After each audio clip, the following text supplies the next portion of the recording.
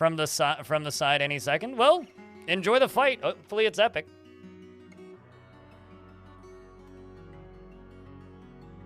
She needs to remarry. Ooh, good luck with that. That may be hard to complete. I'm gonna ping an ad here saying we're swapping to Fortress mode for those of you who are scared away.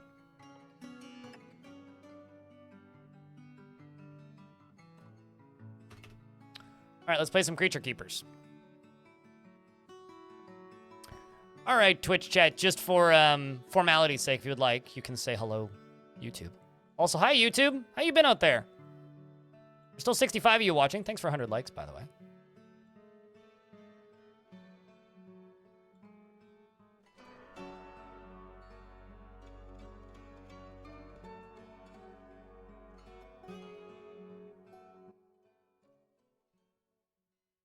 You don't need no spouse. Does the queen have any kids? Because if the queen has kids, I would say that there is like a chance that one of them would just inherit it if they're in your fort. If they're not in your fort, then that might be a little twicky. So you might be like, wow, streamer, that's blue. To which I would respond, yes. Yes, it is. Excuse me. So this is what we are working on right now. This is the front door, or the soon-to-be front door, not quite yet front door, to my fortress. These are gold bridges that we are building, and I was thinking about this last night. So this is going to be the entryway, and I do have some plans for this. Don't worry, it'll be cool and exciting. But for right now, what I'm thinking is, I realize we're under siege, we're going to have to deal with that, is if I'm thinking about channeling out like 4 or 5 layers above this, okay? And putting supports underneath each one and setting them up so I can just go ka-chunk and drop them. And the reason I'm thinking about doing that is because it's going to take me a while to actually build my defenses, and we're currently getting attacked a couple times a year. If I could set this up as the main entry point for the fortress and the place where most of the enemies are attacking me from, it would be quite easy for me to defend if I had a cave-in defense. So I'm thinking we're going to set up some full cave-in defenses for this and use that as our form of defense until I can get the actual defenses set up. The actual defenses, of course, are going to be some sort of minecart shotgun. Although I might end up using basically what I wanted to do in the last fort and didn't have the chance to, is a combination of minecart shotguns, because I've got so many Z levels here, I could just like very easily channel them out, and that'll be much easier than what we were trying to do in the previous fort. So if I can do minecart shotguns with like a open gap here and a cliff in the middle, with marks dwarves behind it, and let's just say some ballistas or something, I think that could be pretty fun. So that's kind of what I'm thinking. The sheer cliff being full of minecart holes. Well, I'm thinking about digging this whole thing down a couple of layers, right? And maybe not having the whole thing full of minecart holes, but like, if I make, let's just say, all of this, which isn't much space. If I make, say, most of this into a row of minecart shotguns, because I could pretty easily do that with this space, right? Because I only need 10 Z levels, which is like what? 1, 2, 3, 4, 5, 6, 7, 8, 9, 10. There's like all the way up to there. All of this could just be minecart shotguns, just firing out on repeat and ricocheting stuff down into there. Not too bad. And then at the end, we could have a ballista over there. And then like on this side or on this side, we could have, probably this side is the way I would do it, kind of like in a like half moon shape right here. Have like a Marksdorf tower where they're shooting. And then I could do another Marksdorf tower over here. Or, I mean, looking at this, could also just do the minecart shotguns down here as they go to enter. And then once they get inside, the rest of them are shredded by my Marksdwarves, which could also be a pretty fun way to do it. Just like filling this whole thing up with minecart shotguns. Again, we could do that. So my options are plentiful, and the variety that we could go through is noteworthy. However, we are under attack, so let's go take a look at what we're up against here, because if I'm not mistaken, it's not huge. It's just a single goblin crossbowman. All right, well, let's Make sure that everybody's in here. Turn this off. Once this fight is over, we will go over who's in the fort and maybe name a couple dwarves. So it looks like it's just a couple crossbowmen. But as soon as I increase the population, we're going to start getting attacked quite a bit more. So let's just see. 1, 2, 3. Yeah, dwarves are all going inside. 1, 2, 3, 4. Yeah, not bad. All right, so I'm going to put the Spicy Vulgarity in the Mountain of Rage, get them gearing up. They're all going to sit down there. And then up here, the Diamond Bolts and the Ace Bolts are going to go up here. Well, and up here, respectively.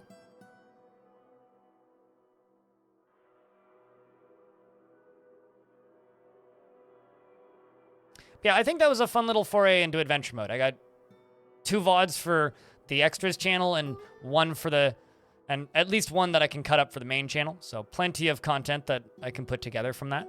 And I'm already getting better at those hotkeys, which is pretty important. Okay.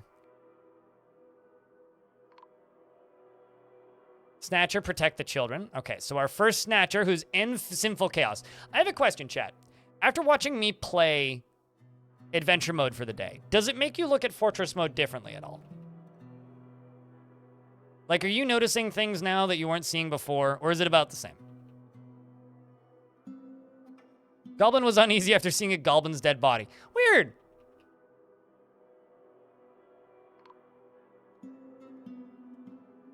Okay, immediately starts getting bolts fired at him. Runs away in fear. Goblin comes running at him. Or Dwarf goes running at him.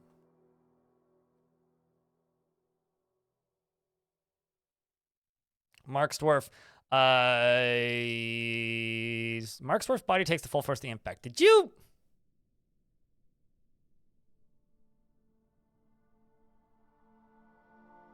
So one of 2 things happened there. One, Dwarf dodged and fell. 2, Dwarf tried to jump and fell. Pretty sure it was a dodge, but I could be mistaken. Regardless, that's pretty classic. Reminders to all dwarves. It's a bad idea to try and jump the wall.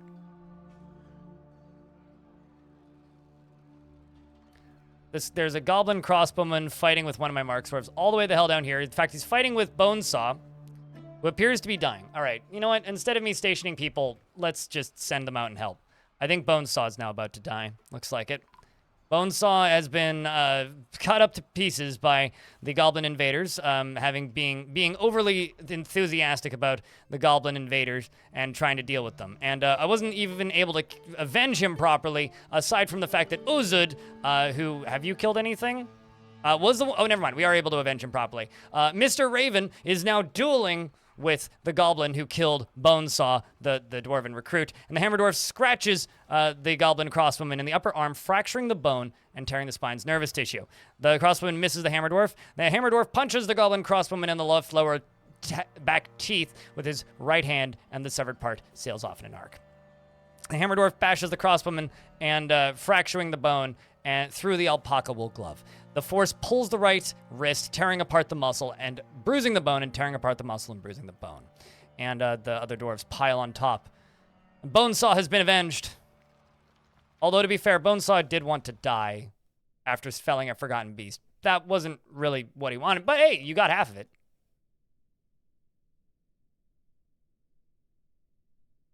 Said, nah. Yeah, they were like, yeah, no.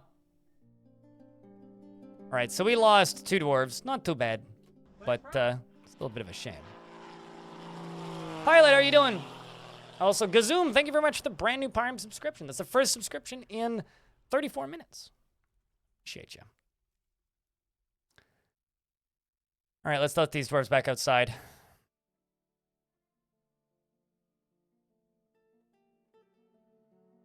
Single job life starts now. What's the plan, Pilot? I know that you're going for like, training people to be pilots, but minecarts are back up and operational already, which is great. Pushing our casterite, tetrahedrite, and magnetite into the fortress. As for the living dwarves in the fort, obviously Bonesaw is now dead. Thanks for the dollar suited. I appreciate you. 800 MTV is alive. Adra the Metal Outlaw, Amethyst, Argamemnon, Ash, Baby Blueford, Bastet, Bastet, this is why you need to stop asking for dwarves, damn it. Bench, I'm actually going to unname one of them. I'll unname this Bastet. She won't notice, it's fine. Let's see. Bastet, Banish, Venus, Betty Grew, Big Bang A1, Black Rose, Bronwyn, Bubblehead, Cade Ranos, Caramel Nuke, Cat Dodger, Cathode Ray Tube, Celastaris, Cromps, Chicola, as well as Chucksbuck Snuck, Devin Hunt, DB Explorer, Desokan, and Diamond Destruct, Dr. Special 420, and Fragrance. Thank you very much for the 69 cents. Can you be spare basket? No, but you can have a different dwarf. In Fragrance, Eric Shadowblade, not Epic Shadowblade, Faulted Thrower, Gloves, and Glass Half Empty, as well as Haramisu and Hot Rod Ricky, Hrodiger,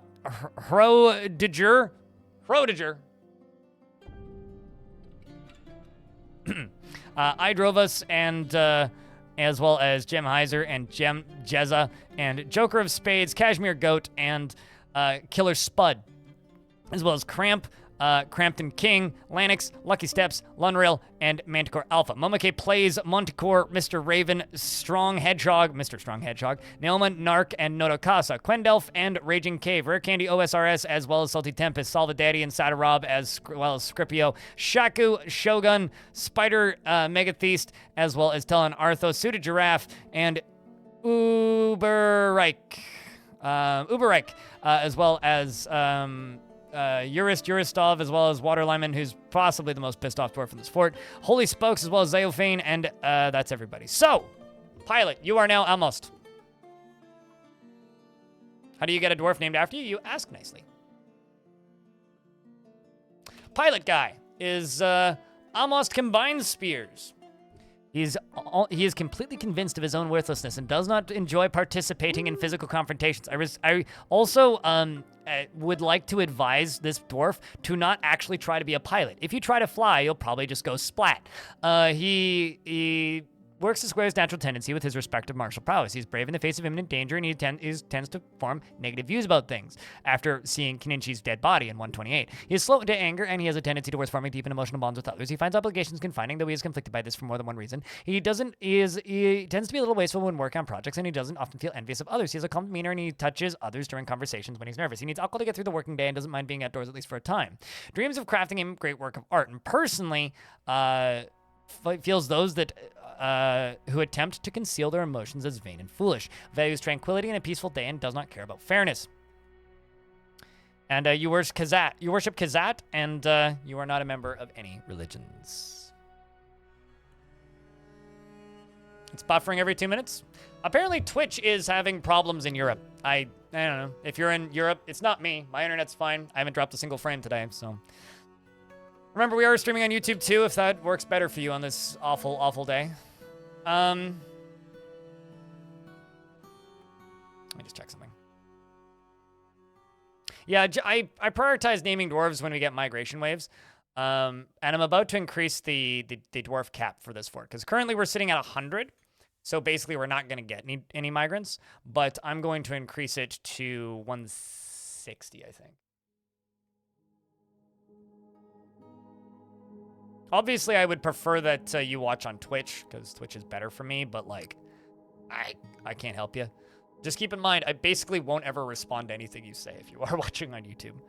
Let's do 140 for population, and let's do 160 with kids. Baby child's still 100. Let's actually put that down to 50.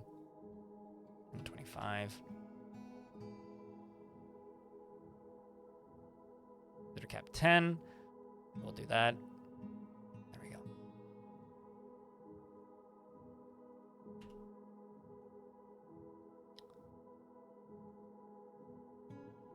The previous one died in the first siege. Let's see if we can get some people who haven't had anybody yet in this fort. Yes, Cadranos, you do in fact have a dwarf. You're currently praying to the escorted.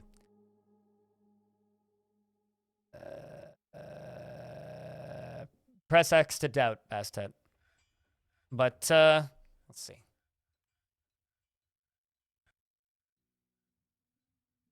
Place item in tomb. This dwarf is having a very sad day. But Gazoom, whoops, I can type. Gazoom is now a mason. That's good focus. It's currently putting an item in tomb. And by that, I mean you are carrying Avuz's mangled corpse.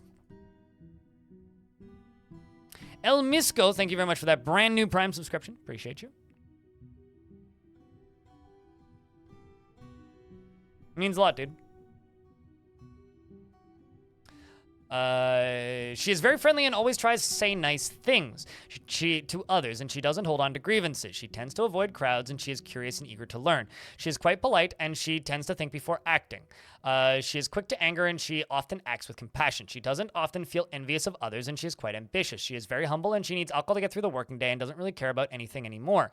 She personally values tradition and considers craftsmanship to be relatively worthless and does not particularly value the truth. Dreams of creating a great work of art. And she likes silver, heliodor, and the color moss. Green, opal, and maces and reindeer for their large herds. And elk for their grace and the words of the scholarly poet. And and the sight of the bewildering lilac. And when possible, prefers to consume two-legged rhino lizard and tapir cheese. And barley wine. And absolutely hates mussels. Show some mercy now and again, she says. And she is a military squad, a member of the Mountains of Rage. The Mountains of Rage are currently on time off, but the Mountains of Rage are one of my melee squads. Sounds good, Basta. For all the content you pump out, love your stuff. YouTube is a great help to keep you further knowledge with this mess of a game. Mess of a game. That's a good descriptor. That is in fact a good descriptor. I'm just going to check out this goblin's body. Get rid of it. Don't scar my dwarves with it. Or child. So one of the things I did at the end of yesterday was I knocked down another layer of mountain, which is now sitting right here, which we are clearing out slowly. But I need to get this done. This is the next thing, is this golden bridge.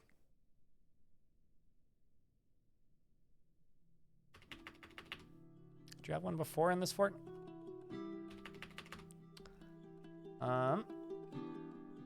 So we'll do Clairvore and Shadowstorm, and then that'll be it for naming for right now. I'll name more people when we get a migrant wave. So let's do Shadowstorm first because you asked first. You can have this blacksmith. No, that's Cadranos. I misread. Let's give you...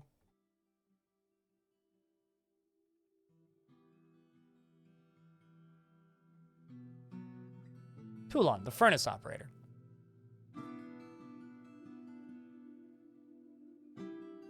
Shadowstorm II is married to Erath, the fish dissector, and has a son named Abil. This dwarf is truly fulfilled by assisting those in need, never feels discouraged, is very stubborn, has a great trouble mastering fear when confronted by danger, and strongly prefers discussions and ideas of abstract concepts over handling specific practical issues. She takes no pleasure in her talents and appearance, and she takes no pleasure in her talents and appearance, and she is extremely confident in her skills related to in situations requiring her skills. She doesn't generally seek. She doesn't generally think before acting, and she has a sense of duty. She isn't particularly curious about the world, and she is quick to form negative views about things. She tends to avoid crowds, and she likes a little excitement now and then. She tends to be swayed by the emotions of others, and she often acts with compassion. She is moved by art and natural beauty, and she is troubled by this, and she dislikes the natural world. When she's nervous, she sometimes cracks her knuckles. She needs alcohol to get through the working day and does not mind being outdoors at least for a time, and doesn't really care about anything anymore. She dreams of mastering a skill, and personally hates those that wield power over others, finds blind honesty foolish, and considers craftsmanship to be relatively worthless, and sees no value in holding back complaints and concealing emotions. And her husband, over here, can be Clairvore. Bombadil. Palm Bombadil, I think. Thank you very much for the, that also with the brand new Prime subscription. That's like 2. It's like 2 and, that's like 3 in 10 minutes. Thank you very much for the Prime subs, guys. Means a lot. Let's add up. Never feels discouraged and is a pessimist, is prone to strong feelings of jealousy. And he tends to share his own experiences and thoughts with others, tries to keep things orderly, and he tries to do things correctly each time. Finds obligations confining. He is conflicted by, he finds obligations confining, and he is conflicted by this for more than one reason. He has a tendency towards forming deep and emotional bonds with others and doesn't mind wearing something special now and then. He can occasionally lose focus on the matter at hand and often feels lustful. Occasionally can overindulge and doesn't handle stress. He has an active sense of humor and needs alcohol to get through the working day and doesn't really care about anything anymore. Dreams of creating a great work of art and personally views tranquility as one of the highest ideals, sees merrymaking as a waste, and finds maintaining decorum a silly and fumbling waste of time. Don't we all? If I put your dead dwarves into coffins and then I poured lava on them, did they transform into ghosts after that? Would they? I guess. I don't know. I mean, I would assume it would destroy the bodies in the coffins. I don't know. It depends on whether or not, I guess, it destroyed the bodies in the coffins. Because if suddenly the body was no longer in the coffin, then yeah, I would assume they would become ghosts. I've never done that, so I don't know, actually. Chat, any ideas? What would happen?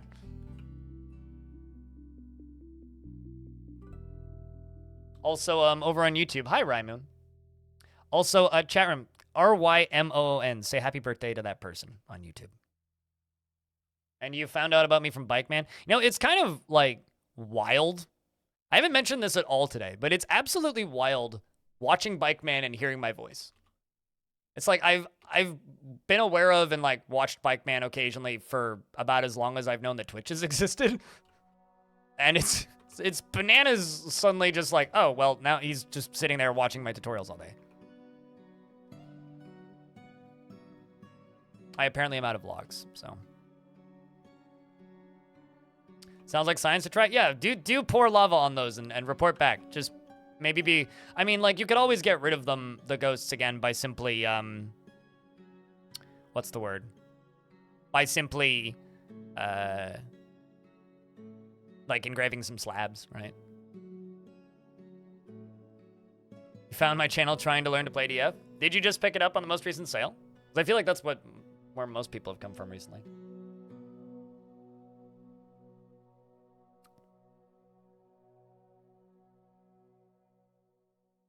But I'm building these gold bridges. Once this side's done, I'm also going to build this side. And we are channeling this out. That's my #1 priority. We're just going to try and get this boulder here removed. Once that's done, I'm going to start working on cave-in traps for up here. And then from there, we're going to start working on defensive shotguns. And I guess while that's happening, get charcoal. We have 232 coke. Let's just type in bars. How much bars do I have? I have so much gold. Oh my Christ. I think I'm gonna make the gold order go through less frequently because I do have this smelt 20 gold ore. It's checked monthly. I'm gonna check it seasonally. Because like we just have ridiculous amounts of gold. But I'm gonna start doing a thing. Gold coin. Let's just make 100 gold coins. What speed is the game running at? You can see the frame rate down in the bottom left corner. Currently, it's running slowly because of the all of the channeling. Channeling is like one of the most frame rate intensive games. It kind of halves my frame rate. Once they're done channeling this out, it should spike back up to about 80 FPS. But right now, it's sitting at 40. Sure, I could.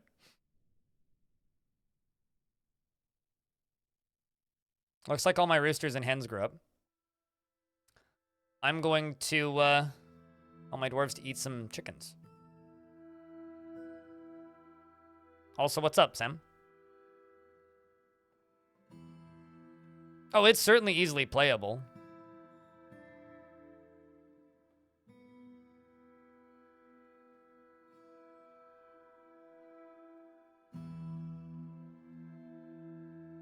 I'm not gonna say it's not playable. It's very much playable.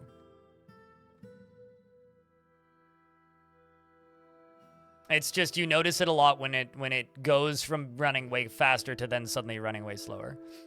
I'm feeling it a lot right now.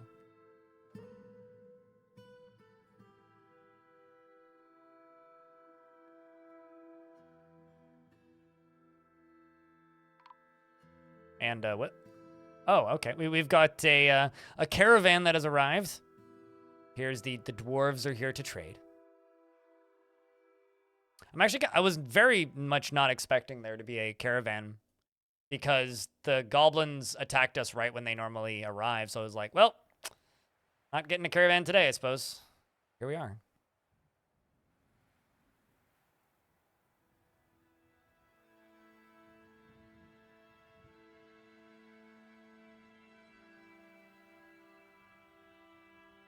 Yeah, no, I mean, we're sitting at 40 FPS. Which, yeah, again, is absolutely acceptable and perfectly playable. I have no issues with sitting at 40 FPS, but I guess all I'm trying to say is it's run faster. I've had better frames before. This is going to take, what, 40-something bars to get done? You're being sieged by? What? Electrum's your favorite alloy? I mean, I might start making rose... I guess I could start making rose gold. I mean, how much copper do I have? Apparently a lot of copper bolts. Yeah, I got 200... I mean...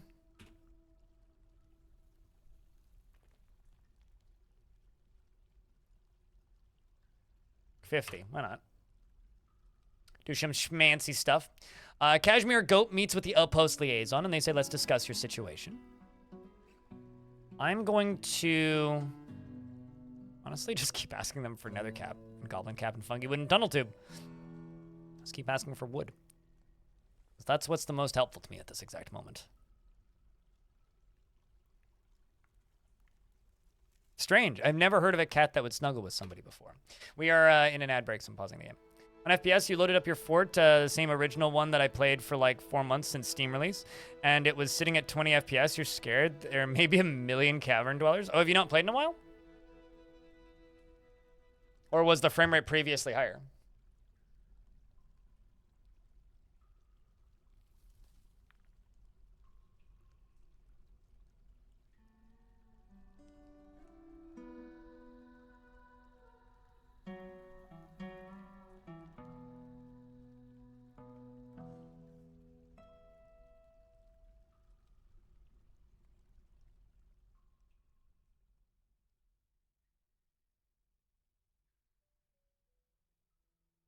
You don't remember what it was for? Fair enough. Just random thoughts on what you're doing. You don't recall all the various, it might be this type things? Got it. Hey, who knows? I don't know. Probably 2 million. If you're using DF hack, you could type in you could type in the command exterminate and see what's in the vicinity. But that would obviously be cheating. But the same thing, 308 men in an unexplored part of the caverns. Yeah, which is why I nerfed them. That's why I nerfed them in all forts. Gold Bridge? How dare you accuse me of stuff that I'm very much easily accusable of?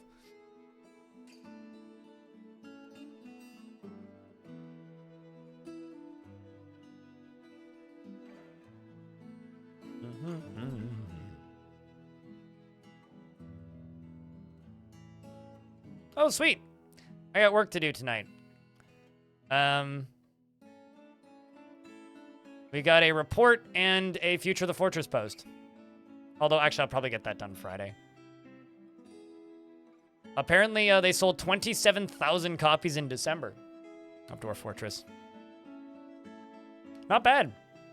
I wonder how close they're getting to 1 million. They gotta be in, like, the 700,000-800,000s by this point.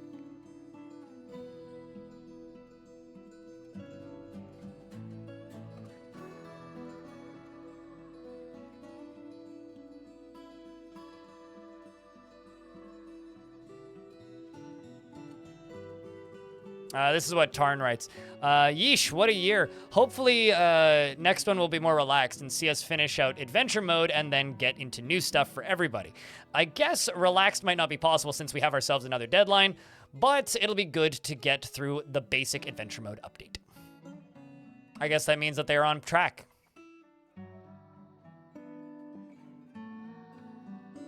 Cool. Good to see.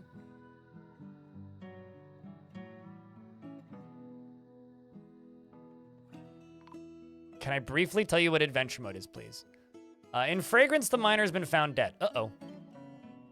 I'm not... Uh-oh. Did Water Lyman just tantrum? I briefly tell you what adventure mode is. It lets you control one character in Dwarf Fortress. If you would like to see adventure mode, simply scroll back earlier in the VOD, and you'll get to watch me play some of it. If you go back to the beginning of the VOD on YouTube, you will see adventure mode and me explaining it there. Otherwise, wait until tomorrow when I cut the video down and upload it.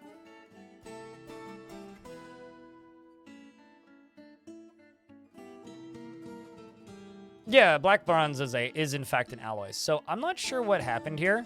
I'm assuming it was Water Lyman throwing a tantrum, but it looks like we've got a pretty big fight happening. But it already appears to have finished more or less. We do have a bunch of dwarves in hospital though. Satarob, Cathode, Ray Tube, DB Explorer, Venus Bettigrew, Caramel Nuke, my captain of the guard, nonetheless, Notokasa. Yeah, it seems like it was Water Lyman. Uh-oh, we got a second dwarf died. Kashmir Goat just died. So Lanix is now the mayor, who is Kashmir's partner. So, Lanix, congratulations, you've been promoted to mayor. Also, unfortunately, your husband has died.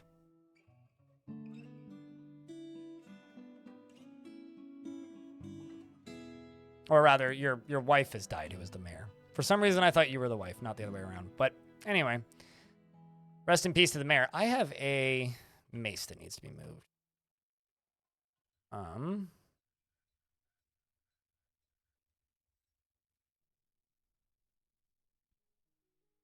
Administrator's scratches. Okay, that's concerning. Please tell me nobody fell down the well. Nobody fell down the well. That's good. Well, that's a shame. Considering any of these dwarves could potentially die. Let's see. Do I actually have diagnosers working? Killer Spud, are you up and moving? Yes, you are. Diagnose patient. Let me just make sure that I have doctors. Okay, they are cleaning patients and doing what they can. And Fragrance was found dead. I need these dwarves to all get out of hospital first. I also need to finish upgrading this hospital. I was in the process of upgrading this hospital, but I guess I didn't get to it on time. This captain isn't particularly strong. I haven't been training them in the military. But it does appear that they are getting tended to. Mean.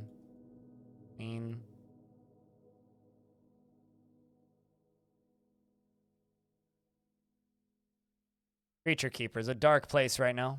Who's the most pissed off dwarf? Okay, it is Water Lyman. To heck with this dwarf. I mean, come on, dude.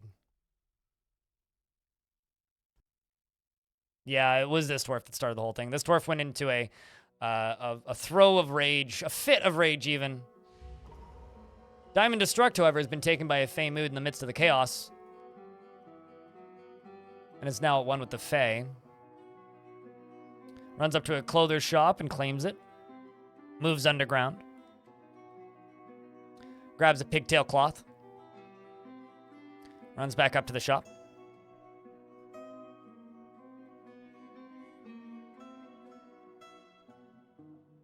Drops off a second one.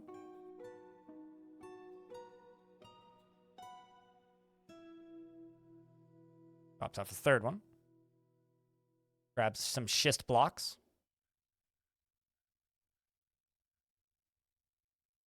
Grabs pig iron bars. And is working furiously. Well, we're going to get some sort of clothes-based artifact there, and there's teeth sitting here. I'm just going to make this easier on myself. I don't really feel like deconstructing stuff.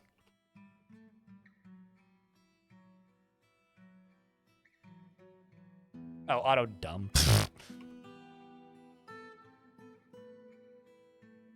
There we go. Okay. Socks maybe? Perhaps. So, There's only one dwarf left in hospital, who's I always agree. And water lineman, which means the captain of the guard is out of the hospital.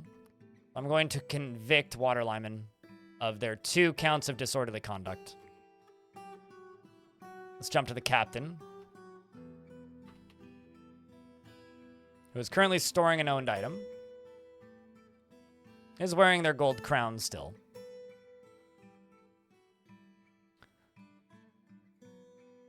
Runs all the way down. Is between jobs currently. Goes to socialize. Oh, maybe need to wait until they're out of prison before we can get them doing things again. Dwarves are training. Ammo. All right, let's go trade. We probably have a whole bunch of damaged clothing that we can sell.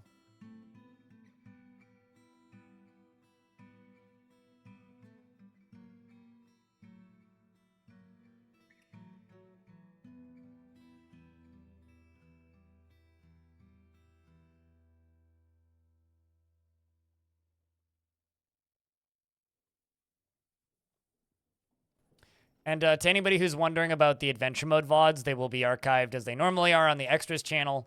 And I will also be cutting those 2 adventures into a short YouTube video, which I will upload probably tomorrow or the day after. And then everybody can laugh in unison at me falling out of a tree and dying.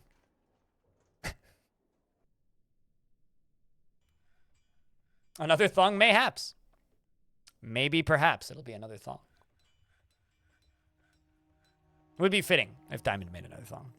You're setting your work orders to repeat if you have X of material and then make X and you still get max cancellations. I have no idea. I am terrible at that stuff. You'd have to ask chat. I use only the most basic ones that I know for fact work. My brain doesn't understand if-then statements. Go ask a programmer. I'm not the person to ask, unfortunately. For the first time since Steam, you started digging out a gem-studded column? Really? The Weaver has created Minbaz Godom, a pigtail skirt, and offers it to the Rocky Point of Artifacts.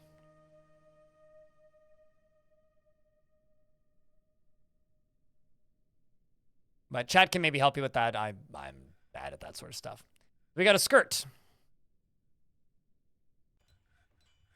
This is a long pigtail skirt. All craft store ship is of the highest quality. It is encrusted with bands of pigtail and cushion schist cabochons and hanging rings of pigtail and menaces with spikes of pigtail. On the item is an image of touchful, helpful, the sienna rawness, the adamantine crossbow, and pig iron.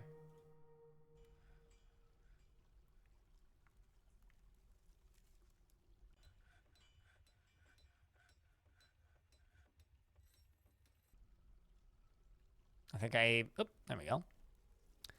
Need to put it into the vault. Why can't we see its value? Because my broker just died. Literally seconds ago. My broker was my mayor, and my broker died.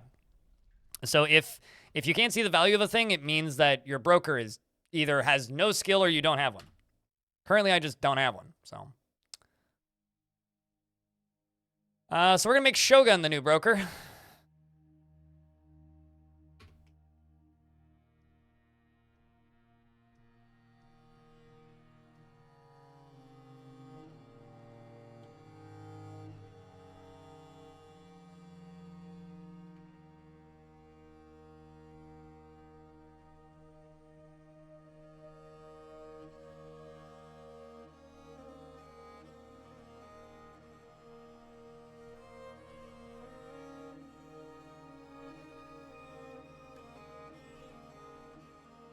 All right, so now we're waiting for that. Okay, let's just double make sure that nobody's forbidding anything. We're gonna buy the bituminous coal because that's what I asked them to import for me. Buy the meats. I don't need the fish. Don't need that. Or why not? We'll buy the fruits. We're kind of starved for fruits and berries here. Obviously, I can't buy all the cheese. Didn't bring anything else? Okay, well, I will buy some of the cheese until it turns yellow.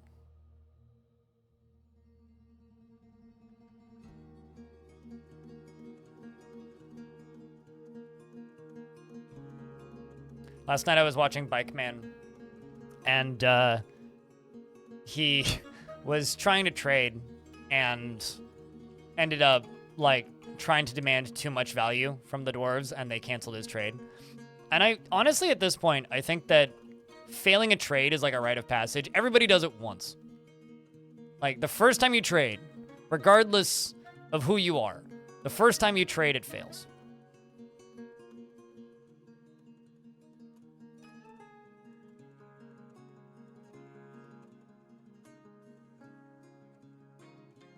I have a question. Anyone know why the current fort's total value is flickering between two very different numbers very quickly? Doesn't that mean that the broker is actively trying to figure out the value of it? I'm pretty sure that's what that is. I could be wrong, but I'll tell you this. I've always gotten weird cancellations when trying to encrust stuff with anything. Decorate with anything. I've always gotten weird cancellations that make no sense. It's always happened.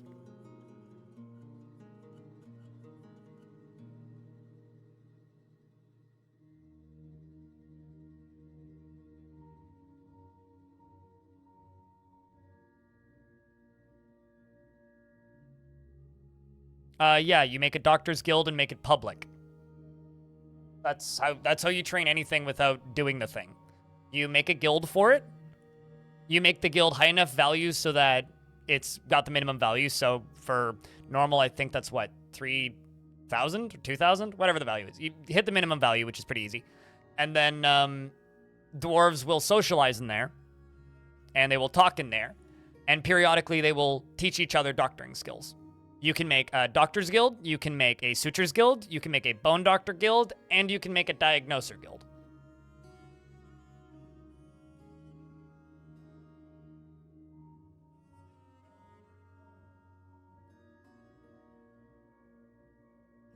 I mean, the way I do encrusting is I literally just manually queue it up at the work. This is just because I'm old and I've been playing this game for too long, and it's just old habits. Bonesaw guild. Sorry, Bonesaw. Yeah, maybe. Bone doctors is what I said, but if you, what's it called? The way I encrust things is I literally just manually queue it up because I just assume it'll cancel itself if I tried to automate it. So that's one of those things where I will literally never do it other than manually, just because of old habits.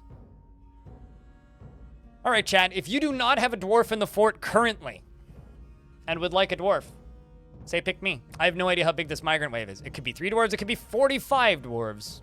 We'll see.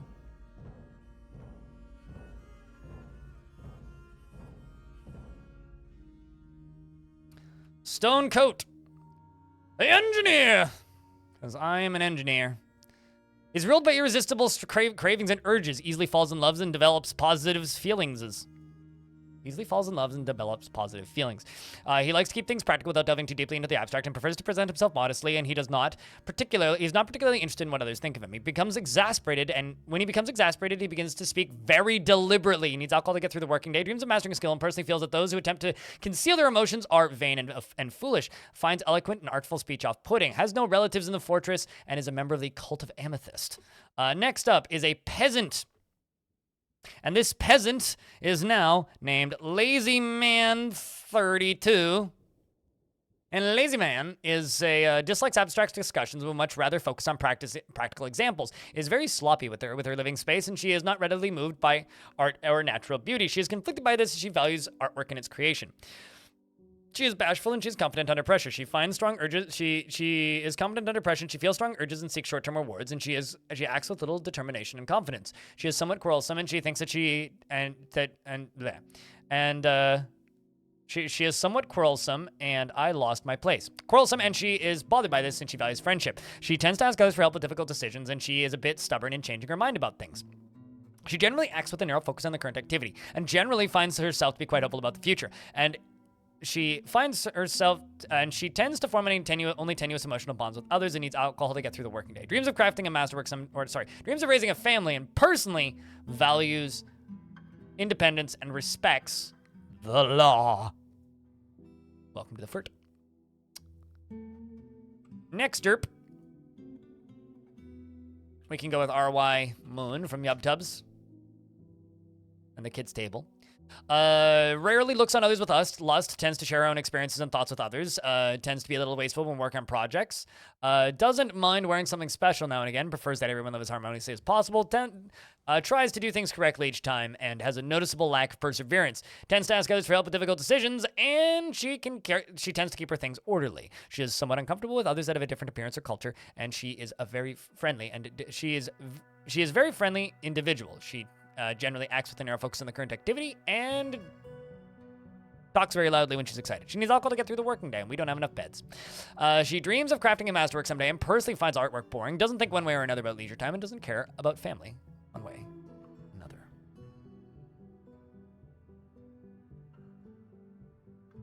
Next up is a peasant named Tosid, who is about to be renamed into Draken Soul. You have a spouse who's on your way here, too. You are a former member of the Canyons of Law, a former member of the Volcano of Axes, a former member of the Glacial Flag, and a member of the Psy Theater, and now a member of the Pointy Rock of Artifacts. She is sometimes cruel, and she is an optimist. She generally is unhindered by the thoughts of others concerning her actions. She is trusting, and she is rarely happy or enthusiastic. She is conflicted by this. She values parties and merrymaking in the abstract. She prefers to present herself modestly. She tends to share her own experiences and thoughts with others, and she rarely develops positive feelings. She is stubborn, and she finds obligations confining, though she is conflicted by this for more than one reason. She likes a little excitement now and then, and she occasionally overindulges, and she sometimes can act with little determination and confidence. She needs alcohol to get through the working day. And dreams of raising a family, and personally finds friendship burdensome and prefers a noisy, bustling life to boring days without activity. And Bastet is your older half-sister, by the way. Raging Cave is your uncle. And Lucas Bad, who's dead, was your cousin. Fob is the peasant, is your cousin as well. You got quite a few cousins and family members in the fortress, in fact. Welcome to the fort. Next up, we got Rovin. And you're married to Drakensoul, by the way. He lives a high-energy kinetic pace and seeks out exciting and adventurous situations, tends to be swayed by the emotions of others, and is quick to form negative views about things. He could be considered rude and does not easily hate or develop negative feelings. He's a friendly individual, and he tends to present himself modestly and doesn't handle stress well. Dreams of raising a family and personally values good craftsmanship and sees competition as wasteful and silly. I'm going to put you and your wife into the military. Drovin and Draken. They're both going to join the Marks Dwarves.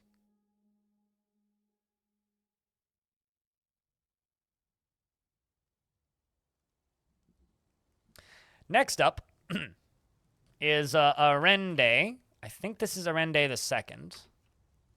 Yes, because you died in that first siege, is intellectually stubborn, rarely changing his mind during a debate, regardless of its merits.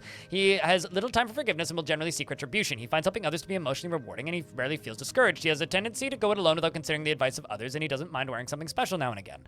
He tries to do things correctly each time, and he occasionally overindulges, and rarely is happy or enthusiastic. He is conflicted by this as he tries to keep his things orderly, and he has a tendency to consider ideas and abstractions over practical applications and doesn't seek out excitement, and he isn't given to flights of fancy, and he tends to assume that the worst of two outcomes will be the one that comes to pass, and he tends to be passive in discussions, and he is moved by art and natural beauty. He is troubled by this since he dislikes the natural world. He dreams of crafting a masterwork someday and personally holds shrewd and crafty individuals to the lowest esteem, doesn't care if others take the time to master skills, and worships Nunur, and is not a member of any religions.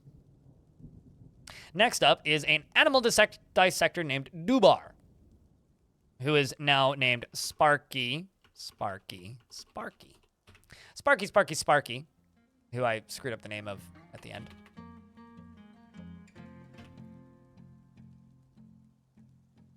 Still recalls the teeth of your...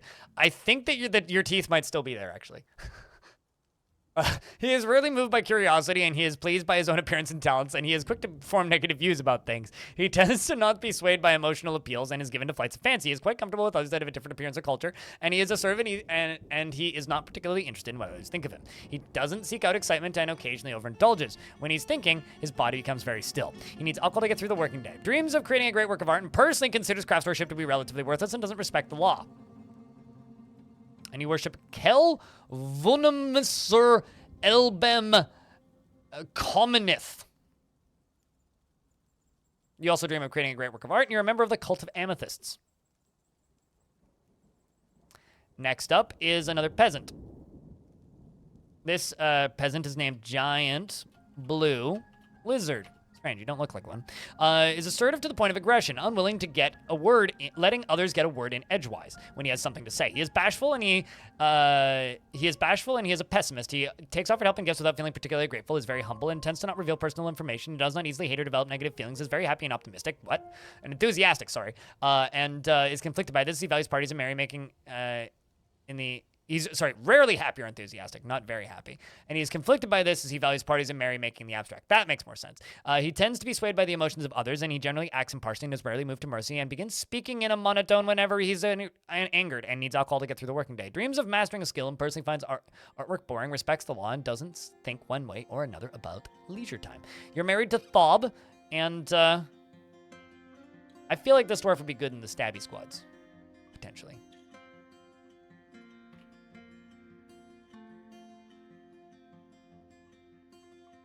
Get in the slap dwarves. Slap squads. Next up, I think, is your wife. Yep. So this dwarf is married to Giant Blue Lizard. Aimless is going to be your name. And aimless dude rarely looks on others with a lust, and she is easily moved to mercy, and she dislikes obligations and will try to avoid being bound by them. She is conflicted by this for more than one reason. She is somewhat scatterbrained, and she rarely feels strong cravings or urges. She doesn't easily fall in love and rarely develops positive feelings. How the heck did you two hook up? She isn't particularly ambitious, and she generally is quite confident in her abilities when undertaking specific ventures. She tends to share her own experiences and thoughts with others, and lives as prefers that everyone live as harmoniously as possible. She tends to assume that the worst of two outcomes will be the one that comes to pass, and she tends to avoid crowds, often nervous, and is not particularly interested in what others think of her, and lives a fast-paced life and needs alcohol to get through the working day. Dreams of creating a masterwork someday, and personally believes that those who sacrifice for others should be deeply respected, and doesn't think one way or another about leisure time. All right, well, you have a good kinesthetic sense. Aside from your mercifulness, I think you can also join the military.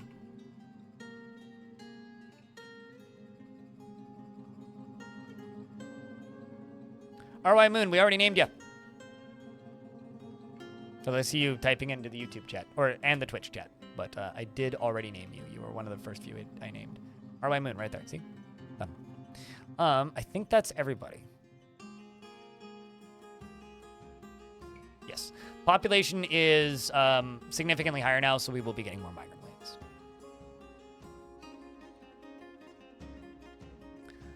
So the dwarves are running back and forth, doing their thing.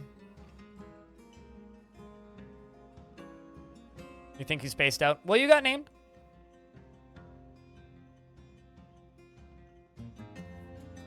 I do read them pretty quickly, admittedly. But you are a cook.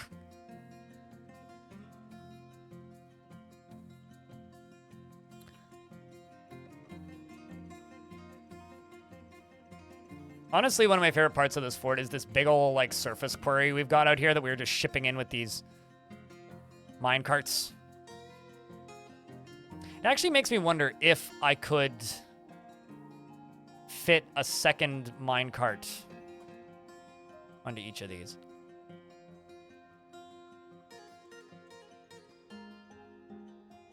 Because I think that would be interesting if I could. Like start it up here and go this way.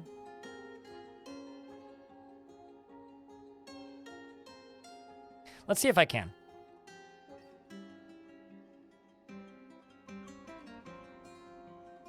So I've never really tried doing this, but we're going to try and put an extra track stop on these. Although, actually, before I do that, what material are these? Diorite block tracks. Okay, let's do that. Keep building. Up.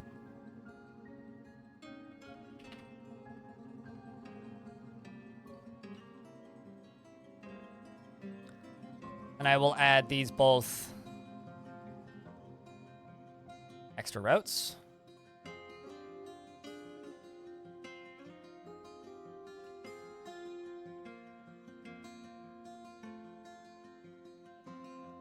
So it's going to go up to the top, down to there, up to the top, down to there, up to the top, down to there.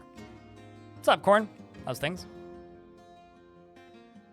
And then up here, we are building our gaudy gold drawbridges, which they're still working on, although this one got suspended for some reason, so let's finish that. Probably because of the fighting that broke out, actually. What would you like me to make? I can't export maces. That is fine. So we lost our mayor right at the very start. So Kashmir has unfortunately passed away. So I'm going to add a stop to this, which is going to be right there.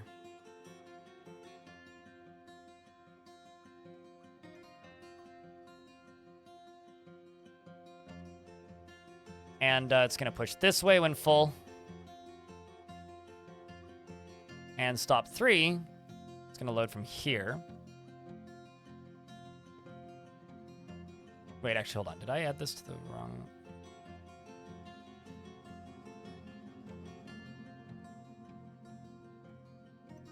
Yes, I did actually add this to the wrong side. Okay. I should be adding it to this one.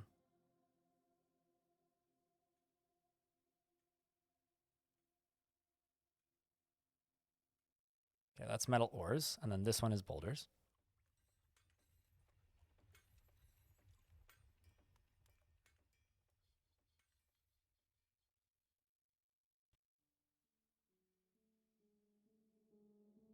We're going to be filling from here.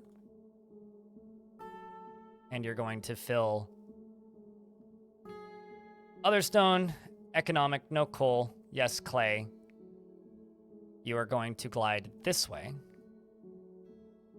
We're going to test it with this one.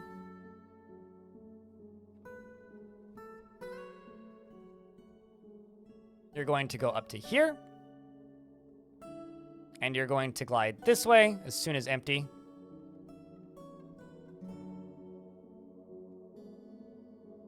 And we are going to add a second minecart to this route. I guess we have to wait until that minecart is out of there.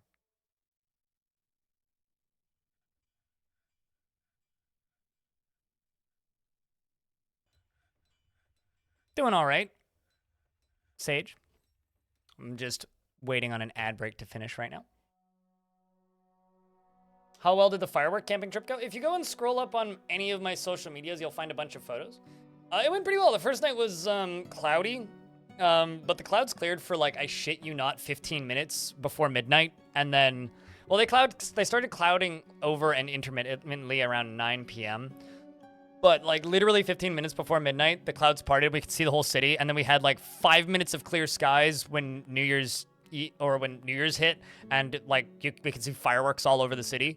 And then the clouds came back and we went to bed. I woke up in my tent, pretty warm. I can't confirm whether or not Kevin was warm in his tent. He said that he was chilly by the end, but was warm initially, so I guess that's good. I was pretty okay throughout the entire night, and when I got out of bed, I got a bunch of good photos of the sunrise. Because the sun came up at like 8 in the morning. Which I think is pretty good. Got to clear the last camping trip of 1 year and the first camping trip of the next year. Which is pretty positive. So, had a good time. And my entire bathroom is still full of stuff drying. Tents, tarps, etc.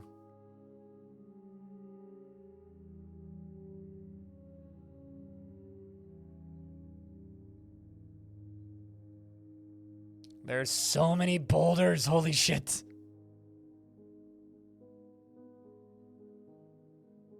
So many boulders.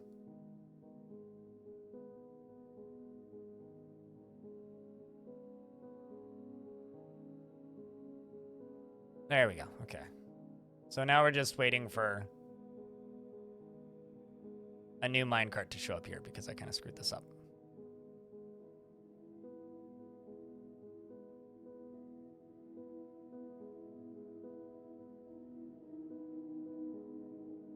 You know, as somebody who really doesn't like the concept of torturing dwarves, I'm just going to refuse to answer that question. Psychotrop.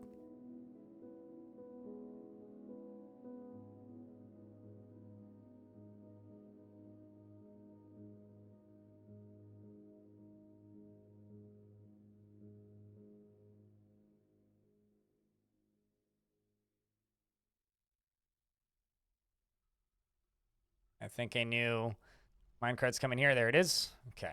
So now we're just going to wait for that one to get filled and then pushed off.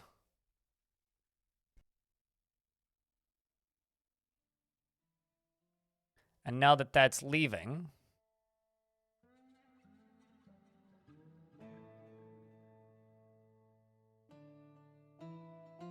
that's kind of annoying. I guess I have to make it a separate route. Which I can do, but...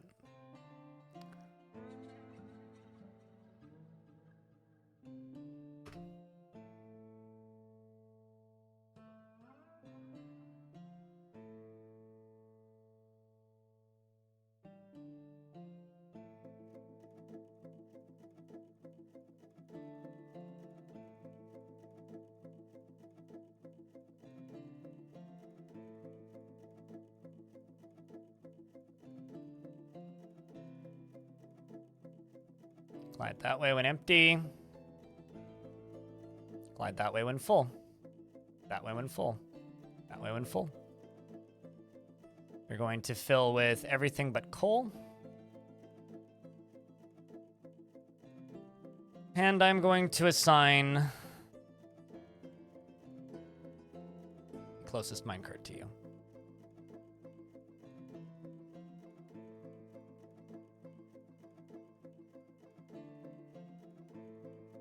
And we'll see if I can make this work.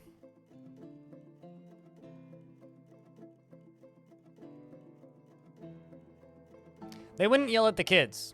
They would kill them. Right? So let's see if this works. They may also just collide and it'll fail.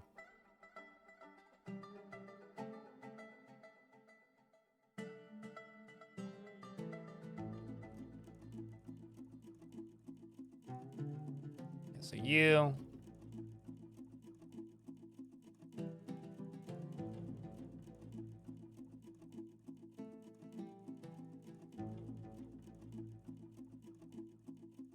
And then we're waiting on another one to come up this way. For this one.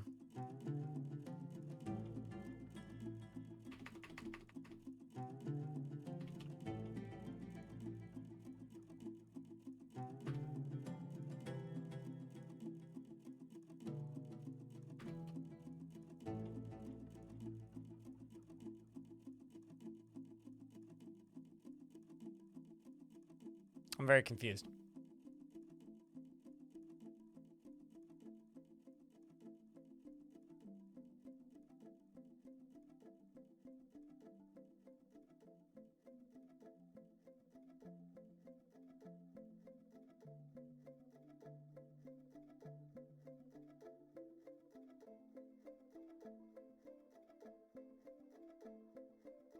Okay, now there's one on this one. So this is getting loaded.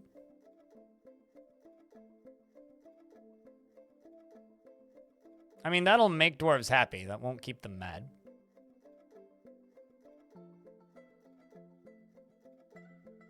In regards to the mist generator.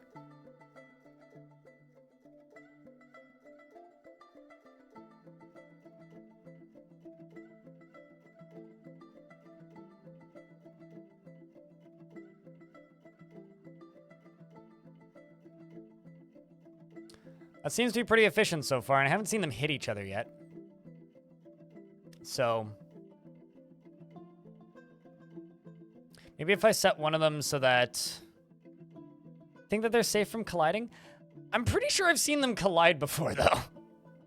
I could be misremembering, but... I just want to see them pass through each other. But regardless, it's working, so we will set up another one. I will call this...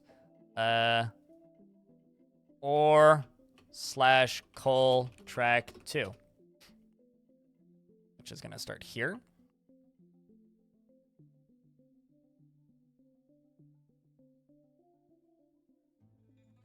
And go up to here. I'm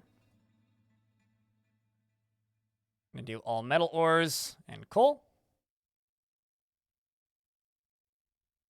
You are going to load from here. We're going to assign gold minecart to this. And be this way when empty. And this way when full.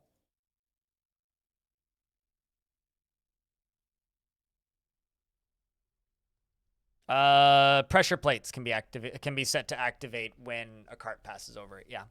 If you look at my quick tutorial called Minecart Switch, that'll probably give you what you're looking for.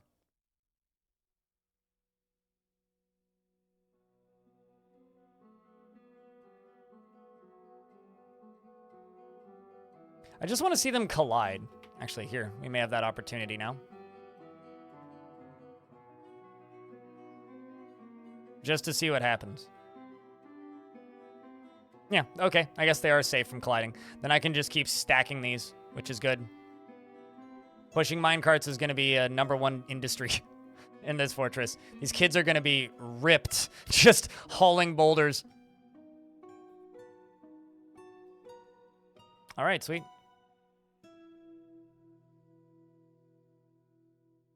I mean, you would have to do that for powered minecarts, I suppose. Yeah, it seems like chat's just correct here, where it's like, for powered minecarts, it'll matter a lot more than for unpowered minecarts.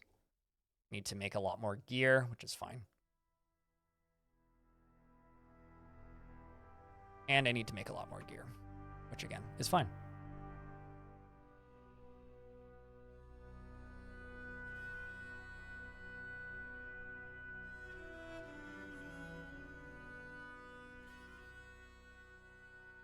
Getting some lag. Don't know why.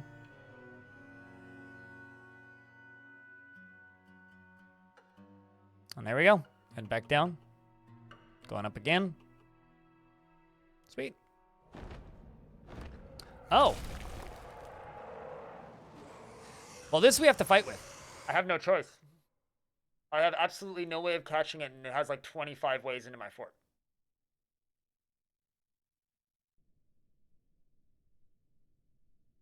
Cool. The rock Darala Elanadella has come. A bird of prey so large and ferocious, it dwarfs many dragons. All beneath its mighty wings should fear the sky.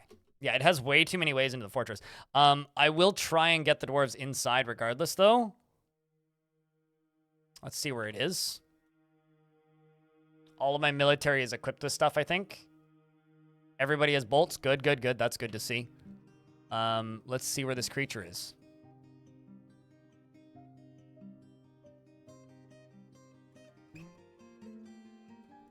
Okay, so it's on the south side of the fort. Okay, forward name, bourgeois looking ass. For whatever that's worth, it's the Zenith of Rapidity. It's got 19 notable kills, starting in the year 3. And 23 other kills. It's killed quite a few things in its time in existence. I don't know where it's going to head for. I'm going to send all of my Marks dwarves down here by the beehives. Actually, maybe down here so they don't get stung. And I'm going to send one of my military squads down here.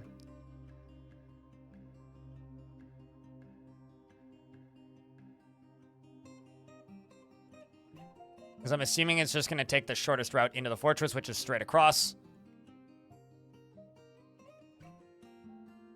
Marks dwarves are all in place right here. It is bleeding heavily. It takes, immediately it takes a steel bolt to the lower leg, bruising the bone. A ligament has been torn and a tendon has been torn. The rock falls over. A flying steel bolt strikes the rock in the upper body, tearing the muscle and bruising the heart. The iron bolt strikes the rock in the upper body, tearing the muscle and bruising the gizzard. The flying steel bolt strikes the rock in the 5th toe, chipping the bone. A ligament has been torn and a tendon has been torn, and the flying copper bolt strikes the rock in the head, fracturing the skull. Well, that's a good start.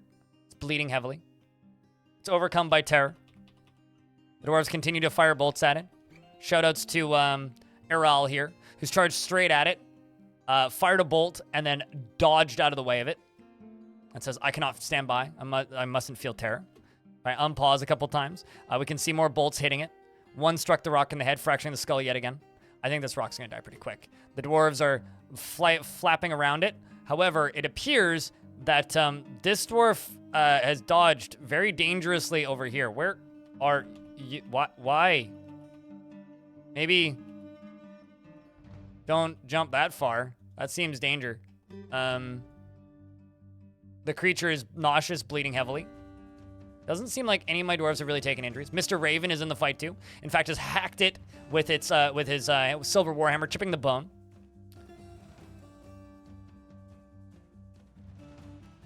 Creature is continuing to bleed. Dwarves are underneath. This one is going to a wrestling demonstration. Oh, really now? A wrestling demonstration. Are you saying a wrestling demonstration with the rock? The militia captain bashes the rock in the head with her bismuth bronze mace, bruising the muscle and fracturing the skull, and a bit has been torn. The dwarves are now surrounding it with their swords, and the bird has perished on the floor. I'm going to forbid its body, and we are going to butcher it, and I'm going to see if I can make a totem out of it. Let's make a butcher. And a craft store shop.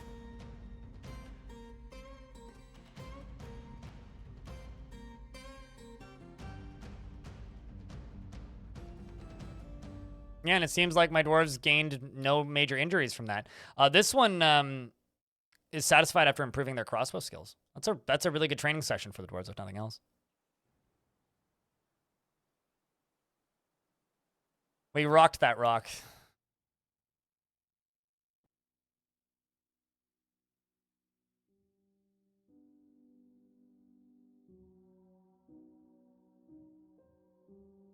And I can turn these off.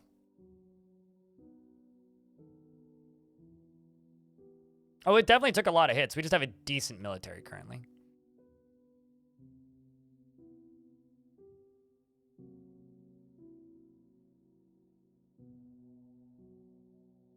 So what I'm going to do is I'm going to unforbid this. Go to here and say butcher an animal. Do it now. So here's hoping they butcher it. Staying shut for a while. I too would keep it shut for a while if you have that many. Although it highly depends on what they're made out of and what they can do. So we're butchering it now. And we should get a skull from this.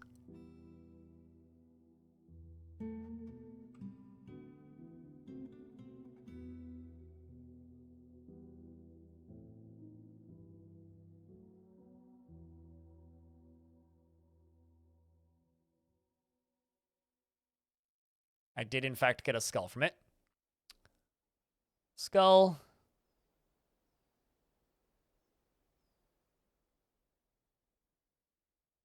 All right.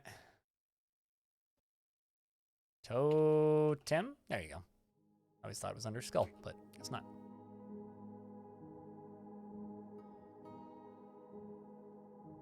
You're going to go tan its hides. It seems like its skull's being used for a thing. Fell surprisingly easily. The thing is, fire is a very delicate material, it turns out. Oh, that's the fat. Not the thing I was intending to follow. I was intending to follow this. Turns out, no.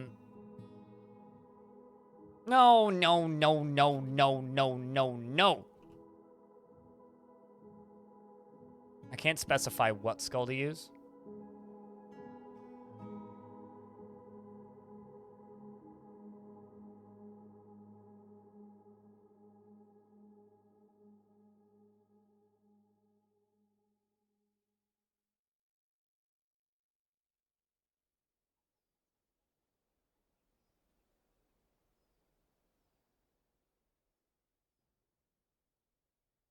There we go. Now you're using the correct skull. This rooster skull can get tossed. I mean, just to show you a difference here, this rooster skull weighs less than 1 dwarf unit. This skull weighs 326. This is big totem. That's not true. The one hide is very large, so the dwarf that's tanning a hide right now is going to get more than 1 hide from it.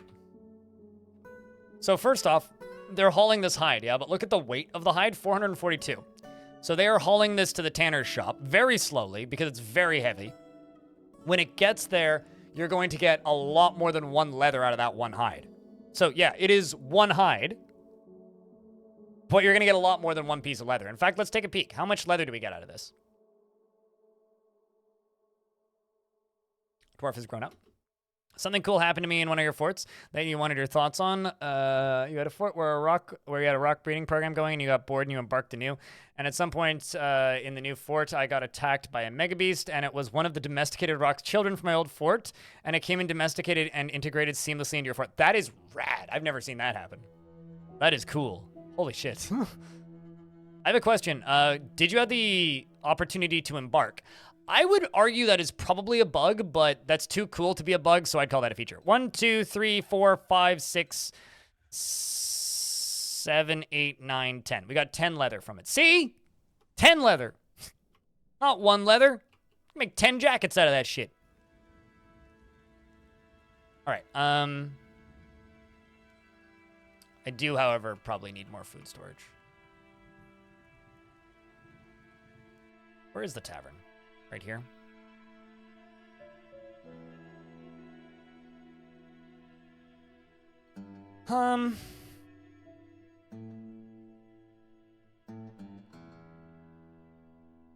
Yeah, fun fact, in version 47 of the game, you used to only get 1 hide per animal tan thing. Just not seeds. Now you get significantly more than that.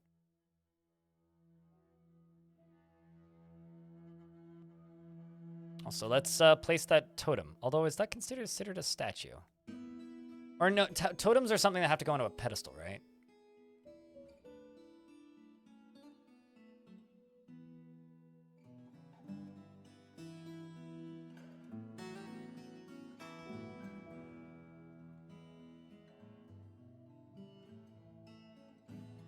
Make some more golden pedestals. Why is that? Is it still recommending me? Like I said, I think it's just your search history is making it recommend it. YouTube doesn't love me, though. YouTube hates me. If YouTube loved me, it wouldn't ask me to confirm that my videos were safe and not breaking YouTube's terms of service every single time I uploaded a video. And it was a crapshoot as to whether or not I'd get full revenue half the time.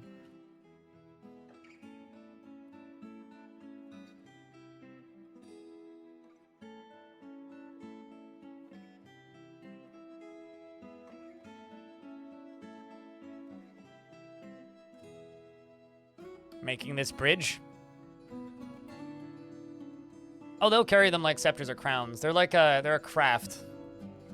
I usually put them on pedestals though, as like a sign of warning for my enemies. Sure, Aurora Maniac. That's irrelevant.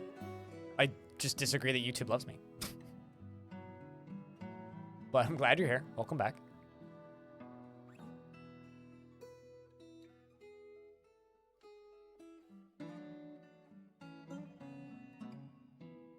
And just because you stated yesterday that YouTube loves me, I still disagree.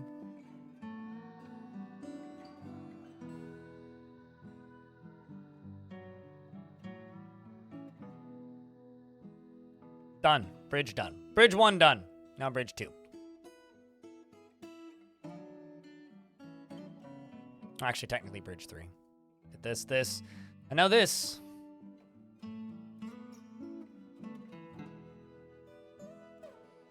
Cheers, asymmetric. What's the value of the rocks totem? I haven't looked.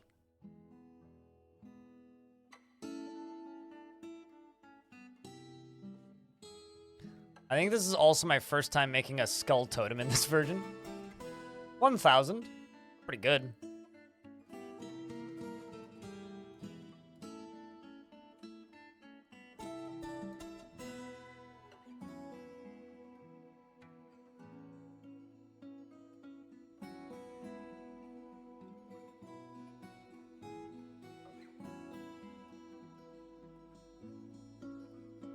Yeah, I was pretty amazed with this embark, and I still kind of am.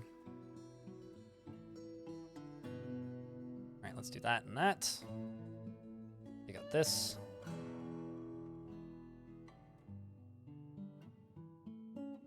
Well, you see these trenches. These trenches are going to go all the way down to the caverns, and the goal is to kind of make it into an open cavern fortress. I've been catching forgotten beasts. So, you know, I don't know if that counts as things going on in the caverns, but we're working on it. I got shenanigans planned.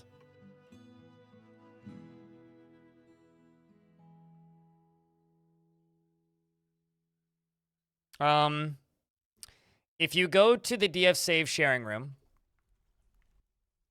on Discord and scroll up until you find the Cave-in save for Sunbirths, and you retire Sunbirths, and then you settle right here.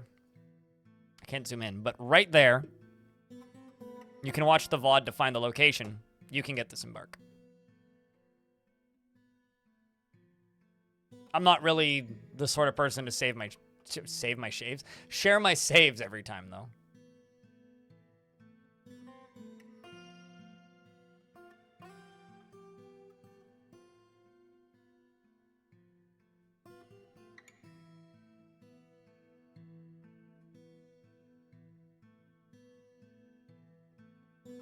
Have I done this before? Not in this format, no. But I had a fort once that had a cavern layer that was literally 2 Z levels below the first layer. So it was like, you dig down 2 Z levels, and I accidentally ended up caving a chunk in because I wasn't paying attention while chopping down trees at the start of the fort. And I ended up with one, but not intentionally. You think you muted it? Well, there you go. What do I do with the stone boulders? We're making them into blocks. Furniture, doors, mostly blocks. I don't need nobody to eradicate no monsters. And then the rest is going up to here, which is, you know, being melted down, making steel. Slowly. Although currently it looks like it's actually forbidden. Unpause that. Making pig iron and magnetite. Let's get you going. Pig iron and magnetite. Iron and steel. Nothing currently. Let's get you... Well, I mean, you made black bronze, didn't you? Yeah, let's make you, making 15 more black bronze bars.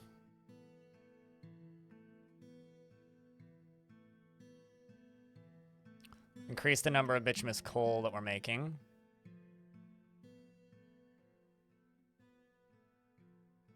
We need more coke. The amount of coke is above 40 currently, so we're okay. All right. Well, that's good to know. It's 10. I need to go mine more coal is what I need to do.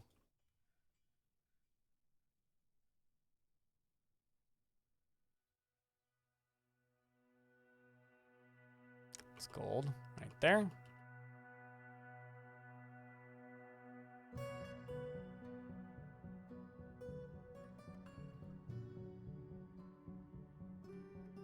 Yeah, from barks like this, you just need to find the steepest possible section of the map that leads to the least steep possible section. So you need like a mountain range that has a really, really, really, really, really, really, really tight drop on it. There you go. There's some bituminous coal that I can mine out. So that's not the tool I wanted. Autumn. There you go. Okay. Coal. Coal. So do the pink jade and the magnetite there. Why not? Amber opals there. Well, we'll do these priority 3. But they do the coal first. It's going to take them a little while to run up there, though. Looking for more coal. Looking for more coal. Bunch of iron back here. That was coal, I think. Yeah, there's some more. Priority number 2. All gypsum.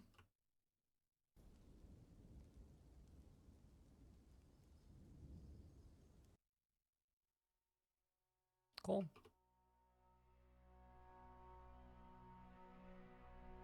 Wait, that'll be good for now.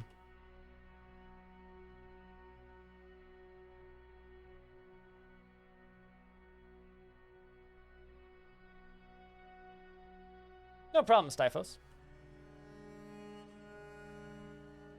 I sell used armor and mine my own materials. I don't really partake in the melting economy. But you get a less amount than you make, and it depends on the item. Actually, I'll be honest, I haven't looked into it too much for this version, because the numbers used to be different in older versions. In this version, I don't know what the exact maths is per thing. I know that with godlike materials from angels, when they drop stuff, you get a fraction percentage of a bar per thing melted down. I don't know what it is for different materials. I haven't looked into it too much.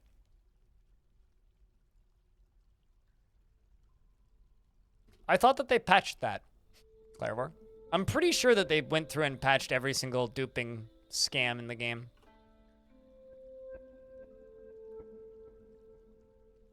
Wiki might be out of date. I don't know. Because I remember testing that. Nope. Okay. I guess it depends on the thing. I really hate melting down stuff. I find it tedious and annoying, so I just kind of don't do it. Not patched? All right. Well, they patched some of them for certain material types. Because you used to be able to do it with, what's it called?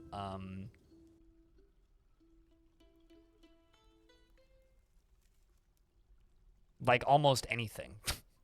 But I can't remember the exact item it was. I think it might have been coins, might be what I'm thinking of. But one of them got patched. Some of them got patched, rather. That's the sentence I was thinking about saying. Candy is safe from duping? So is it just the godlike materials then? Yeah, I don't know. Duping is fucking redundant, though. All it really does is piss off your dwarves because you end up with pretty high-skilled dwarves at artifacts, and selling masterworks and destroying masterworks selling masterworks doesn't upset them, but destroying masterworks and melting down masterworks absolutely does. So if you want to piss off all of your best metalsmiths, that's the best way to do it.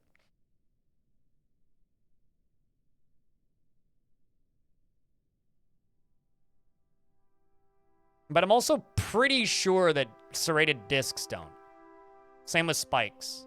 Because those were the two I checked. And I was getting, like, nothing back. But maybe I'm wrong. I don't know. That's stupid, though. They really should patch all that shit out.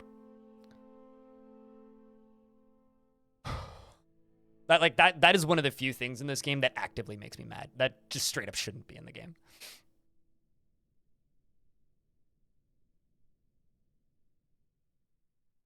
But whatever. Rumble. Old man yells at cloud. You have no fluxstone in your current location?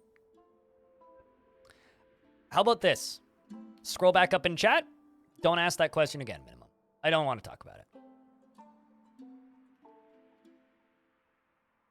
it. Yes, it's one of my most viewed clips. Go watch it on YouTube. It's called My Favorite Dwarf Fortress Story. Sorry, I'm cranky at this exact moment. Oh, no, absolutely, Jimmy.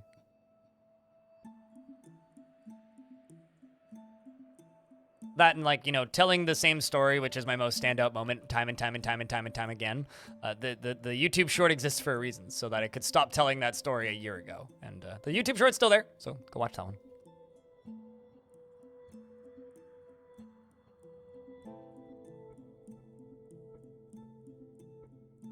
Welcome back, Lanix. You're the mayor now because your wife died.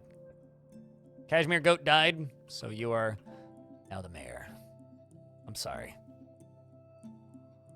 Or you're welcome? I'm not sure. One of the two. Cranky Blind is cranky? Not really. I'm already over it.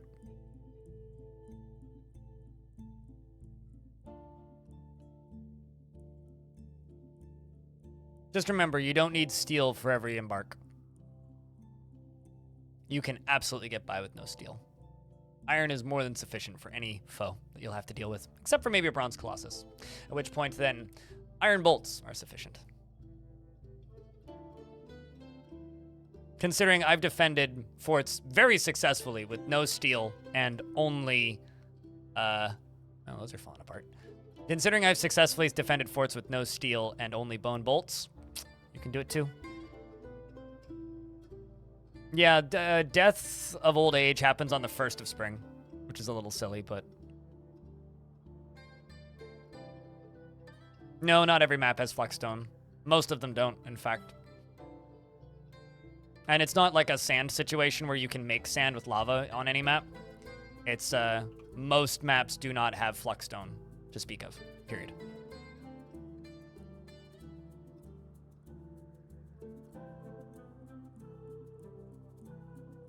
It only has flexstone if it states it on Embark. Unless you're, like, fiddling with your world gen settings in strange ways. Night-night, Bastet. I guess it is that time, isn't it? Live for 8 hours already. I often send dwarves on missions in the world for things? Often, yeah. This fortress, we're stealing artifacts from my old fortress. I've already stolen a couple. Nope. Amongst junk, because it's an exploit. I don't really like making videos on exploits. Because I think exploits should be patched. But if you want to know, I can tell you, which I literally just did. Pour lava on dirt in a cavern. Wait for it to dry. It'll turn into sand. It's one of those if you know things. I'm not going to go out of my way to promote it. If you know, you know, and then more power to you. The only exception to this rule is I made a video about Dwarven Sonar. The only reason I made a video about Dwarven Sonar is I made the mistake of talking about it once, so a bunch of other people made videos.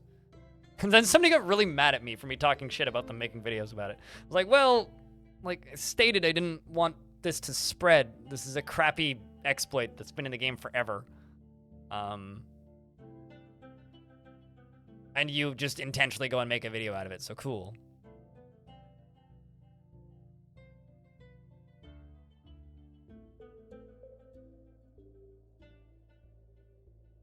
I might have missed what you were saying. What do you do if you don't have flexstone and you need it for smelting? What I was stating was that you don't need steel. Like, you can defeat hell without steel. You do not need steel. People get, like, weirdly hyper-focused on steel. I don't understand why. Like, if you happen to have all the materials, cool, make steel. But some of my most successful forts have had copper and silver exclusively.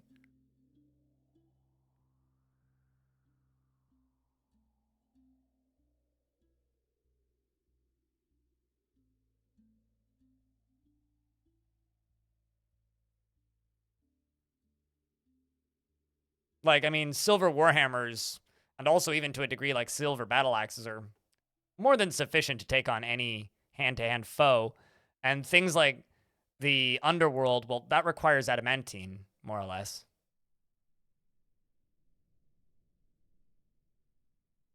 You want to know what's a really easy way to defeat hell? Have, like, a foot of water in the entryway for them to come in, right? Dump lava on them. Like, seal them into obsidian. Pretty quick way. Or use through-floor cave-ins that they don't see coming. Because caving in stuff on demons will insta-gib them. So if you can cave in the ceiling through their entry pathway, just dead. So you just need, like, I don't know, 30 layers worth of possible cave-in drops. Hook them all up to levers, wait until they're in the area, lock them in, drop the ceiling, do it again. Drop the ceiling, do it again. Drop the ceiling, do it again. Hell? I've built 2 structures in Hell before. If you want to see a fortress in Hell, go to my YouTube channel and look up Arch Crystal guided tour. I did a guided tour with the creator of Arch Crystal, Sethados, and he not only successfully conquered Hell, built his entire fortress in Hell out of glass. Bloody show off. So, yeah. Can also drop a lot of minecarts on them? Why not just use ballistas at that point?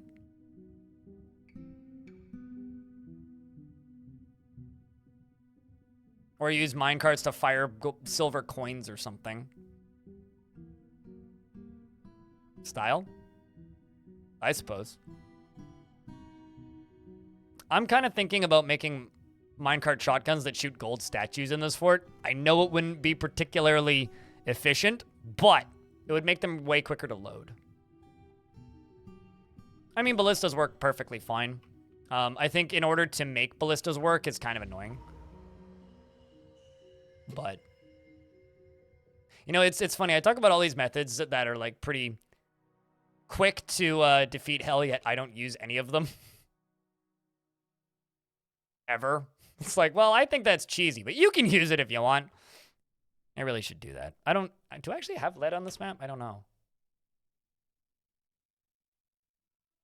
I have 1 lead bar on this map, so I don't actually think I have access to lead. I do have buttloads of gold, though. Of your previously deceased foes, do you really want me to micromanage that? Good lord. Imagine making individual statues for every single goblin you kill in every single siege. Oh god, my brain. That sounds pain. Pain! Maybe not. Dude of Archcrystal has patience of a saint. He has kids. So, a video game that you can play like an idle game that you only need to check once a day because the frame rate is 2 is pretty rad. Okay, so you just gathered what? We are getting an artifact bone. Artifact bones made out of that rock that attacked. Or artifact bones added to an artifact of the rock that attacked us. That's the sentence I was trying to say.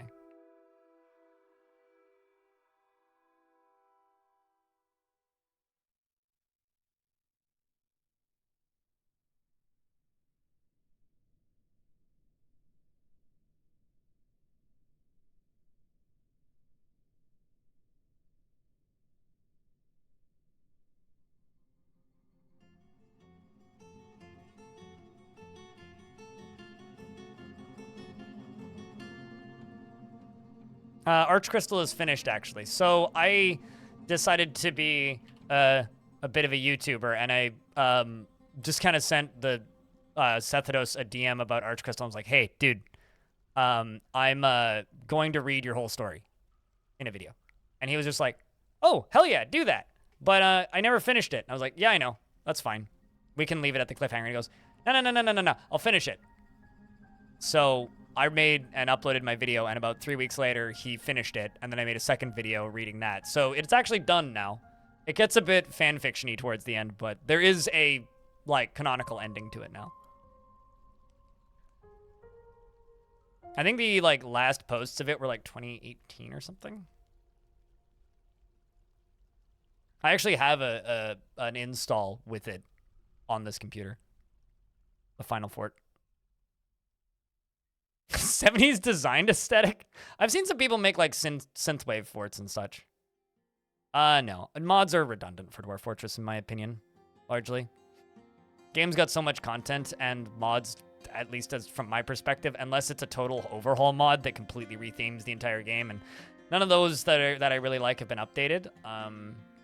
All it really does is mildly change the aesthetics or like add some things or change how things work slightly. It's not like this game's moddable, but it's not moddable in the way that a lot of people think of games being moddable. So I just play the game vanilla. I don't see the point.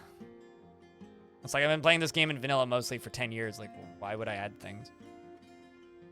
I do quite like the Rise of the Mushroom Kingdom mod, which is in the process of getting updated and one day will be. I quite like the Long Dark, but or Long Night, not the Long Dark. The Long Night mod, but that only works in ASCII, and, well, let's just say I like having viewers, so if I were to play this version of the game in ASCII, I think most people would tune out.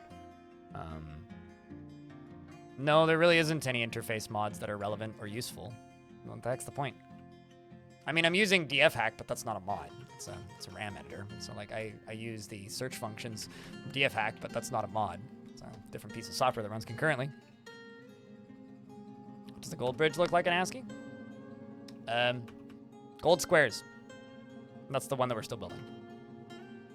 I love how I stated I'm not using any mods, and you're like, even interface mods? Why? Why do I need, like, hotkeys on my interface when I've changed half of them already? Why do I need to make the walls look ugly? Are you asking me this because, Like Man's been using a bunch of mods?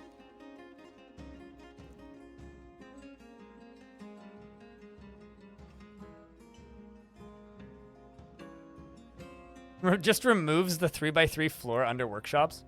Yeah, see, that's just a mild aesthetic change. I mean, cool. A bit janky, to say the least. Install DF hack. Don't use any actual mods. That's my advice. You don't have to listen to it if you don't want to. Most people don't listen to my advice when it comes to this. But as an opinionated twit on the internet, just install DF hack and turn every single feature off for DF hack with the exception of the search functions. Because the thing about UI mods for Dwarf Fortress that I think is really funny, and people like dismiss me when I say this, but it's like, if you could actually mod the UI to be better, people would have done it a long time ago. The UI for this game has never really been moddable. The only way to mod the UI for Dwarf Fortress is with DF hack, which is essentially it's like using Cheat Engine. It's a RAM editor, so it's actively modifying the game files in RAM in real time while you're playing the game, which is why older versions of it used to get immediately deleted from my system because the game would think it's a virus, or my computer would think it's a virus. But I don't like how it automates the game and plays it for you. I think that stuff's annoying as hell. So I have the vast majority of the features of it turned off, with the exception of like the mild UI tweaks, which makes the UI searchable. But I've been playing this game for 10,000 hours. More than that, I've been playing it for over a decade, so it's like asking me why I don't mod the game is like asking the old man on the street if you should, like, I don't know. I've kind of lost the point of this analogy here, but you know what I mean. I do things the way I do.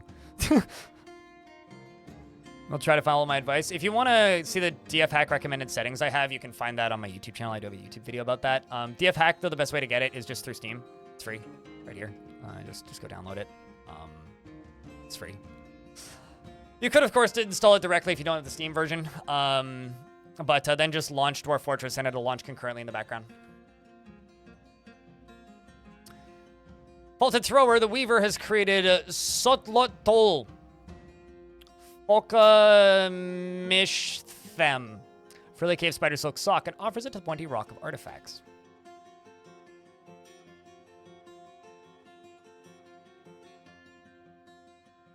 I would honestly say the only mods I would recommend would be the ones that just add in sprites for the missing sprites. But even that, like, I'm not going to do that personally because I'm more looking forward to when we have official sprites for them than bothered by not having sprites right now. So, also there's the fact that I'm constantly teaching people how to play this game, right? Like, it's largely the reason my YouTube channel has a following. It's part of the reason my Twitch channel is as big as it is because I made a lot of tutorials for this game, right? Sprites are missing. That one. Anything that's frilly, curved, split. A lot of different item variants that don't have sprites. So when people ask me why I'm not using mods, the actual reason, aside from my list of excuses, which has always been my list of excuses, which won't change because, like, I'm just not particularly interested in them. Another large reason for it is that I'm teaching people how to play this game pretty frequently. I'm constantly helping people learn to play this game. And I think that you need to realize that if I'm not teaching people the game in a vanilla state, then that's just going to encourage people to mod the game. And I don't feel that you should be modding this game much anyway, because mods, you can add creatures in pretty easily. You can change the way factions behave pretty easily. You can add new factions in pretty easily, but it's still Dwarf Fortress. The gameplay is still going to be largely the same. You can completely reskin the game to be something completely different, and it'll still play the same way. Do I still enjoy the game after 10,000 hours? Absolutely not. I think this game is awful. Terrible video game. You shouldn't play it. Nobody should play it. I wish I could stop playing. They won't let me. They're staring at me right now. They're walking towards me. They're holding up the weapons. I should stop talking. Anyway, no, this game's great. No, seriously though. Yeah, I do enjoy this game. I mean, I play this game off stream sometimes on my own time. Believe it or not. Like, yeah, I do still enjoy this game. Anyway, this artifact is a Frilly Cave Spider Silk Sock. All craftsmanship is of the highest quality. It is encircled with bands of cave spider silk cloth, and this object menaces with spikes of rockbone. On the item is an image of Mebzith Twiglazes, the dwarf in cave spider silk. you know, years ago, I remember somebody saying on Twitch, actually, if you start playing Dwarf Fortress, you'll never need another video game. And while I don't 100% believe that to be true, it's if you're, unless you're an insane person like me, because it's possible to burn out on literally anything. It is one of those games where if you get into this game, you'll probably be into this game for some degree forever. That's unfortunate, though. Fried onions. Sorry to hear it. That being said, just don't play until adventure mode's out. So hang out till April. You have a functional route set up, but if I set up a new stockpile in your main fort with the same items, my dwarves stop loading the minecart and haul the items to the new stockpile directly. Are you missing something? Set the new stockpile to be a give-take stockpile to the workshops you want it to be used at. Because people will still use it. Usually what I do is I set up the drop-off stockpile to just simply be one tile. So that the dwarves think it's full, and they don't haul it there. That's usually what I do. And then they just stack it. And then if you want, you could set that stockpile to be a give stockpile to the one next to it. Yeah, that's probably your best bet. Just make the delivery stockpile just one tile. As an example, this is the delivery stockpile for all of my metal. They think this stockpile is full, so they're not going to haul to it. So metal, coal, all going right here. All my metal ores plus my coal, all going right there. So they're not going to haul it to there. They're hauling it to here. Because this is, or actually, no, this one. Yeah. Is it this one? It's one of these two. Maybe it's this one. Is it this one? Yes, it's this one. So they're hauling it to there. And then they fill the minecarts, and they push the minecarts, and the minecarts go wee.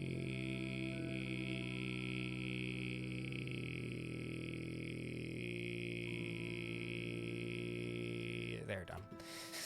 And they dump it out. Also, another reason I don't find this game boring is really it is actually like three-ish games in one.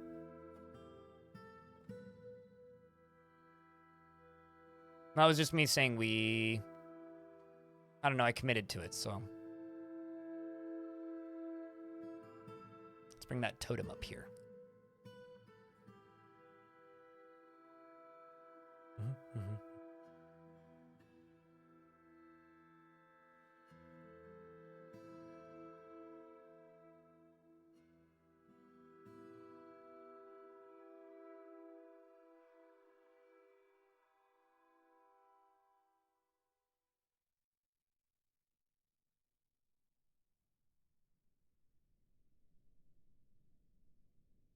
But yeah, I think like at the end of the day when it comes to modding this game, if you want to mod this game, the only real reason to do that is if you want to make the game easy.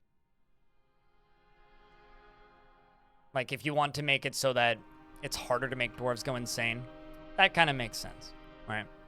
Or if you want to set it up so that it's easier to cheat in certain ways, to skip things, or avoid certain mechanics, that would also make sense to me. If we're talking just like adding stuff to the game, especially if you're new, you shouldn't be modding the game. Because that's just going to teach you bad habits. And you'll have a much better experience if you learn the game in a vanilla state and then later down the line pick up mods. Yeah, but total conversions are for people who already know the game, right? Which is actually what I stated at the beginning of this discussion, Nearland. I like mods like the Mushroom Kingdom mod, or the Star Wars mod, or the Pokemon mod to a degree. Although Pokemon mod, honestly, I just prefer reading Legends because it's just really funny reading about a legendary Pikachu that killed 3,000 people. There's something about that that's just funny to me. I don't even like Pokemon and I find that shit funny. So, like, you know, or like diving way too deep into the expanded universe of Super Mario Brothers because, like, you happen to be reading about, like, or you happen to be playing the Rise of the Mushroom Kingdom mod and then reading a combat log where Yoshi's shredding an arm off of a Shy Guy and he's just, like, bleeding everywhere and his intestines are falling out. Like, that shit's just funny. Like, there's something about, like, the Grimdark Violence descriptions of Dwarf Fortress, like, mashed with Super Mario Brothers that's just, like, mwah! But, like, that's not the kind of mods people ask about when they're asking about using mods for this game. They're asking about, should I use the mod that adds the hotkeys onto the UI? No. No, you shouldn't, because you should learn the hotkeys if you want to, and if you change them, all that mod does is it adds a PNG onto the top of the UI so that it looks like it's showing the hotkeys, but it's not actually. They don't change if you go into the UI and change the thing. It's literally just adds hotkeys. I don't think that's necessary, and it's completely redundant to me because I've rebound a quarter of the hotkeys. So it's like, I don't know. I don't think you should.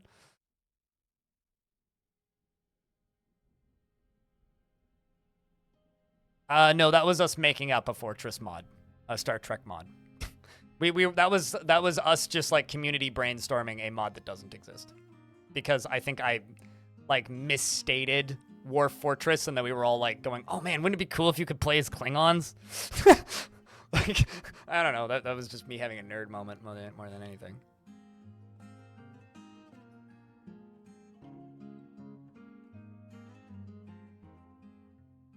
Closest I had was just reading Legends for some reason, and you were searching for an unnamed horse that showed up in the list who killed like 20 goblins.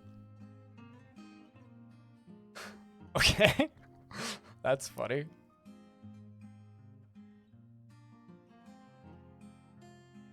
Yeah, no, absolutely. I mean, it makes sense. No, actually, I think the reason that whole conversation came up, now that I'm thinking about it, was because I was like, we were talking about beds, right? And I said that dwarves are like Klingons. Or dwarves are if they had met, because someone was saying that beds should be made of metal because that's more dwarfy. I'm like, no, that's not really dwarfy. That's more Klingons than dwarfy. Because Klingons sleep on like stone slabs or whatever. Whereas dwarves sleep on wooden beds. I'm like, maybe dwarves like some creature comforts. And we were discussing like how close to Klingons dwarves are. It's like, well, more goblins would be Klingons than dwarves, because goblins are more roar, roar, war, and less like dwarves are more just like, I need to make a cool thing. Oh god, someone's attacking me. All right, bonk, done. Anyway, now go back to making cool thing. That's more like a dwarf kind of thing, whereas like the Klingons are like, brah, we kill things. Goblins almost have more in common with the Ferengi. Or dwarves almost have more in common with the Ferengi than Klingons. This is pretty high level nerdy even for me. Goblins are very dishonorable? Certainly, yeah, no, but like, you could mod the goblins to be more honorable. Minecart issue fixed? Yay, happy to help. They are kind of a warrior race. Yeah, I mean, okay, so now we're back to discussing how dwarves are similar to... Yeah, okay, I guess I can see your point there.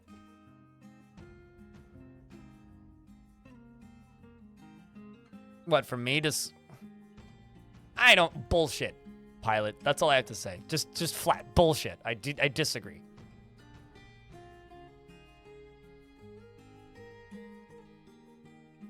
Yeah, but many dwarves hold trade and commerce to the highest esteem. And respect the good craft stores. Yeah. We're stuck in a Trek loop. Oh god, it's a time loop! We must break the time loop!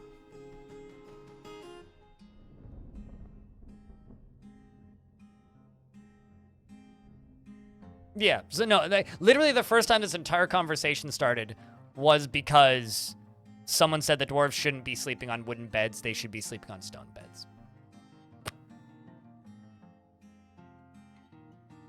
I honestly, from the goblin perspective, that might be it, right? From the goblin perspective, they're child snatchers. They're not kidnapping dwarves. They are liberating the dwarves from dwarven enslavement so they can live free under the rule of a goblin's demonic overlord. Freedom! Right?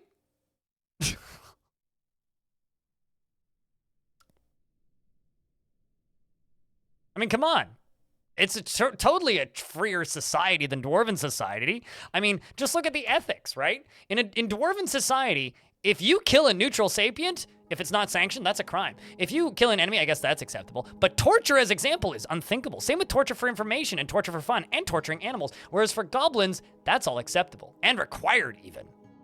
And required even.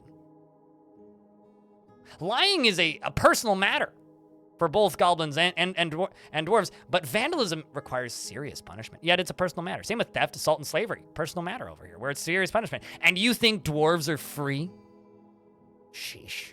Come on. You know, it's actually funny. One of the first times I showed off the ethics page on stream, somebody in chat was like, wait, hold on a second. Are goblins libertarians? And it's like, shit, kinda.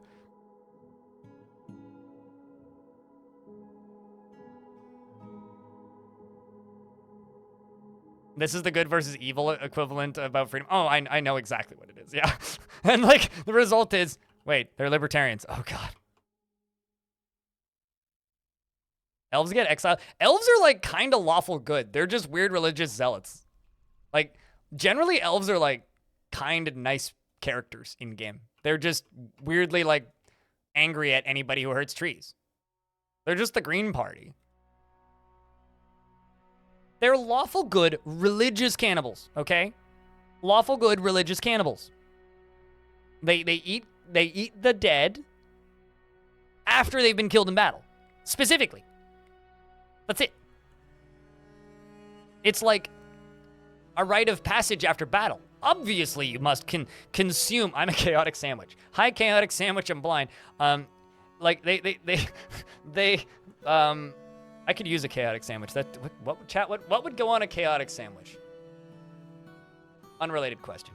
But seriously, like the elves, they are. It's a religious rite. They don't want to go to war. They really don't. They give you every opportunity to not go to war with them. They show up and they ask you kindly and then aggressively to stop chopping down trees. And when you refuse to chop down the trees,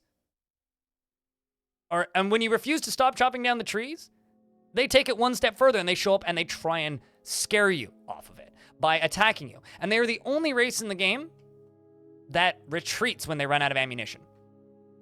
Every other group in the game only retreats when either they've lost more than half of their army or they have killed more than half of the dwarves. They eat the dead that have fallen in battle. Yes, specifically the dead that have fallen in battle.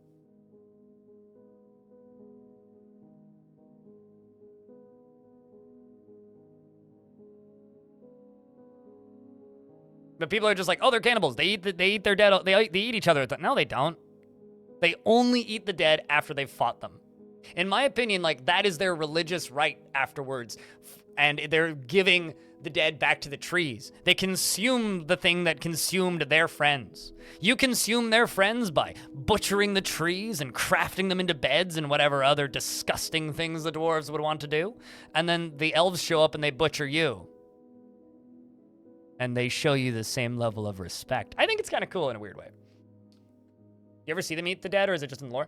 You see that in Legends mode. I don't think you see it in Adventure mode. If you do, I've never seen it.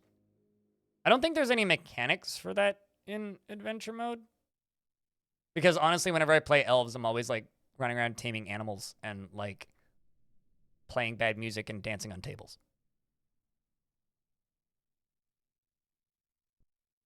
I've already, believe it or not, in Fragrance, I've already looked at it. Way ahead of you there.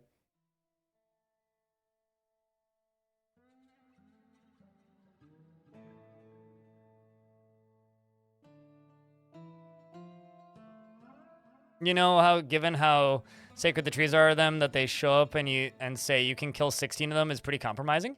Yeah. No, like, if let's just say you have like 50 puppies.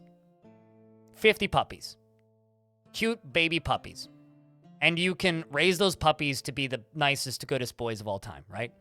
You have a neighbor who really, really, really, really likes to hunt and eat puppies. See where I'm going with this? It's a bad analogy already. So you have a neighbor who really likes to eat puppies, right? Kills and eats 2 of your puppies.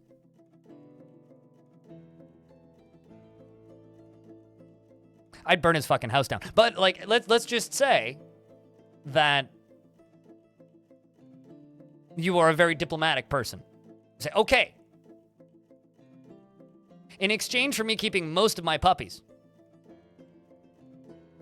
I will give you 2 puppies a year to eat. That's essentially what the elves are saying. And then when he kills 5 of your puppies that year, you stab him to death and eat him. It's the logical. Has anybody heard, chat, you guys have some homework after this dumb analogy. You guys have to go look up the song, I'm Gonna Kill the Dog Next Door by the Canadian band, The Arrogant Worms. John Wick, not an elf confirmed. No, John Wick's definitely a goddamn dwarf.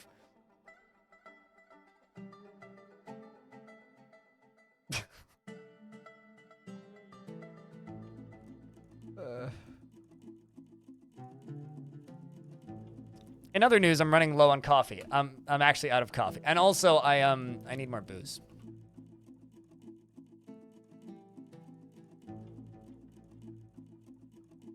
Get to that. So I've got dwarves that are getting kind of upset. Why that? What are we pissed about? Dwelling on being able to rest and recuperate. Want to make romance.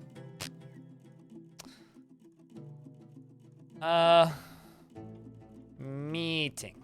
Attend meeting. Nota casa. Why are you upset? Been away from friends. You want to practice craft. Okay, well, I will give you more strict tasks, or less strict tasks, rather. Give all you tasks back. Let's see what else is going on. I think I might actually have too many dwarves hauling stuff. I think that might actually be becoming an issue.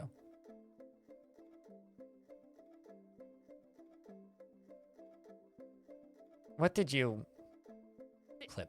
He's saying. It's like a rite of passage after battle. Obviously, you must consume. I'm a chaotic sandwich. Hi, chaotic sandwich. I'm blind.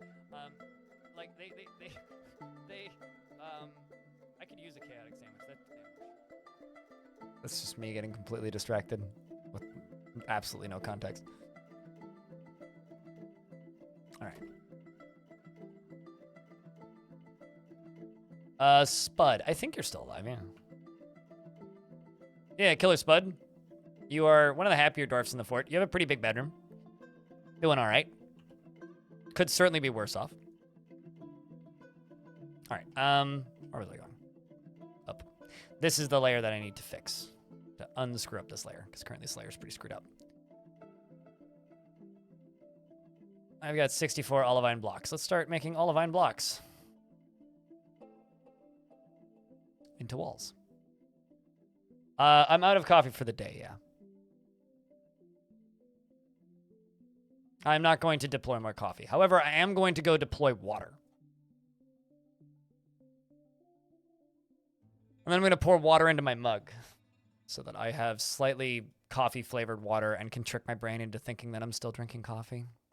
You know, I'm so proud of myself. I no longer drink 2 to 3 liters of coffee a day. I now only drink about a cup and a half. I used to drink so much more coffee. So much more coffee.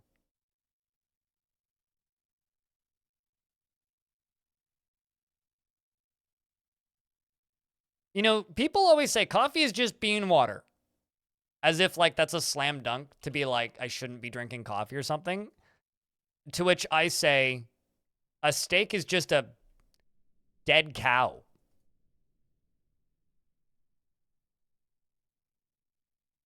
What's your point?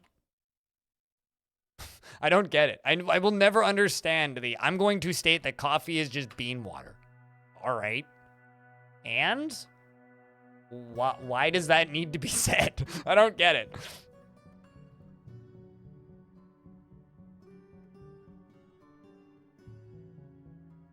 Carbonated high fructose corn syrup water, but yes.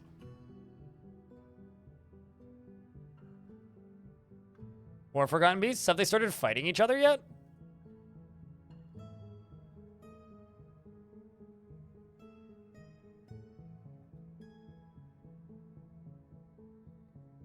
So many people would like pineapple pizza if they like got over their prejudices of what should and shouldn't be on pizza and stopped listening to idiots on the internet about what tastes good and what doesn't.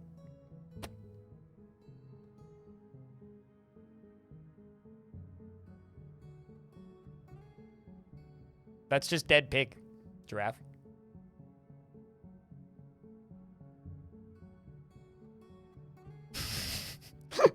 Sorry, I just love me some bean water, and Elfie Bean's like, I beg your pardon?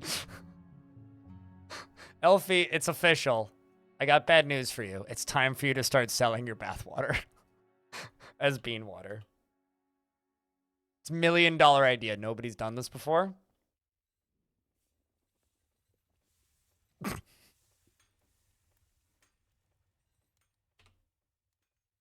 no, no, no, no, no, no! No! Oy vey. I'm a bad person. No? Okay, got it.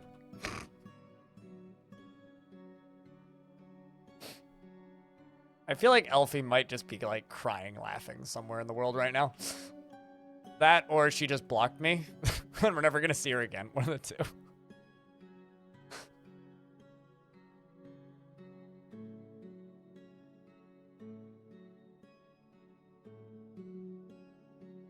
All right.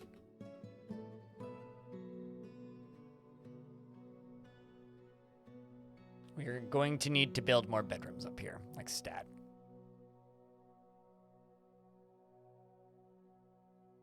But please no. Am I the only person who found that hysterical when that was actually a thing that was happening? It's like chick on OnlyFans is selling, or Patreon or whatever the fuck, was selling her bathwater. It's like, I'm just sitting there going, and people are dumb enough to buy it? You know, people say, like, if I can get the bag with sponsors and whatnot, it's like, if your audience is dumb enough to buy your goddamn bathwater, like, absolutely fucking market that shit. I would be doing exactly the same thing. All right, the goblins have arrived. And are making a parlay.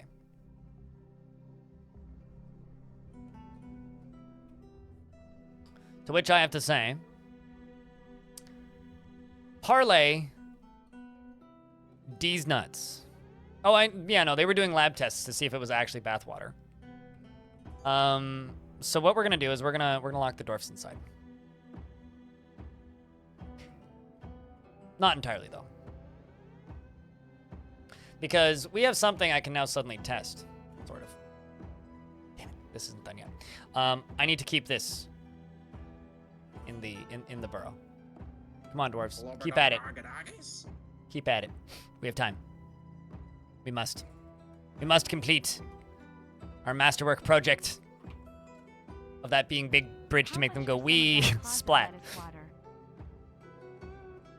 How much for some closet lettuce water? You know, you joke, but I absolutely could bottle and sell not the lettuce water so much, but like the pea water, which sounds worse. But I'm growing snap peas, and they're very thirsty. So I water them twice a day, and because they're in bigger pots than the lettuce, it actually like runs through into the little catch thing, and I have to empty it out almost every day. So I could actually sell you pea water, which, like I said, sounds worse than it is.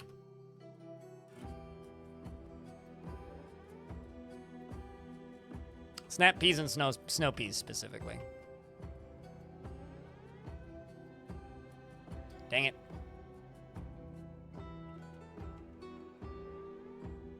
I would call it pea water, and someone would think it was something else, and they would buy that, and then they'd feel ripped off. And then they'd ask me for a refund, and I'd be like, ha! No. No, that's about how that would go. Yeah, PEA water, Spud. If you're in the market for it, ouch. My brain.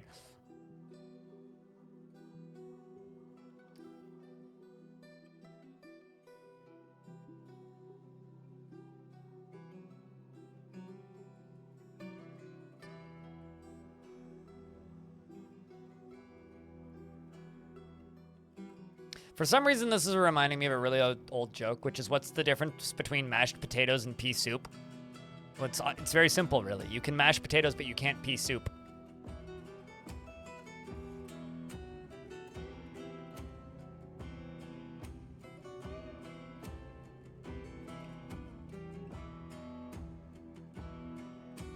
I love how it's my mayor who's...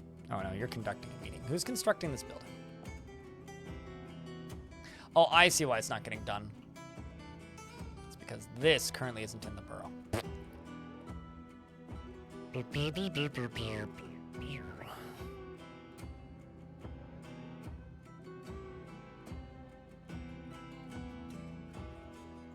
Garbanzo joke? Hit me with it. Yeah, you've not heard that since high school? Yeah, it's probably around the last time I heard somebody unironically tell it. I'll mention it on stream from time to time because I think it's funny, but... Vile Force of Darkness is your favorite track? Yeah, it's a pretty good one.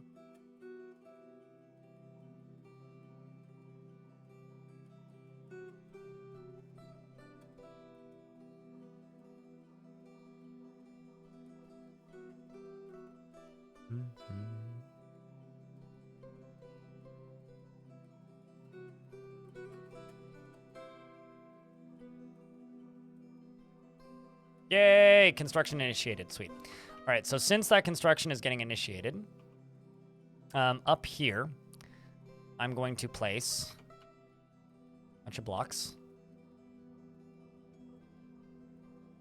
Let's just say, let's just go with schist.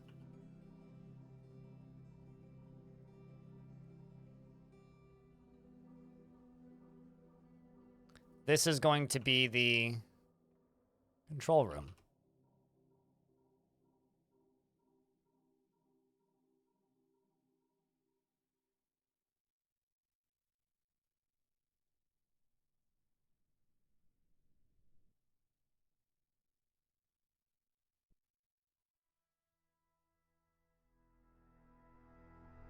Let's pause that. I'm going to go down, actually.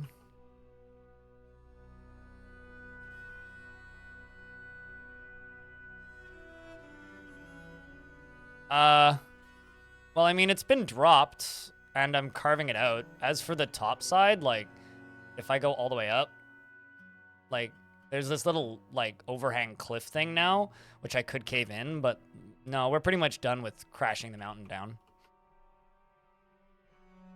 There's a naked moldog coming out of the mines right now. A bunch of naked moldogs coming out of the mines. Oh god, there's so many naked moldogs. Why is there naked moldogs all over the base of my fort?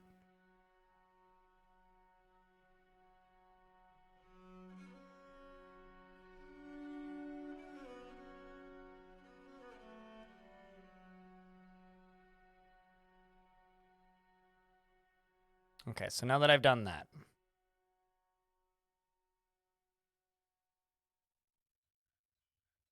I'm going to place a Gabbro lever. Yeah, and they're also moles. Also dogs. What's the difference between a chickpea and a garbanzo bee? I've never paid $300 to have a garbanzo in my face. There you go. That's funny. I like wordplay humor like that. That stuff's funny. Good.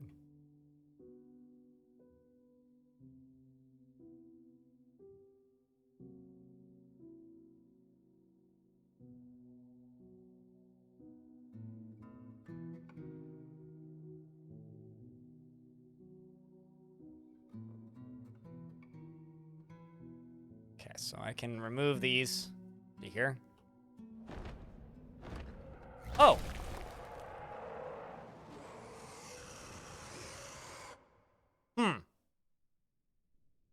Awkward. So there is a forgotten beast. Its name is Kunga has come. A great hairy toad twisted into humanoid form.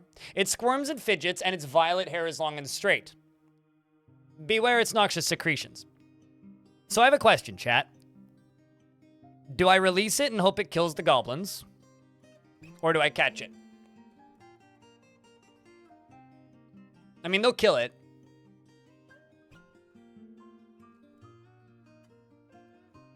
Let them fight me? All right, well, we have a limited amount of time to finish this bridge then. I'm going to close this bridge.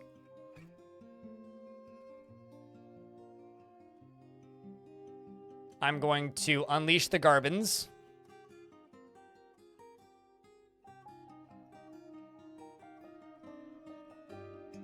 It's Kunga.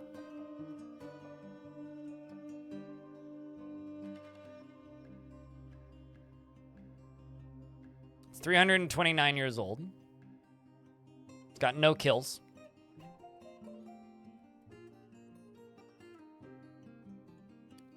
Not related to Donkey Kunga, I swear.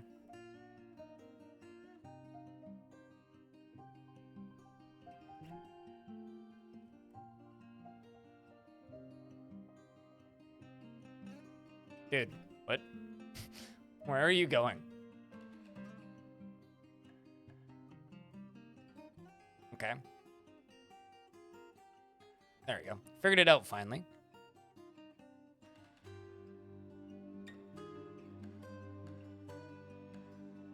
Fart room? That's a sentence. Please see Hobo's joke for context.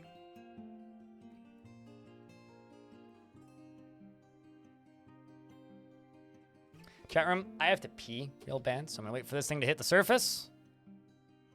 And now I will be right back. Gotta take a urination break. Also gonna get water. 2 seconds.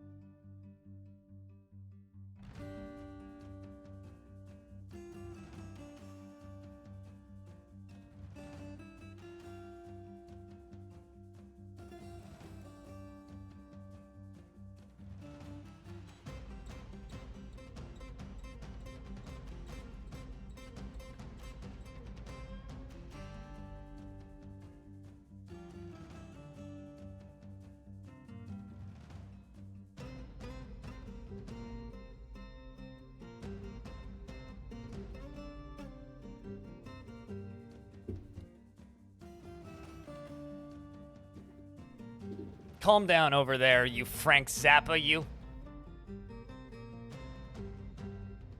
Chromoys. Chat room, you guys are a bunch of, like, childish twerps. You know that? All right, let's see. Can I pull this lever yet? Have these been hooked up? Okay, this one has.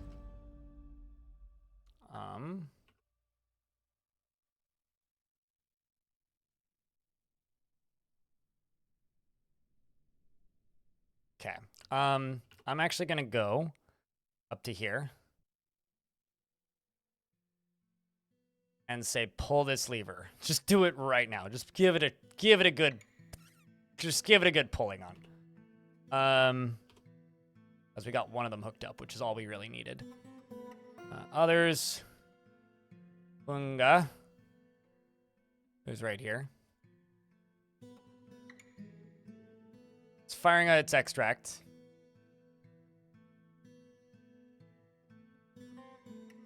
So wait, hold on.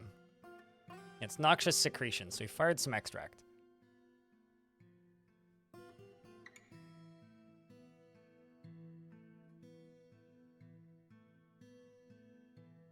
Also, Atheric, do not ever say that. Don't do that. If your Twitch account gets banned and you have to explain to Twitch why you said that you're 12 and are not actually 12, that's on you, not me. So let's hope that we got this bridge shut. There you go, we did. But he is probably going to go beat the crap out of these poor naked mole dogs.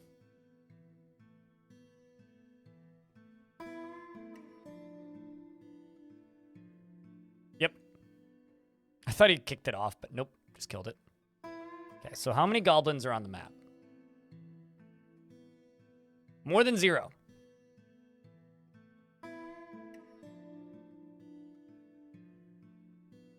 Naked mole dogs from Watchmen. I'm already training giant rats. Why do I have to do naked mole dogs as well? You laugh, but we've seen it? No, we absolutely have. Yeah. I saw it recently, even. Okay, so the goblins are fighting with the beast on the hill. The beast is already bleeding heavily. A major artery in the heart has been opened by the attack because a goblin pikeman stabbed the forgotten beast in the upper body with an iron pike. have a feeling this beast is going to die pretty quick. In fact, it is dead. So, he didn't kill a single one of them, chat. He didn't kill any of them. All right, well, I suppose it's time for my military to show their mettle. Let's update our equipment. You suck. What? What are you talking about? I don't suck. Or are you saying the Forgotten Beasts suck? I mean, I guess. I'm gonna go tell them all to stand up here.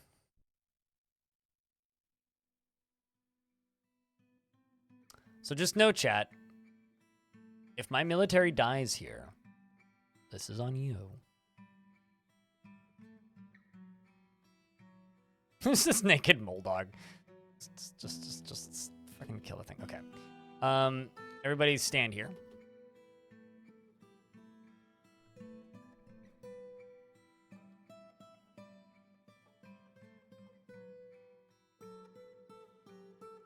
Bridge combat? Oh, damn right.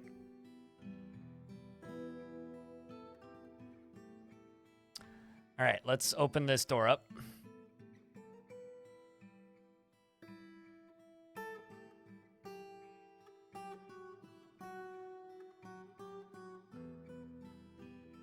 Actually, you know what? I'm going to send the whole military one layer up. Because we have to have a little bit more time.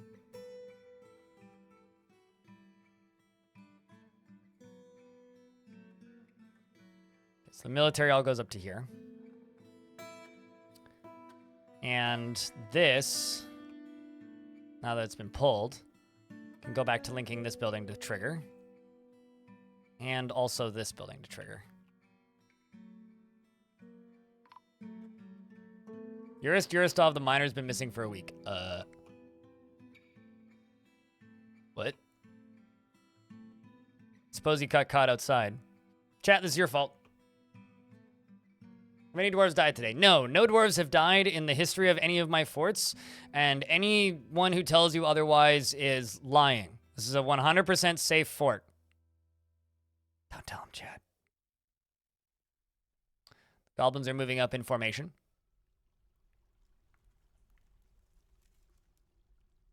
The dwarf has finished one half of linking, guess this one to trigger? Yes. This one?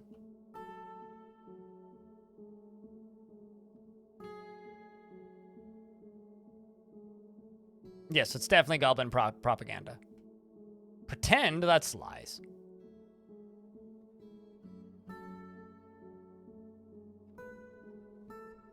Yeah, it's like a Disney cartoon. Only happy endings. Wait, are they all cooked up, really? No? Okay, come on.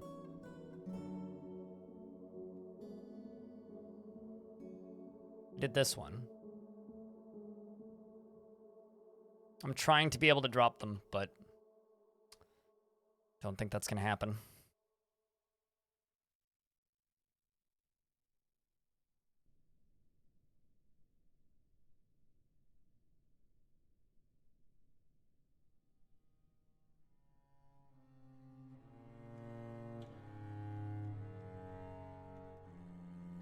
Why do you keep canceling? Oh.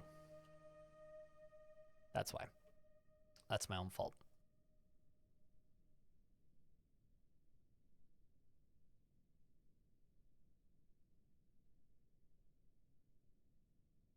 Oh, well, it's too late now.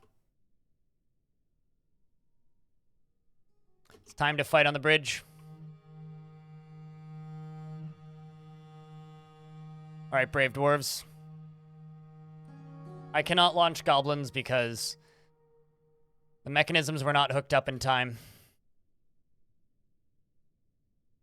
Clairvor. Aimless. Vanich. Mr. Stronghog. Haramisu. Gazoom. Quendelf. Leading the charge. You brave dwarves.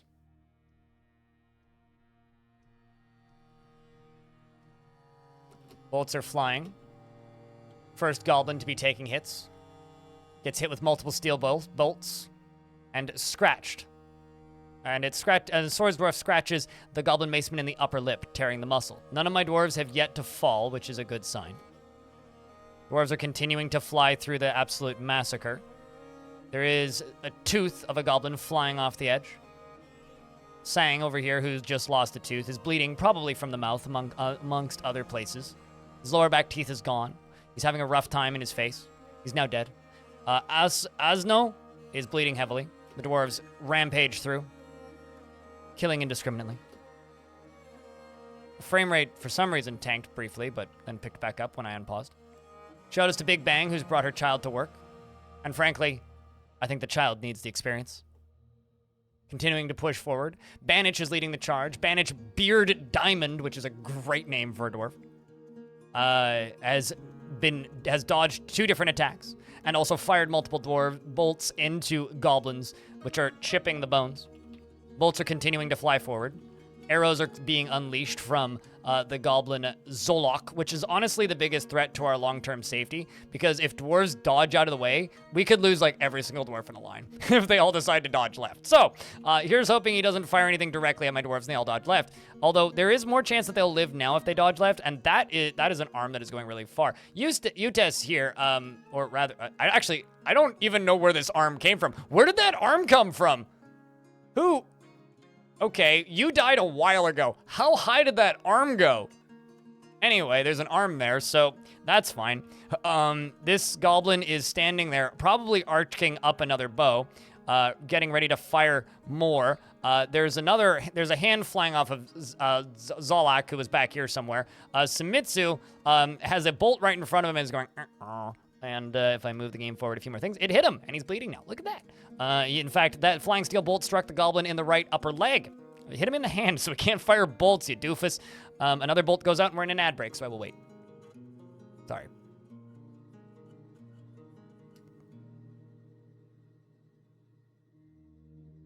Hell yeah, Gazum. Asno is donkey in Spanish. Excellent. Thank you for that information.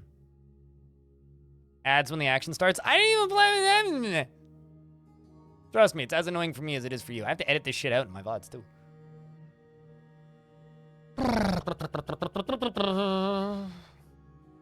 Sandwich. No, did that already. But I mean, sandwich moment for you, sure.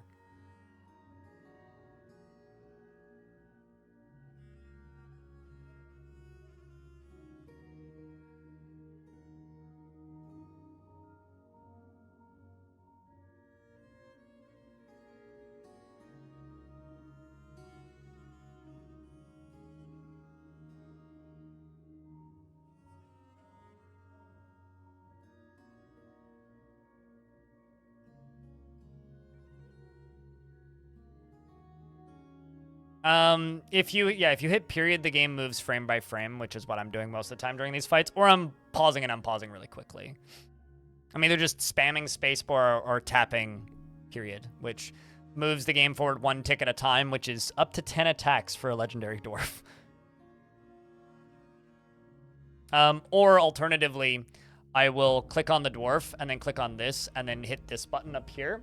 And then if you unpause the game, it'll pause when they do another action, but only when that dwarf does another action. So everything on the bridge has been killed. Everybody's currently piled on top of this goblin here. Even Giant Blue Lizard says, "Death, this is truly terrifying. I feel uneasy. I feel uneasy after bashing a naked oh, you only hit a naked Moldog, eh? Wow. Okay, so the next goblins are in a much safer position for my dwarves. Oops, and I hit the wrong button. The dwarves continue flying forward. Another volley of bolts fly. Massey and apparently is more pincushion than goblin now. Got hit with a steel bolt, iron bolt, which is lodged in the wound to steel bolt, and which has twisted their hip. And so this goblin is in a bad way already, and the fighting hasn't even started yet. The dwarves come flying directly at them. My dwarves behind are, doing their best. And Holy Spokes is either Okay, is heading forward. I thought Holy Spokes was turning around to go get a drink of water. And you know, honestly, I wouldn't blame you, or rather a drink of booze. The dwarves are continuing to move up and forwards. I need to give these dwarves flasks so that they can get drinks on the fight. And it appears that Shaku is making a great example of these goblins, crashing through, dodging independently, moving forward, ripping these goblins into pieces. Zolak here is in heavy pain. The force pulls the right knee, tearing apart the muscle and bruising the bone, and tearing apart the muscle and bruising the bone. The dwarves continue to move forward through the goblin lines. It doesn't appear that we have any major injuries. I do have some dwarves that are getting tired, which is like the main thing that kills dwarves is when they start getting tired. Fortunately, why are they all standing right here? Guys? Guys, come on. Come on. Anyway, the few dwarves that have moved up forward are fighting with the goblins. The rest of them were still beating that corpse, I guess. And the dwarves are continuing to fight. We do have some getting tired, like Mr. Raven here. Mr. Raven, however, even though he may be tired, it's probably well earned. I mean, he's killed 2 goblins plus a 3rd goblin, so that's a total of like a lot of goblins. Down here we have Lycott, who has gone from being like, oh, you're my bookkeeper? Crap, that's a problem. Anyway, you're an adept marks dwarf of the ace bolts, and probably a pretty good bookkeeper at that. Is continuing to push forward. The rest of the dwarves are joining in the combats, so we now have more assistance. The goblins' siege is broken, and they have now split. The dwarves are coming flying around the corner, continuing to smash through the waves of goblins. The goblins are beginning to run away in fear like a bunch of cowards, because that's exactly what they are. I'm going to tell the dwarves simply to stamp kill the rest of them instead of just stationing, so that we can finish the rest of them off. The dwarves then continue, hopefully, to come running down around the corner, and now all we need is Yakety Sax, but unfortunately that'll give me a DMCA takedown request. The dwarves are continuing to follow the goblins down the final ramp, out of the fortress, and showing them that if they turn into a lot of itty-bitty little pieces, then they can leave. As ghosts. Although it turns out they're running pretty quick, so they're actually kind of hard to kill. We are following Celastaris here, who's getting tired. We are also following Mr. Stronghog, who's continuing to fight. But the few remaining goblins are running. Holy crap, there's body parts everywhere down here. Wow. Feet, hands, it works. Such a mess. Hold on, did he? Goblin ran into the caverns? What a fucking hero. Holy crap.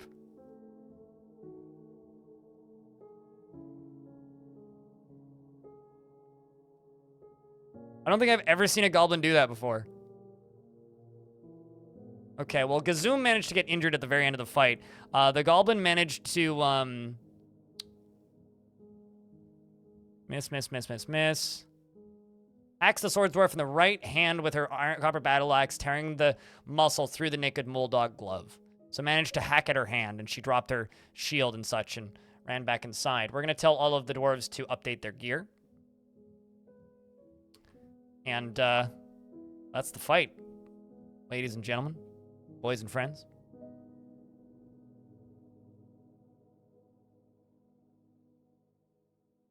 Not a bad fight. I think the dwarves deserve a nice respite after that. And I'm going to go here, and I'm going to go to bodies.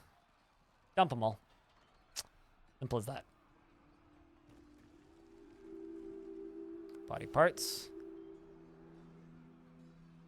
And corpses.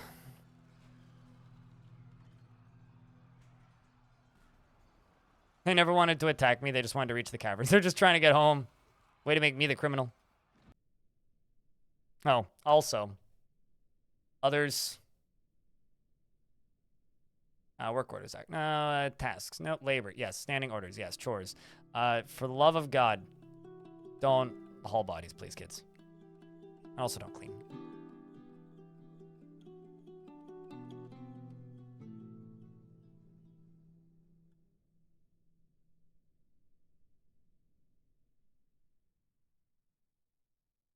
Prue, thank you very much for the 4th month of Prime. Welcome back, dude.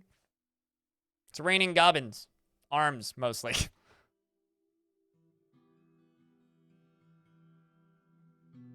Okay, so I do have some dwarves that are pretty injured. We are going to remove all of the burrows now.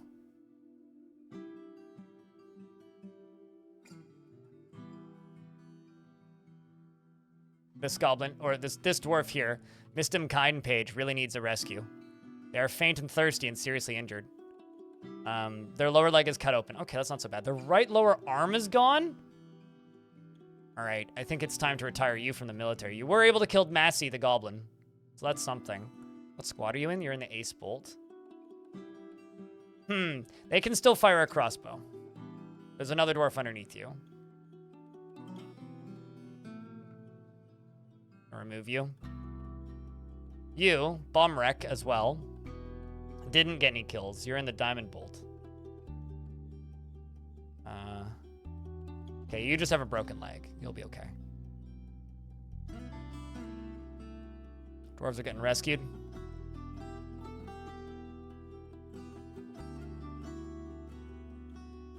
I mean, you can do whatever you want with your dwarves kids. I'm gonna do what I want with my dwarves kids, and my dwarves kids don't need to, you know, body parts. That's ridiculous.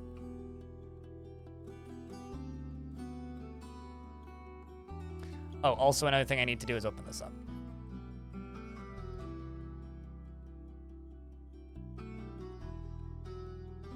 I mean, the kids are still gonna see the bodies. I mean, they're hauling boulders still. Minecart's back up and running. Seem to have missed something? Maybe. Chat, can I get a round of beers for Prue Prue? On that brand new 4th month Prime subscription. Appreciate you.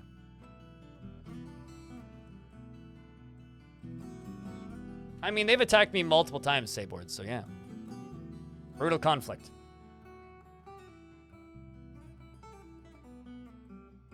We're just here to recover artifacts and build a massive fortress.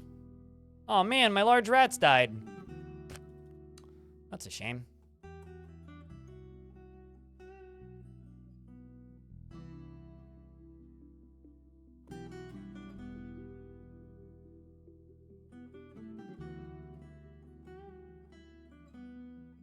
Almost nobody's dumping items because everybody's storing items in stockpiles.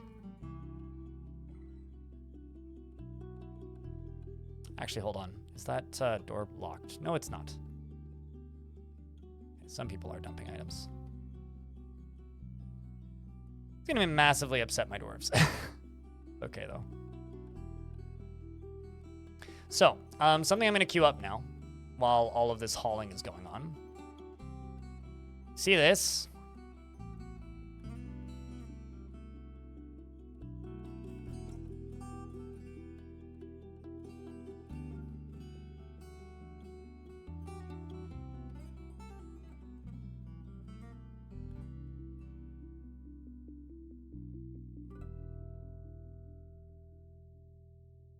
Let's do this.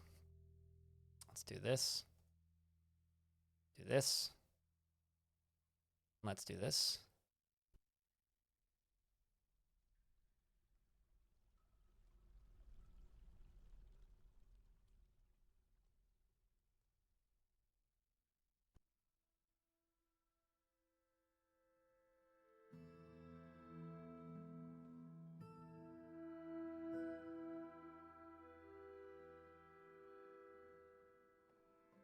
This is going to be a cave-in trap, which is going to take a little bit of time to build, but it's going to be a cave-in trap, which is going to be my temporary defense for this zone.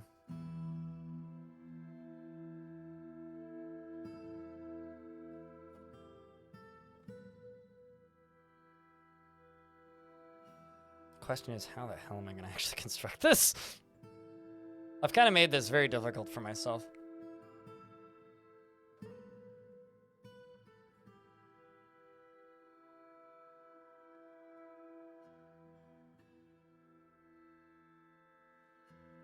At least some dwarves are dumping stuff.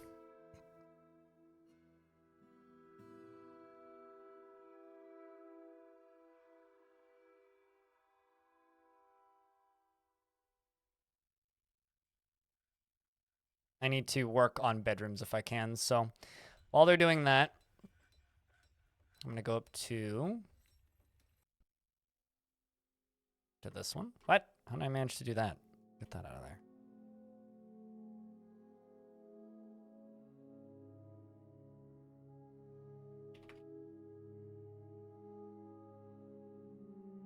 Also, let's set up a job for olivine specific blocks again, because I've run out.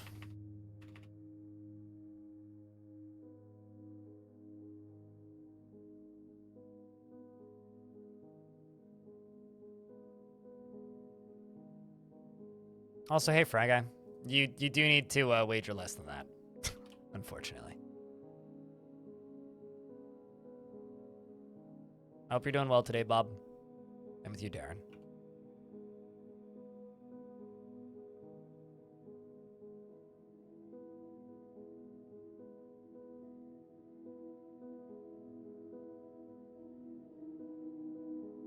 Is there a reason I'm using those green blocks? They look pretty? Is there a reason you wouldn't use those green blocks?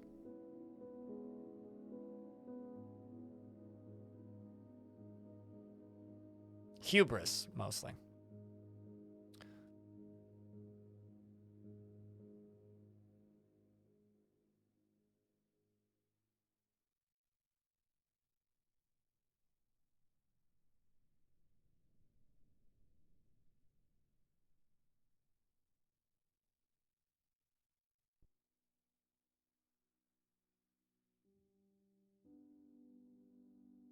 Yes, you're colorblind. Well, fair.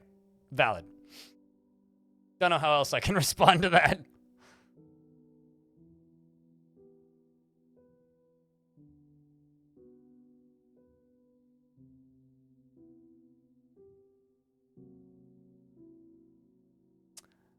Speaking of scarred individuals who are about to be really upset, chat, would you like a brand new dwarf? If you do not currently have a dwarf in this fort, say pick me.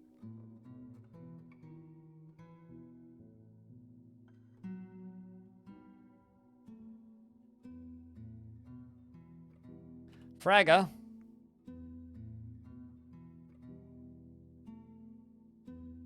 You are about to join the military, by the way, because you have the need. Is very friendly and always tries to say nice things. She does not find most jokes humorous, and she isn't given to flights of fancy. She does not easily fall into love and rarely develops positive feelings. She is troubled by this, and she values romance, and she tries to do things correctly each time. She tends to avoid crowds, and she occasionally can overindulge. She doesn't often feel envious of others, and she isn't particularly ambitious. She doesn't seek out excitement, and she generally acts with a narrow focus on the current activity. She could be considered rude and needs alcohol to get through the working day. She is a proficient mace dwarf in a previous life, and she needs alcohol to get through the working day. She dreams of crafting a masterwork someday and personally finds values eloquence and romance and artful speech and sees sacrifice as wasteful and foolish.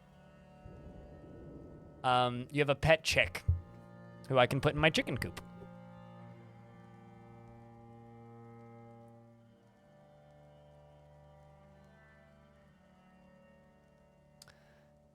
This dwarf here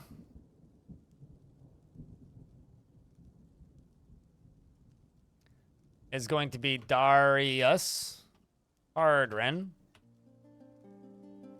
You have a spouse who's coming in soon. And he dislikes receiving advice, preferring to keep his own counsel. He tends to be swayed by emotional appeals, and he often finds himself changing his mind to agree with somebody else.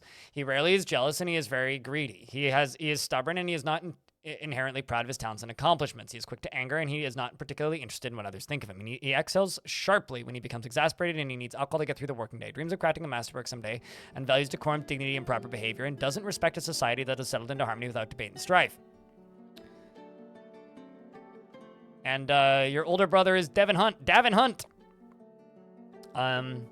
He personally values decorum, dignity, and proper behavior, doesn't respect society that's settled into harmony without debate and strife, and values tranquility and a peaceful day, and does not care about family one way or another. Welcome to the fortress. Next up, we have your wife. So, Prue, congrats. You are now married to Darius.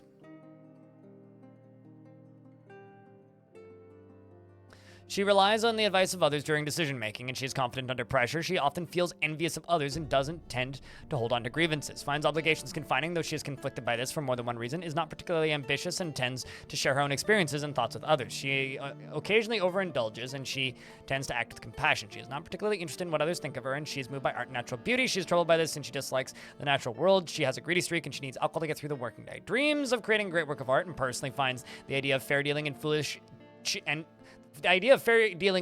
and cheats whenever she finds it profitable. She deeply values introspection and finds those that deny their impulses stiff. And you're a previous member of the Simple Arches.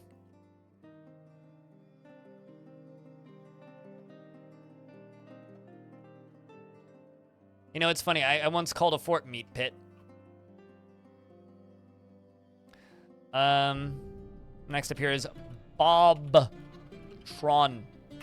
Bob Tron worships Nunar and is a member of the Sly Theater and, of course, the Pointy Rock of Artifacts. Exhibits refined politeness and is determined to keep as the guiding rules of etiquette and decorum, as if life itself depended on it. He often finds himself to be changing in his mind to agree with somebody else, and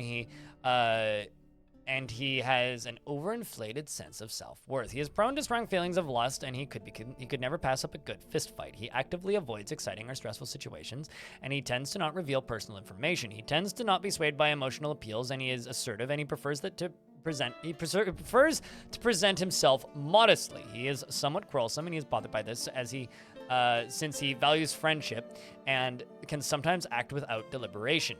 He has a calm demeanor, and he doesn't tend to hold on to grievances. He has a greedy streak, and he tenses up when he's nervous, and he needs alcohol to get through the working day. He dreams of mastering a skill and personally believes it is important to conceal emotions and refrain from complaining, and values honesty. He has no military skills. However, he is tough and proud. So you know what? We're going to put you in the military, Bob. Go do stabby thing. I'm sure you'll do fine. Oh, next up, Az, who's also a peasant. Cosmic Surfer. I don't think you have a dwarf. Double check. I know you had one in this world before. Cosmic. Yeah, no, you don't. Cool. Cosmic, you have a wife who's not here yet, as well as some family members in the fort. You're a member of the Doctrine of Judging, the most popular religion in the fortress. Cosmic Surfer never becomes angry. Finds a chaotic mess preferable to boredom of harmonious living. You'll love it here. And dislikes helping others and strongly prefers handling specific and practical issues. He has a strong tendency towards privacy, and he feels the need to pay back any favor done for him. He tends to assume that the worst of two outcomes will be the one that comes to pass, and he could be considered rude. He tends to avoid crowds, and he only rarely feels discouraged. And he tends to be swayed by emotional appeals. He lives a fast-paced life, and he generally acts with a narrow focus on the current activity. He is moved by art and natural beauty, and he is troubled by this since he dislikes the natural world and needs alcohol to get through the working day. Dreams of mastering a skill, and personally truly values merrymaking parties and thinks that the pursuit of skills of warfare and fighting is a low pursuit indeed. Values artwork and does not care about fairness. That's sad that you don't like fighting, because you're like perfect in every other way. But that being said, you'd make a pretty good dungeon keeper or dungeon master. So, welcome to the dungeon, Cosmic.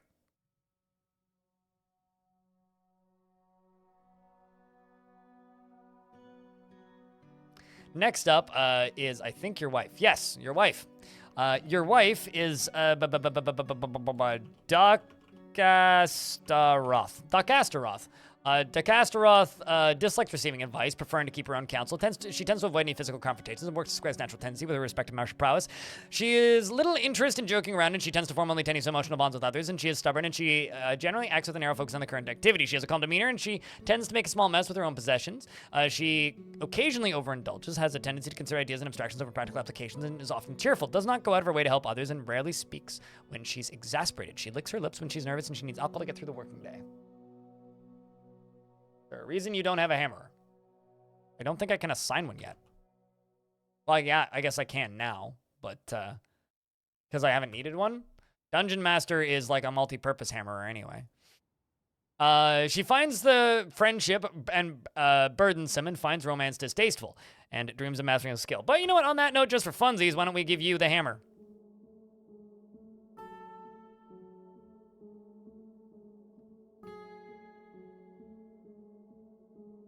Also, I missed Shake Break. My bad. Also, I misspelled your name.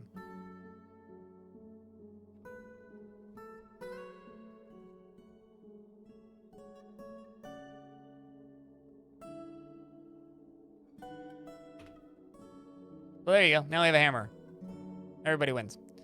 But yeah, literally the reason, Joker, is because I haven't made one yet. That's why I don't have a hammer.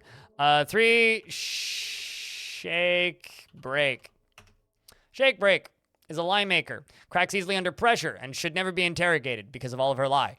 She is sloppy with her living space and has a noticeable lack of perseverance. She enjoys the company of others and she has a calm demeanor. She doesn't tend to hold on to grievances and she doesn't often feel envious of others, and she tends to keep things practical without delving too deeply into the abstract. She prefers that everyone lives harmoniously as possible, and she can easily fall in love and rarely develop positive feelings. Also, having a hammerer and a dungeon master married would be useful because then I can just assign them both to the same office.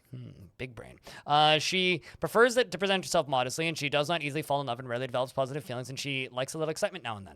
She often snaps her fingers when she's nervous, and she inhales sharply when she's angry. She dreams of mastering a skill and personally sees merrymaking as a waste. Welcome to the military, Dwarf.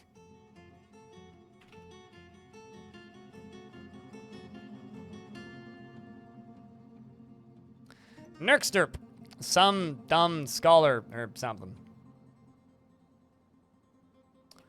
Sychotrop. Psychotrop.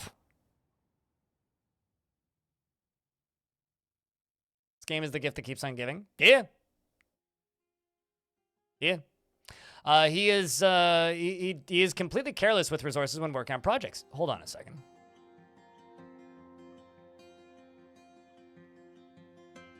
Former member of the Insightful Handles and the Frosty Beards.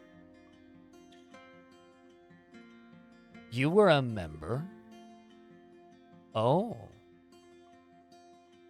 If you look at this. So the Insightful Handles, specifically the Frosty Beards, are the... That's my last fort. This dwarf. And they're a scholar. So they joined after the Insightful Handles and the Frosty Beards folded at Sunbirths.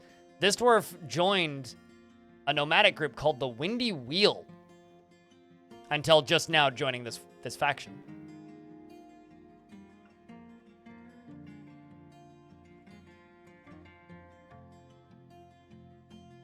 Do you have any family members or friends from my old fort?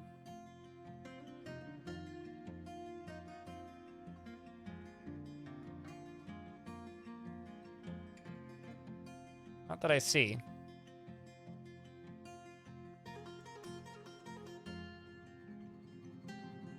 No, this wouldn't be a spy. No, I haven't seen any criminals, no. Not that I've been paying too much attention. So this dwarf is completely careless when completing projects and invariably wastes a lot of time and effort. Never becomes angry, almost never feels discouraged, is bashful and is sloppy with his living space, prefers to present himself modestly and often feels envious of others, finds obligations confining by this for more than one reason. He does not go out of his way to help others and is quite polite. He likes to brawl, though he is disturbed by this since he values quiet, so at least in the abstract. He has a calm demeanor and he has a noticeable lack of perseverance. He isn't particularly curious about the world, but you're a scholar, what? And has a greedy streak and often acts with compassion. Generally acts with a narrow focus on the current activity and talks very quickly when he's nervous. Needs alcohol to get through the working day and does not mind being outdoors. Dreams of crafting a masterwork someday and personally views tranquility as one of the highest ideals after experiencing trauma in 115. Finds the acquisition and use of power abhorrent and would have all masters toppled. Deeply values introspection and doesn't see cooperation as valuable and doesn't care about nature one way or another. Has no kills. Interesting. Okay. Do you live in this fort? You did, but you literally just died, I think. Yeah, you literally just died. I think you died like right at the start of the stream too. Vox Puber Sum is grounded in reality and feels best when everyone gets along without any strife or contention. She doesn't generally think before acting and she is confident under pressure. She is very stubborn and she is quite comfortable with others that have a different appearance or culture. She tends to form only tenuous emotional bonds with others and doesn't seek out excitement. Generally acts impartially and is rarely moved to mercy, and is quite ambitious and tends to be a little tight with resources when working on projects. Tries to keep her things orderly and does not have a great aesthetic sensitivity. Is conflicted by this as she values artwork and its creation. When she's thinking, she clicks her tongue repeatedly, and she needs alcohol to get through the working day. Personally sees introspection as important, sees guile and cunning as indirect and somewhat worthless, and sees life as unfair and doesn't mind it that way. Doesn't really value merrymaking. Welcome to the fort, Dwarf. Next, another peasant. Arende, I'm pretty sure, yes. Yes, Arende the second, you are in fact still alive.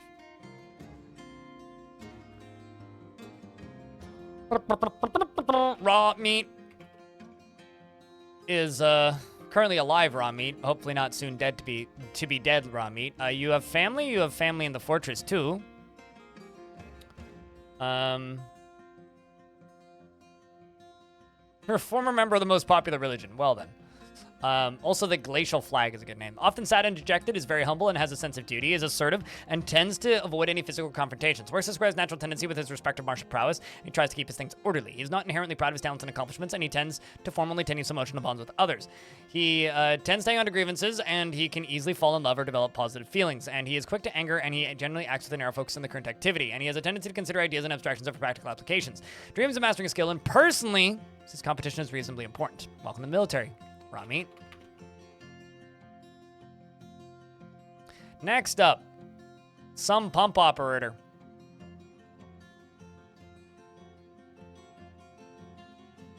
Good luck with the dwarf corpse generator. Thanks, Tiny Goliath. I hope you're doing well.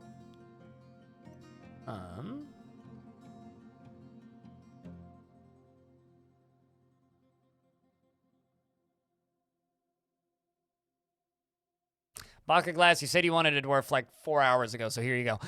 She is always tense and jittery, and she likes to keep things practical without delving too deeply into the abstract. She can easily fall in love or develop positive feelings, and she is brave in the face of imminent danger.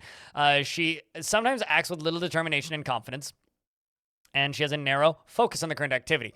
Occasionally overindulges and has an active imagination. Doesn't feel envious of others and can handle stress. Always snaps her fingers when she's greeting somebody and needs alcohol to get through the working day. Dreams of raising a family and personally values tranquility and a peaceful day and respects perseverance. And you're going to start a new squad, specifically a new Marksdwarf squad. Baka. And this squad currently is named the Helm Keys. Let's rename it to the Held Bolts, the... Aw.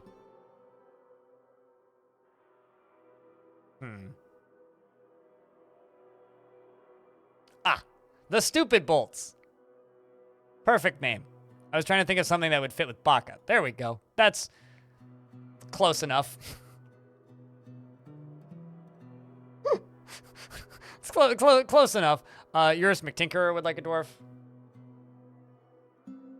Plenty of people. Joker of Spades. You're still alive. Don't worry. Eurist McTinkerer.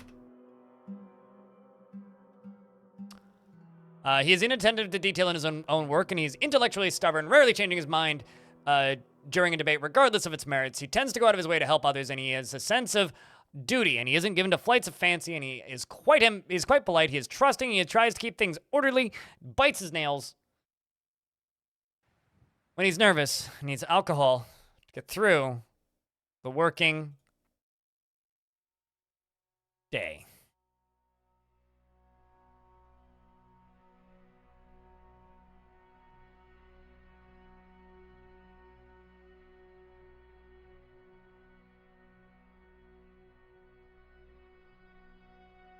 Keeps going.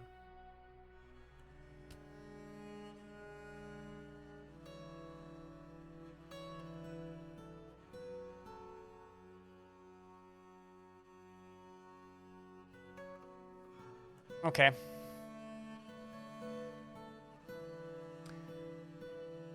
Well, at least we got more hands to help clean up these bodies. It's a pretty big wave, yep.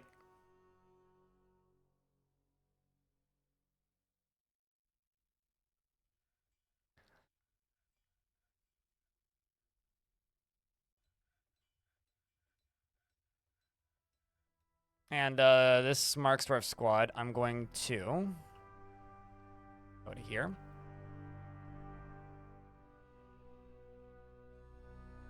Also, jokes aside, if you want me to change the name of that Mark's Dwarf squad, just let me know.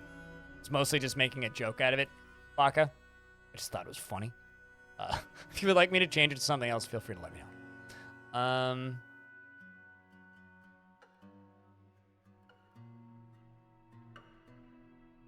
You don't mind. Okay. I figured. Captain Baka of the Stupid Bolts reporting for duty.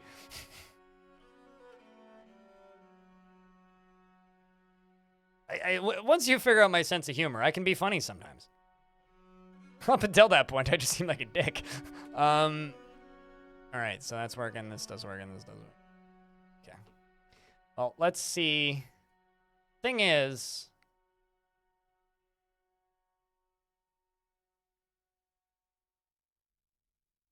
I'm actually going to be going on constant training.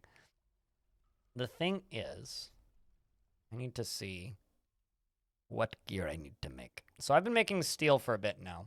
I need to make a lot of pants, boots, gloves, although I need to go through and edit all these uniforms so they can actually wear them. Steel, steel bars, 82. Okay, well, let's make steel greaves. Steak? What? How did I do that twice? Greaves. 30.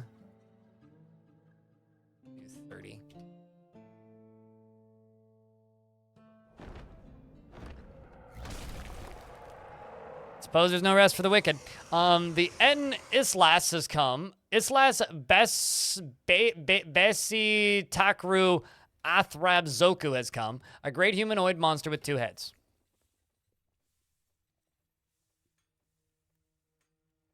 The Pedal Justice, the Lyric of Harvesters. What a name. Has killed 5 things in the past and is carrying 2 artifacts. I'm listening.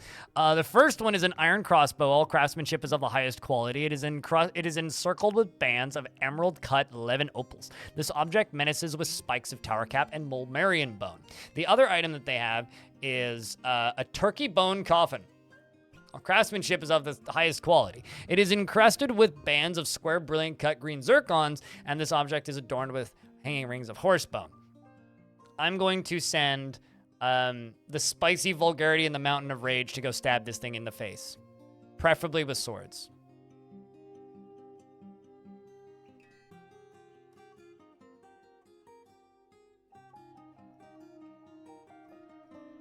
And it's dead, I think. Oh, nope, not yet. So the swords dwarves collide with it almost immediately and are doing a lot of damage to it. And the Etten says, "I feel no terror." The spear dwarf stabs the Etten in the left lower leg with an iron spear, tearing the muscle immediately. Like, just knocks him on the ground. They're continuing to slash it in the knee. They're bashing it in the left hand. They are stabbing it in the left neck. They are punching it.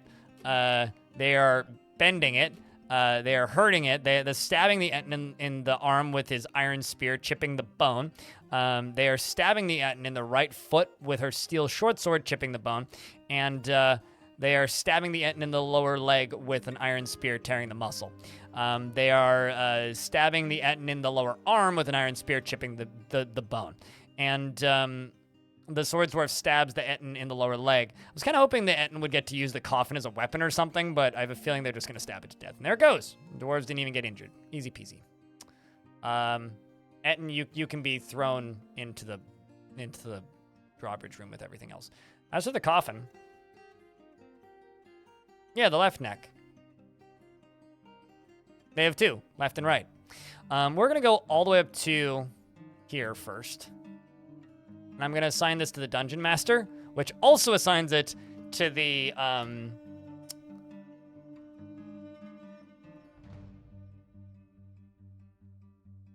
Dungeon Master and the Hammerer. Sweet, so now you have a dining room, because this is your dining room, which is good. Then I need to give them an office. And I'm thinking the Dungeon Master's office goes in the prison itself. the dungeon master slash hammer's office. I'm going to make gold throne and gold table. We're gonna do 10 of each again. Actually, you know what? Let's go schwanky. Rose gold throne. Rose gold table. And that's gonna be their office. They're gonna get a corner office.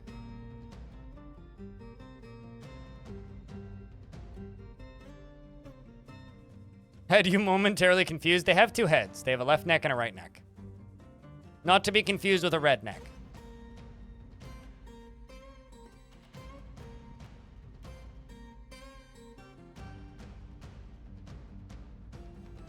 Well, at least there's a lot more dwarves to get all this crap put away now. Copper and gold, yeah. And I should have enough for those.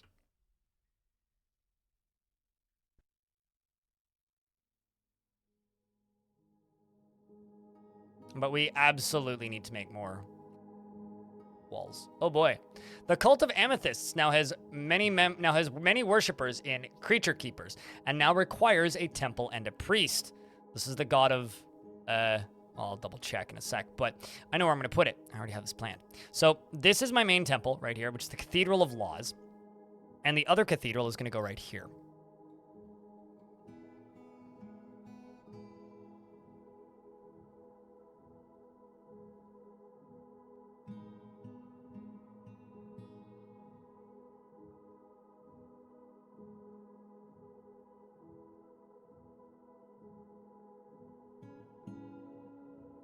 And this is going to go right here. Block, what I have the most of. You know what? Let's do granite floors for here.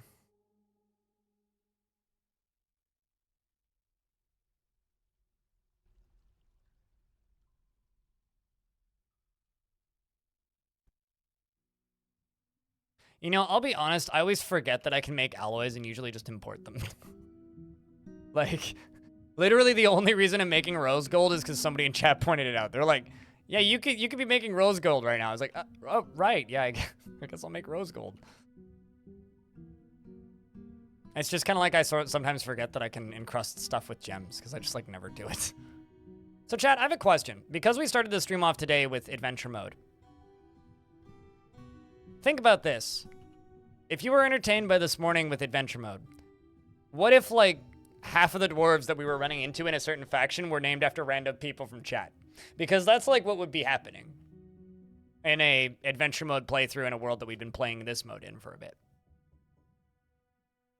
Because we could do like, you know, 2 weeks of a fort in a world and then just do like a week of adventure mode to like break it up in between the 2 weeks of fort. Because that's kind of what's going to end up happening.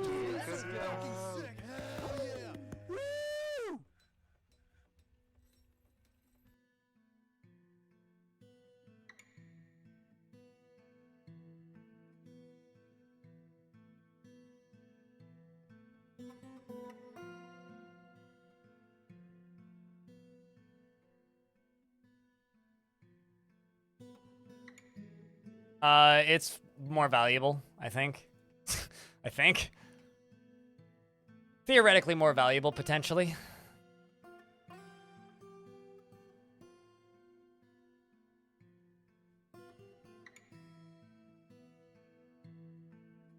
I can't actually remember what this religion worships, so I'll need to check that.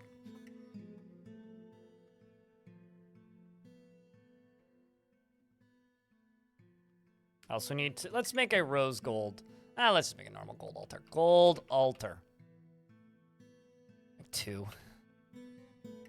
And I'm gonna go all the way up to the prison, which is up here. I'm actually just gonna delete this for a second.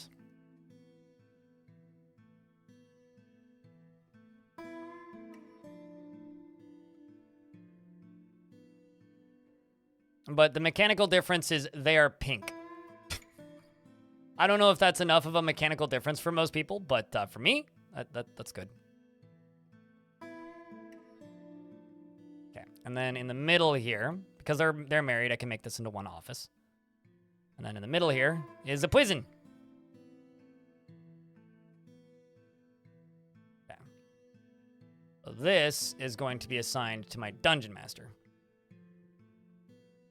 Now they just need a bedroom. And they need their armor stand and weapon rack.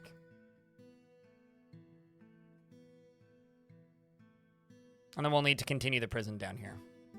Welcome back, Elfie. Then just gold itself. All right, then it's pink. That's the benefit, is it's pink.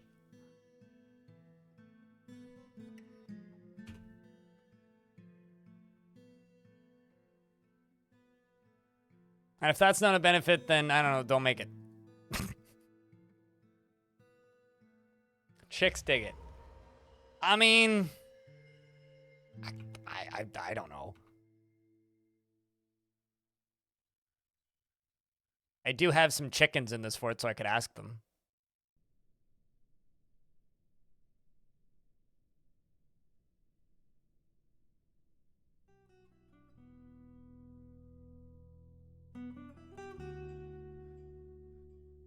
Dearest McTinkerer, the peasant has gone into a fey mood.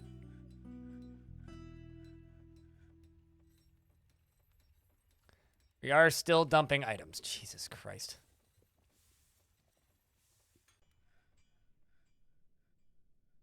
Interrogate the chickens. That's a sentence. Holy shit. So much dumping of items. So many bodies still.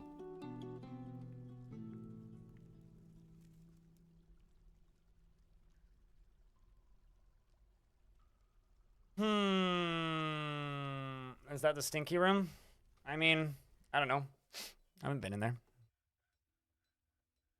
What do I know?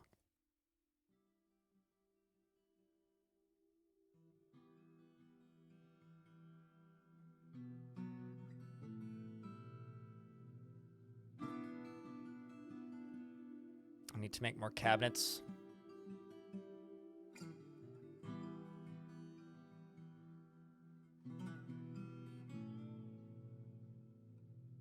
Okay, so let's get this meeting zone queued up here.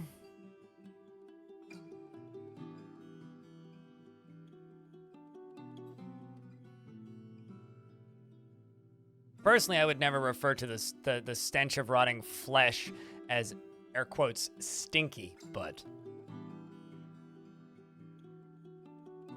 The cult of amethysts worships wisdom, scholarship, writing, poetry, inspiration, and painting. I didn't actually... And they have exactly 10 worshippers. That's out. I'm going to set it to just dwarves from the fort can visit it. The Shrine of Mirth. Okay, that works.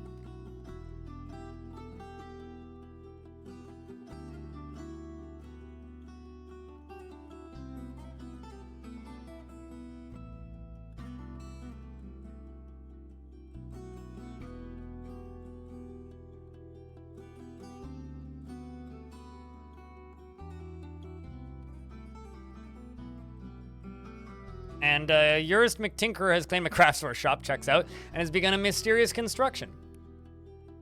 Okay, I'm going to accept this.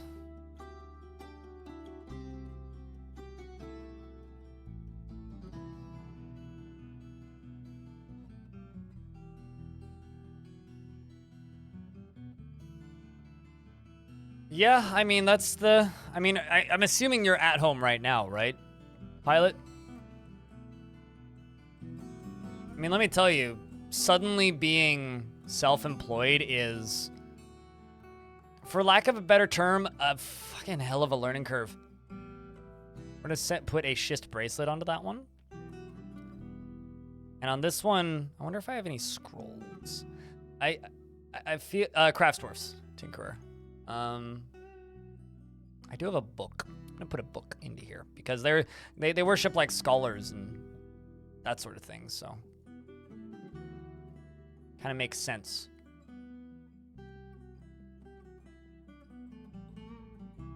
go. Get that done. And it's now valuable enough so I can recognize priesthood, and the sacred smile is going to be...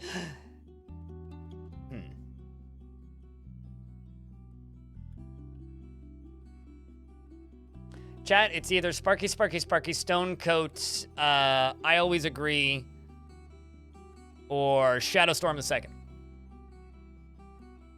Because Holy Spokes is in the military. I don't really want this job to go to somebody in the military. Got home almost 4 hours ago? Hell yeah. Yeah, no, one of the weirdest things for me ever was realizing that no, I did not in fact have to go to work. I made a fungi wood cap. Sure. Sparky for the name. Sparky, congratulations. You are now a religious figure in the fortress. And Eurus McTinkerer has created Arthanil Lao Otong and offers it to the pointy rock of artifacts. And it's a fungi wood cup, not cap. I misread that. You made a cup. All craft worship is of the highest quality. It is decorated with fungi wood and goat bone and encircled with bands of fungi wood. This object menaces with spikes of fungi wood. On the item is an image of a foxtail mullet plants in amethyst. All right, well, I have this, it's the Miner Guild. This is the Craftsdwarfs Guild here. So I'm going to plop one of these down here. And it can go into the Craftsdwarfs Guild.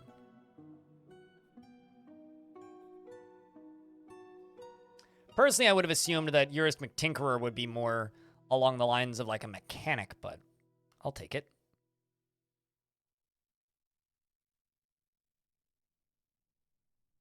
I will, in fact, take it.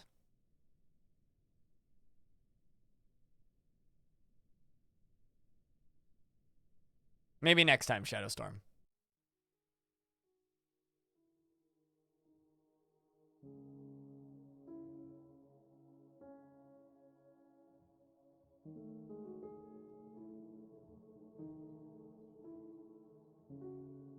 Fidget spinner cup.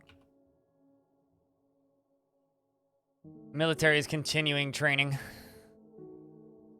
Pretty good. These dwarves are hopefully slowly starting to become weaponsmiths.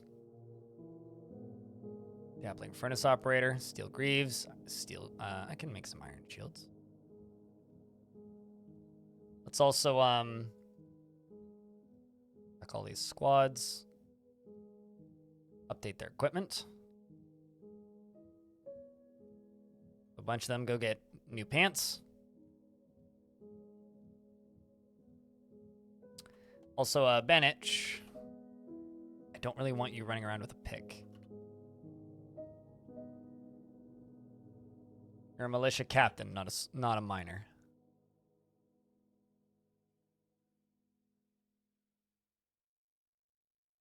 This dwarf is telling a story to other dwarfs that are doing individual combat drills. Holy spokes, what story are you telling?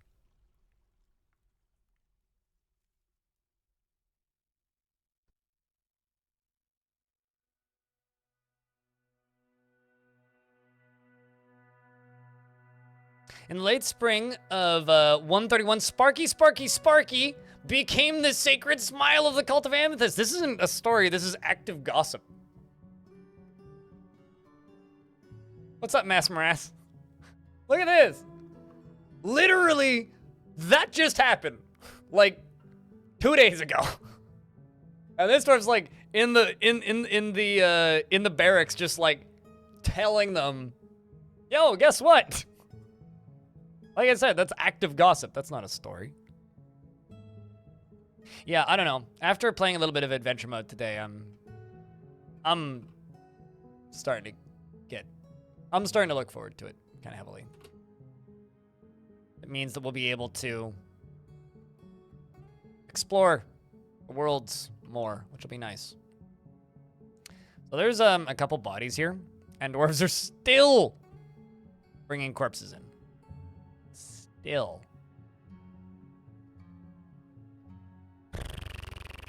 I need a more efficient method of getting rid of bodies, I think.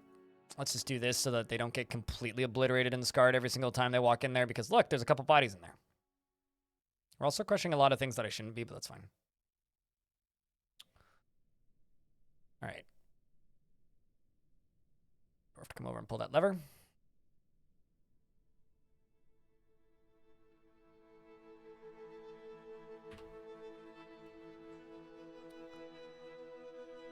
I'm also gonna remove and rebuild this statue.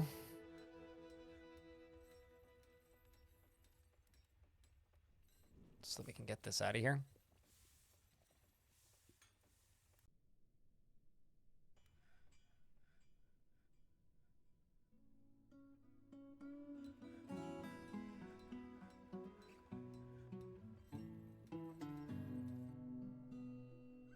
Oh, trust me, most of these dwarves are the local town crier. Okay, so this is still supposed to be the upgraded hospital, which I probably should upgrade. Based on that last fight. I'm also just going to give up on making all this quartzite thing.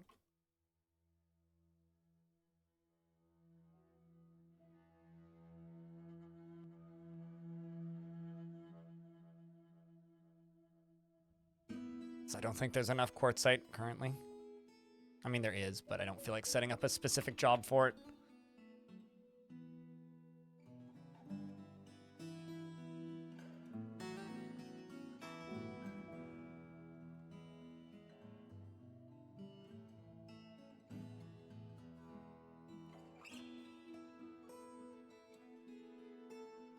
I think I missed one tile. Right there, 2. All right, there's a few blocks. Yeah, literally the tales from yesterday. Not even yesteryear, just yesterday. It's less of a once upon a time yesterday and more of a, hey guys, guess what? Did you know that Sparky is now... That's more how that goes.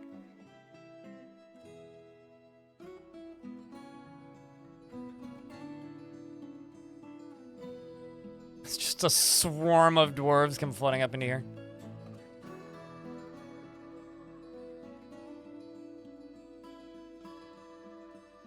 Okay, so this is all set up now. Yes.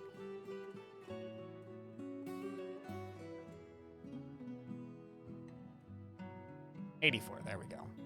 Progress is being made.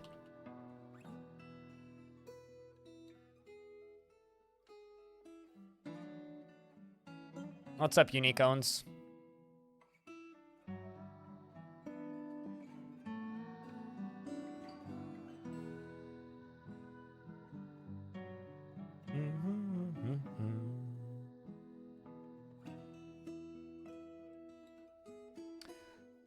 So yeah, because of a popular request from today, tomorrow we are going to be doing another day where we start off with adventure mode. So if you missed adventure mode today and you're like, man, I want to see some more adventures, we will be doing some more adventures tomorrow that hopefully won't die as quickly and suddenly as the one did today. Or maybe hopefully they do. I don't know. It's entertaining. Doesn't really matter to me regardless, but as long as I'm slowly catching back up with mechanics. So, for those of you who missed that today, if you're like, damn it, don't worry, there will be more.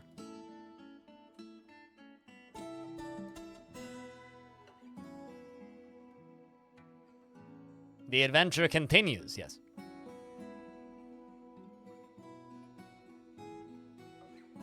Because it's also pretty clear that, you know, people are actually getting excited for adventure mode at this point. Because numbers were pretty good today. We did get a couple raids, but nothing, like, humongous.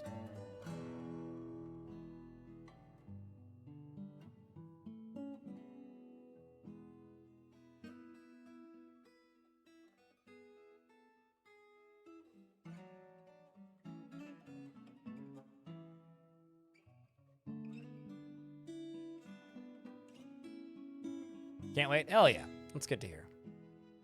So yeah, tomorrow at about 10 a.m. Pacific, we'll be starting up some more adventures after I'm done babbling as per usual. You know how that usually goes, right? The streamer babbles for a while and then stops babbling. Okay. Oh, they're taking naps. I don't blame them. They sleepy. To show the digging priorities of current designations. It shows the little numbers.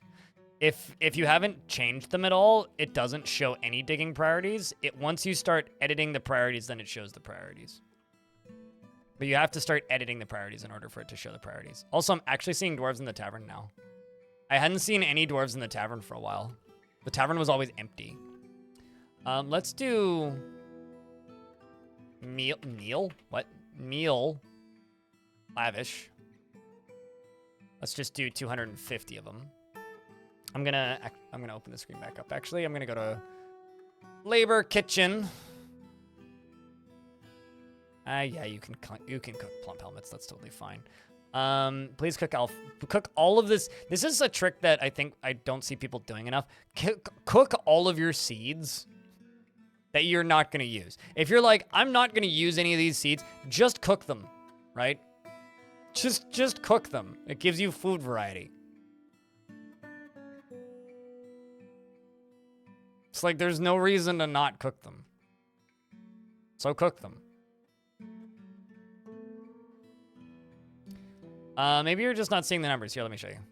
So that's priority 1 for 4, priority 2 for 3, priority... Counting weird, but you know what I'm doing. These are all the different priority numbers. It's up in the top right. See? 7, 6, 5. Then when you close them, they go away. When you pause the game and you pop up in the dig tool again, they pop back up. So when it's playing, pop up the tool and you can see them.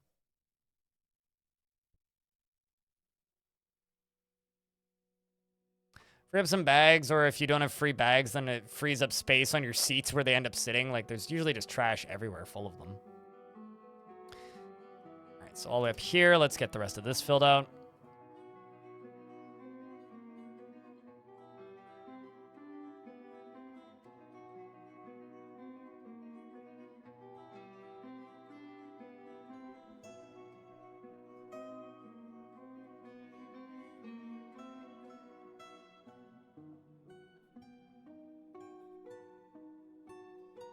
All right, it's time to pause.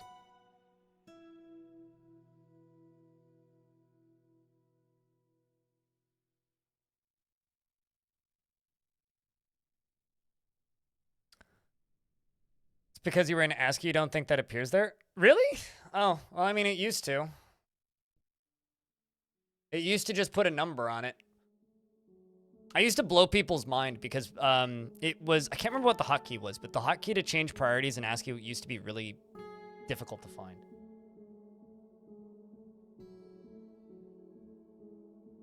You know, honestly, Sayboard, I don't advise anybody installs mods. That's something that you want. If you want to do that, you do that yourself. I'm not going to go recommending mods. I don't do that. But if you feel you need the features from DFHack, use DFHack.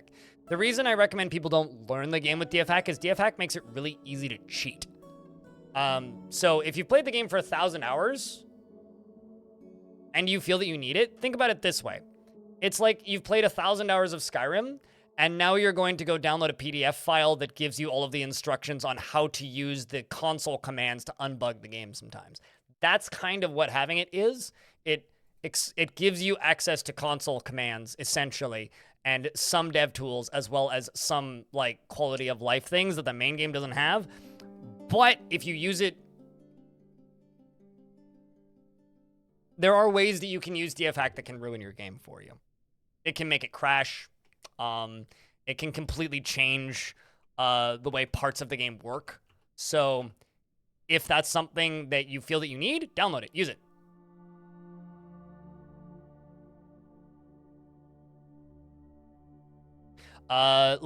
Just as an example, I've had, not recently, not in this version, but in older versions of the game, I've had certain DFHack commands brick saves. So, like, like the UI functionality isn't gonna damage anything. And if you want to see how I have it set up, you can like I can speak. I swear. I have a YouTube video which shows my settings if you want to use those. Because I don't like it when the game plays the game for me. I like the game to behave and stay on its own and do its own thing. So, because I don't like it when the game plays itself for me. That's not why I'm playing this video game.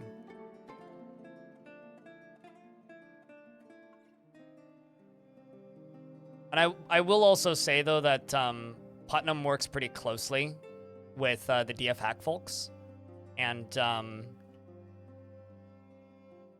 Putnam is working on search functionality for the vanilla game. So if you're like, man, I really need search functionality, and if you don't feel you need it right now, you could also just wait and see what Putnam has. Honestly, the main reason I'm using it is to speed up my gameplay for the sake of the chat and for the stream. So that you guys aren't, like, sitting around and staring as much.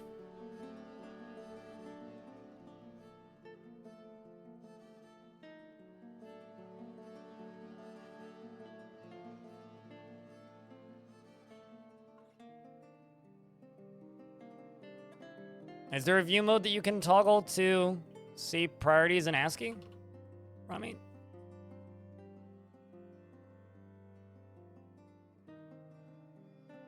It's plenty.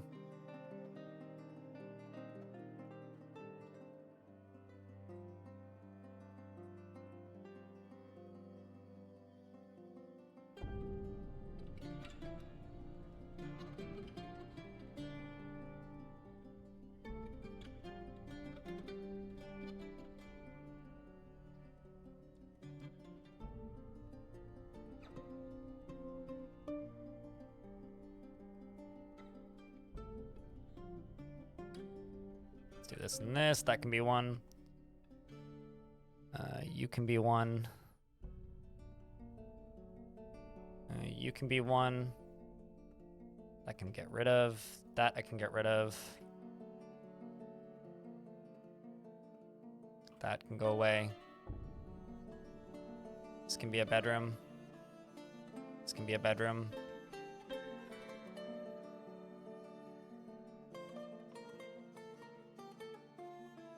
That can be a bedroom.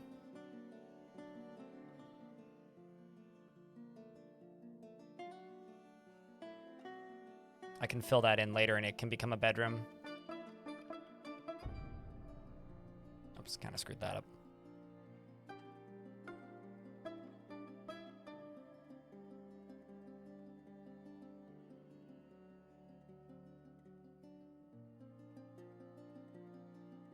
That is a bedroom.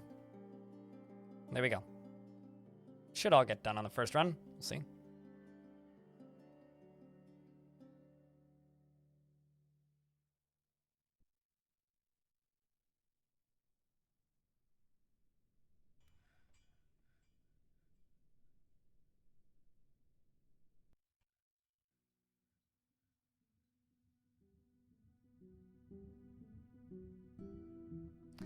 I find that mods are a very, very, very, very, very, very, very fine line between improving the game and ruining the game for me in a lot of cases. I've absolutely had mods ruin games for me.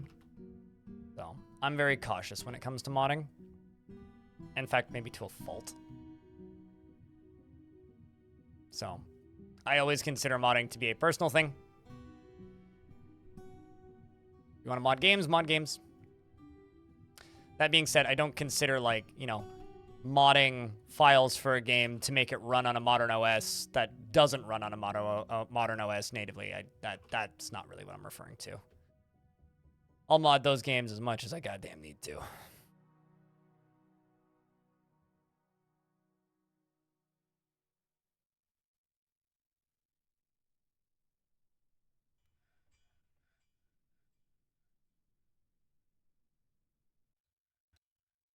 I desperately need more bedrooms for these poor, poor dwarves. Let's get all of these dwarves onto constant training, too. Oh, I see something I screwed up.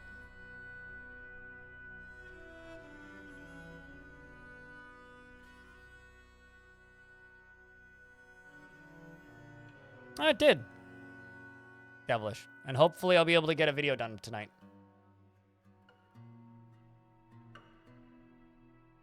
And also, like, this is a very uniquely Dwarf Fortress problem. I tend to look towards modding games when I'm either pissed off at the design or bored. The last game that I modded pretty heavily towards the end, right before I quit playing it, was RimWorld. Because I was pissed off at the design and bored. It was the worst of both worlds. So, one, I'm not pissed off at the design of Dwarf Fortress even remotely, and two, I ain't bored. So, like, there is kind of like two major factors there that keep me from modding it.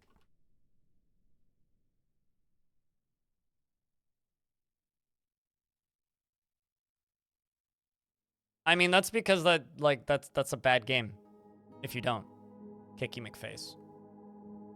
Like, I realize that some people get weirdly hurt when I state that Fallout 4 and Bethesda makes bad games, generally. But it is something that I do honestly believe is true. Bethesda doesn't make particularly good games a lot of the time. But, like, as a sandbox to be played around in with mods, they're great. Kind of in the same way that Gary's mod on its own is not a good video game, but with all the modded servers, like, it's fantastic, you know?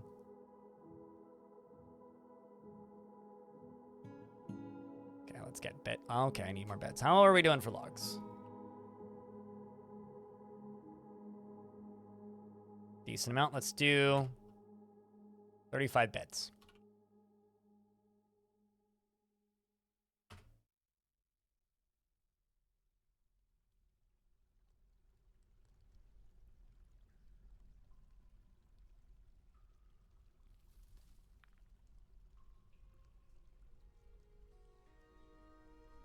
Oops.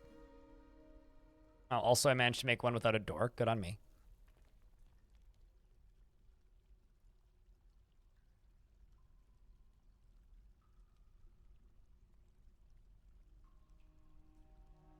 They make good games. They don't make AAA games. And see, I disagree. They make AAA games all right.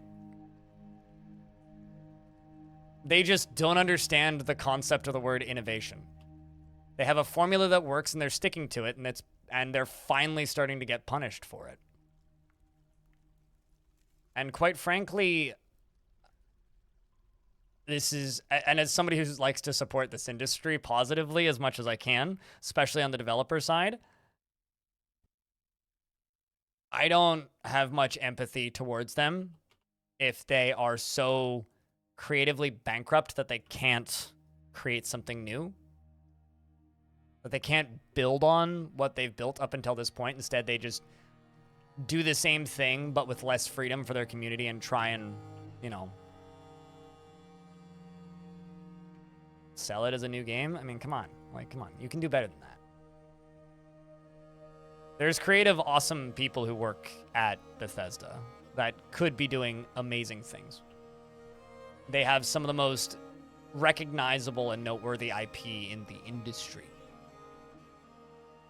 At this point, if I was Microsoft, owner of Bethesda, I'd be like, hey, well, you know, what's awesome, we own Bethesda and their studio and their engine.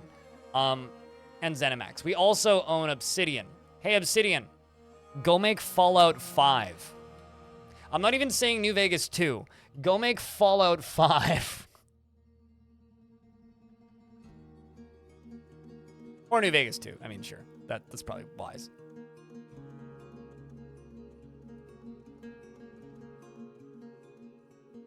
Fallout 1 and 2 are absolute masterclasses in game design and writing. Clarivore. Fallout 3, at the time, was a novel thing that people started to hate over time. I remember not particularly liking it and stopping playing it pretty quick. And I never played New Vegas. But I've watched many a video about it. So there's that. And they didn't set the bar too high. They put the bar back where it should be for a franchise that was legendary for a reason.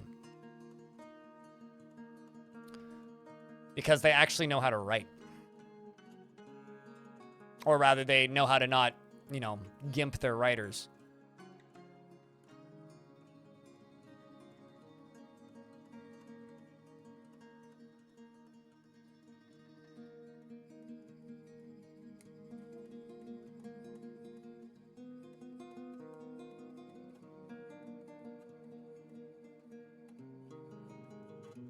I mean, at the time when Fallout 3 came out, you could get away with just making...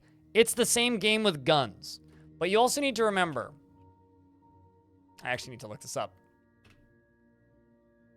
Fallout 3 came out in 2008. 2008.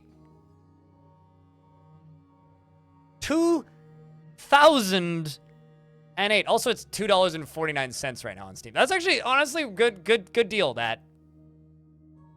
Good deal. Games were different in 2008. Like, kind of really different. I mean, like, I might sound old saying this, but, like, expectations for, like, let's just say performance and playability were different. Yeah, I'm the guy that still, like, fucking plays weird ASCII things, but half that stuff is free hobbyist stuff, right? Like, yeah, it's neat for me, but, you know, NetHack is, like, I will yell about NetHack being one of the greatest games ever made, but if they charged money for NetHack, like, I outside of maybe, like, a very, very, very specific core community, nobody would buy it. Even though NetHack is genuinely one of the greatest games ever made. Does that matter in the mainstream? No, but when you're charging, like, I speak in Canadian dollars, so sorry if this number seems inflated to you. $90 Canadian? For a video game? Yeah, sorry, no, you gotta have some modern additions. You gotta not make a game that feels like the same engine from 2008. You gotta do more.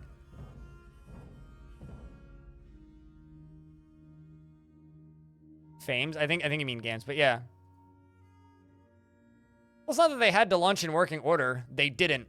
And you know, you guys are praising Obsidian, rightfully so. New Vegas is a great game. However, you also have to remember that, well, yes, Obsidian is a great game, or made a great game with New Vegas. That game was so fucking broken on launch. Like, that game got kind of canned by a lot of reviewers because of how broken it was. I think you need to remember that. So just because games more consistently had to launch not broken doesn't mean they didn't. They absolutely did. And they did frequently. And games that people remember very fondly had a lot of issues on launch a lot of the time due to that. Also, this is going to be a pretty cool bedroom in a second. Let me show you something cool.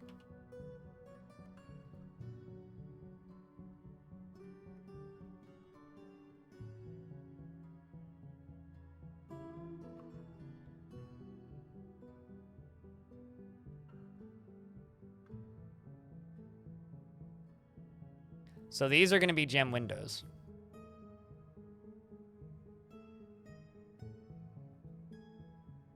This is going to be the Dungeon Master slash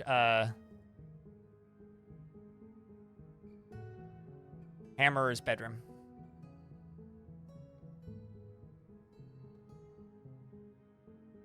You know what actually would be a really good thing that Microsoft should do? They should make Fallout New Vegas HD. Fix all the bugs.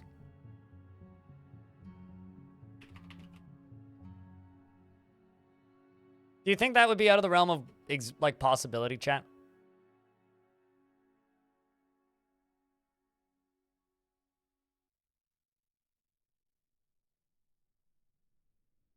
I'm just curious. Do you guys think that's something that Microsoft would ever do?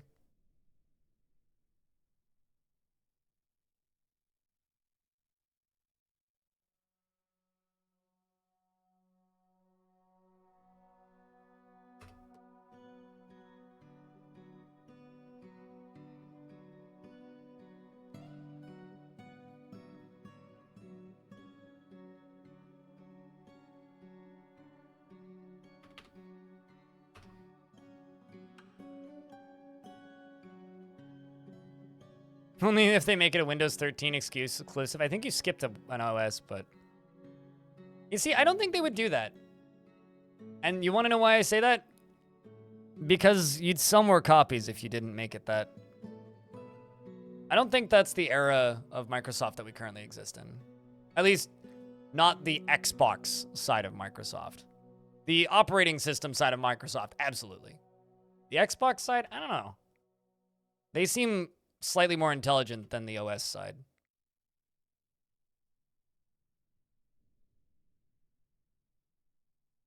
Oh, I know 12 is coming. I'm well aware of that. But that's why I said I think you skipped an OS. Trust me, I'm on Windows 11, I know. I'm also not super thrilled with the changes that they're making. But that's a different subject for another day.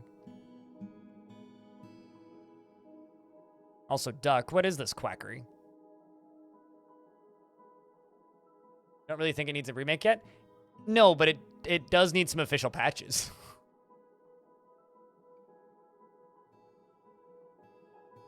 Like, people still have to mod the ever-living shit out of that game to make it work properly.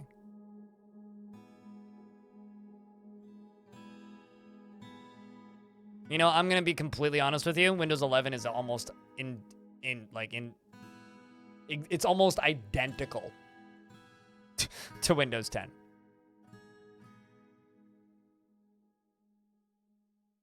Certainly not worth quitting your job over, but I mean, you live your life.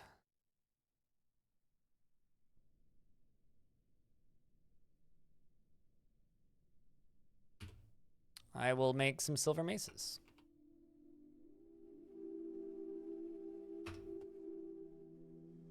Don't tell the Windows 10 fanboys. You know, I'm going to tell fanboys of any OS this. Every single operating system sucks for its own reason. They're all awful for different reasons. And if you are sitting there on a version of Windows screaming, I will never update! Congratulations, you got. Stop being an idiot and swap to Linux. Fuck. Jesus Christ. There's only one logical solution there. If that is the hill that you are dying on, grow the fuck up, be an adult, and get a Linux computer. Just go download any distro. Just get off of Windows then. And I've met some people who are just like screaming to the high hills that like, I will never get off of Windows 7. I meet these people every now and again. It's like, what the fuck is wrong with you? I have a DOS box installed. Does that count? Like, we're at a point now where I'm starting to consider it might be time for me to finally move over to Linux. I've had a Linux... I just about knocked over my water. I've had a Linux box sitting over there in the other room for ages. My other desktop has Linux installed in it. I just don't have the monitors for it. It's a very outdated version of Mint. I would have loved what happened with your game last night. What happened when I left? Did you die to zombies or something? Sup, Bike Man? Also, thanks for the subscription. That's like fucking Idol shows up. But cheers, man. Playing games on Linux has full parity to Windows. You just don't want to have to deal with the headaches. Honestly, for me, it's like driver updates. That's like the one thing that's keeping me off it, is I still have an NVIDIA graphics card. If I didn't have an NVIDIA graphics card, I'd already be on Linux. Especially now that Dwarf Fortress 1 runs on Linux natively. Oh, I know a few people who game on Arch, but I wouldn't deal with Arch. There's other distros that are better that I would deal with.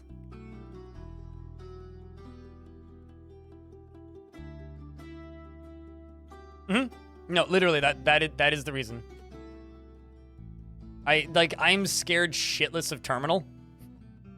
Like, if I'm being honest, no interest. Don't want to learn that. Like, there are things that I'm willing to learn in my life, and that is not one of them. Okay, so that's that bedroom done. And I can throw you over here.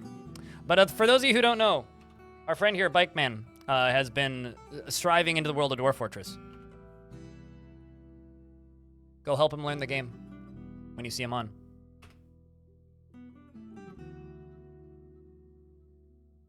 Terminal is your friend? Certainly. Doesn't change the fact that it's a scary friend that makes fun of me when I hit the wrong button.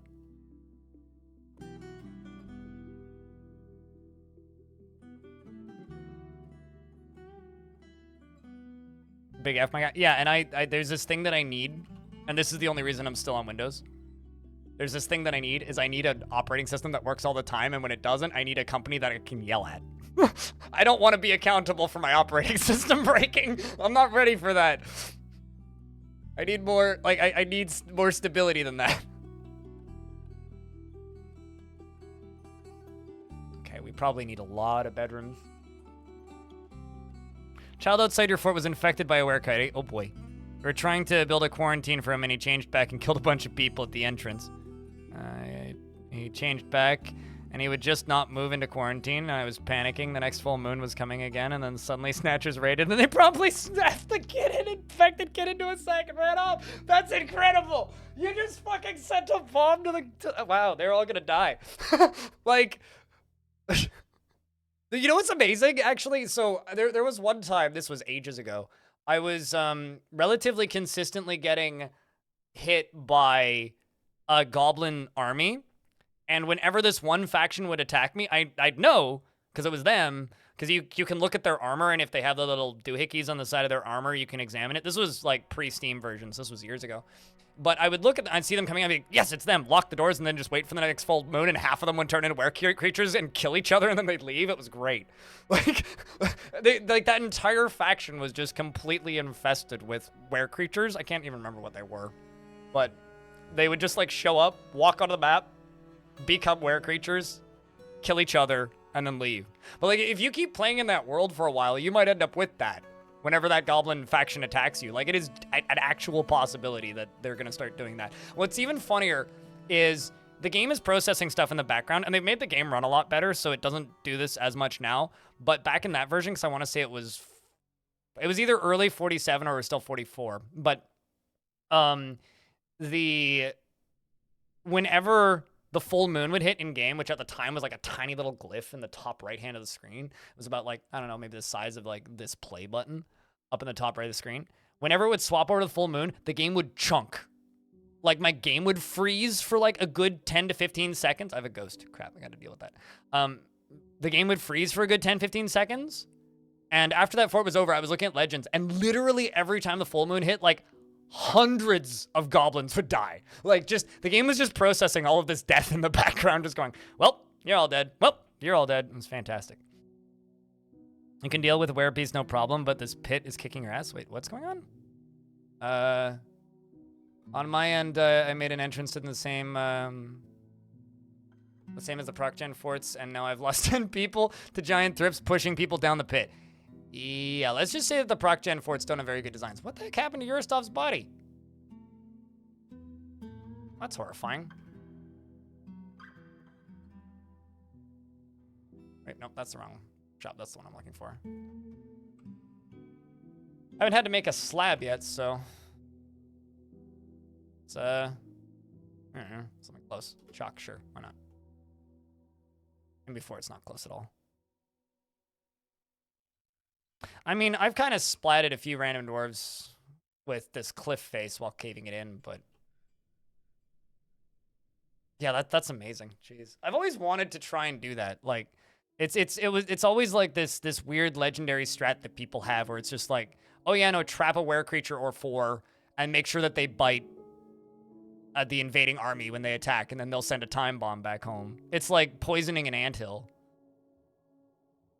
But I've just never managed to intentionally pull it off. Aside from that one time where it just kind of happened organically without me having any effect on it.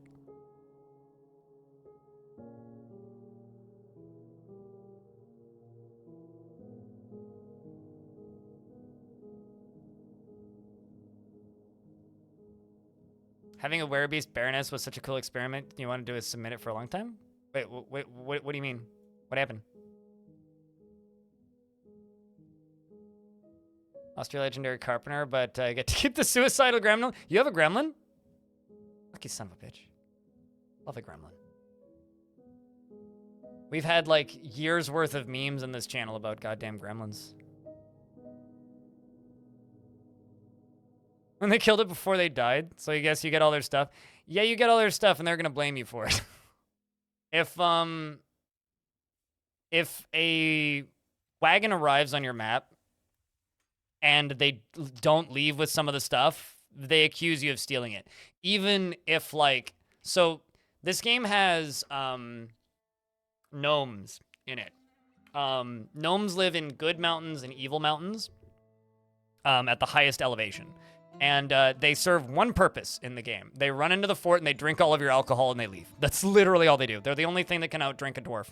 Except they don't speak. They're not intelligent. Well, they're intelligent enough, but they don't speak. And they're basically just like little alcoholic guzzlers. They're fantastic. And they're always naked.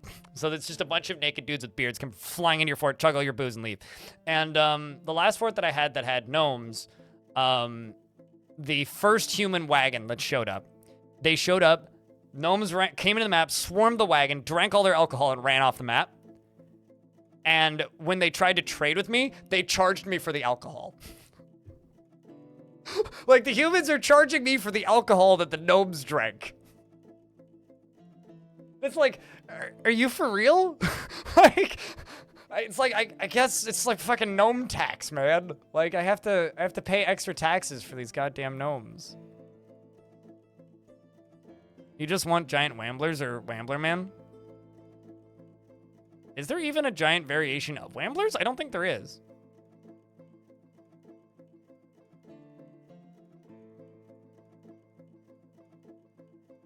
You're training your first militia now? Yeah, once you get the military rolling, that's where this game gets real, honestly.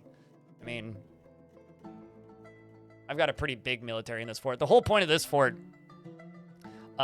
is we are right here, kind of in the middle of this mountain range. That's my previous fort, which had a lot of fun. And we're here to steal as many of the artifacts back as possible. So I've got this fortress here, and the reason I've decided to do this is because while playing this fortress, which was in a different faction, the king of this faction showed up and successfully stole one of my artifacts.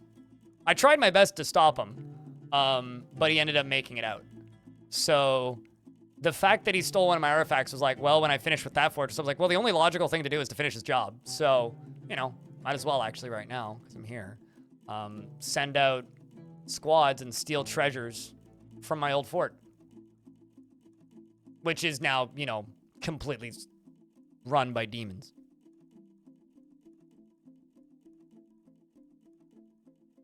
That's also a pretty good way to train your dwarves on, you know, ambushing and whatnot. And, you know, we got Mark's dwarves down here, firing bolts. So many bolts. So many different kinds of bolts, even. Dozens of bolts. And then they're also training wrestling over here. So they learn to dodge and wrestle and do all that stuff on this side. And then they go over here and they shoot bolts. Good time. Cat is killing them all? Yeah, cats will do that. Cats are horrible murderers. Doesn't matter, like, you know, how much you think they're cute. They will murder literally everything that's smaller than them. One of these days, you'll have a manic episode to make a Wambler Man sprite. I'd be willing to bet $1 somebody's already done that.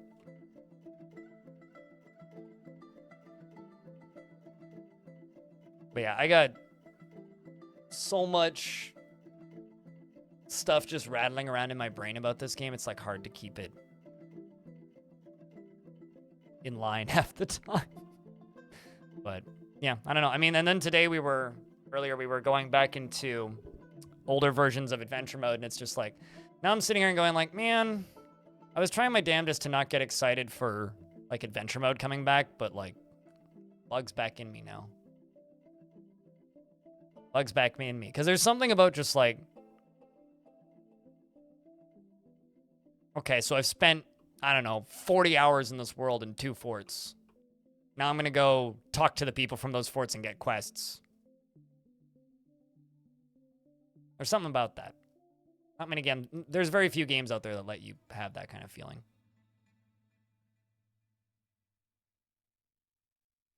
Elfie Bean is making that sprite for you, I feel. Toast Goats. Can you not make a mass tomb? What, this? Well, this is a mass tomb. Oh, hold on. Gotta do an important thing for chat.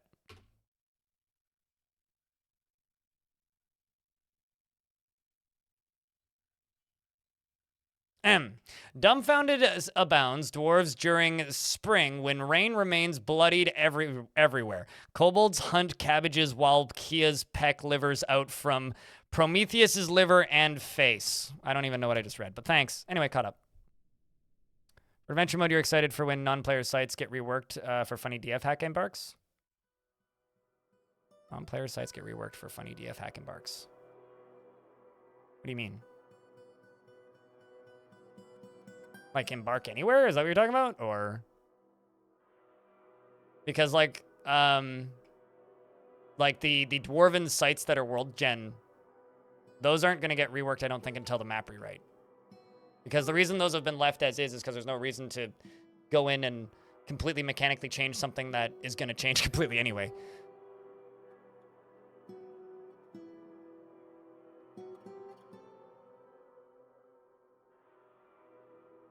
I mean, this was a weird embark site. Speaking of weird embark sites, this is a naturally occurring spike. I've barely changed it at all. This is a naturally occurring rock formation. Like, and don't ask Chad about Tit Mountain. We've already removed it. It's fine. There is no longer a very phallic object sticking out of this mountain. Well, initially, it looked like, if you went up to the top, it looked like nuts, and then eventually turned into tits, and then you went far enough down, it looked like a butt. It was kind of a problem. So I removed it. The mountain was gelded in multiple places.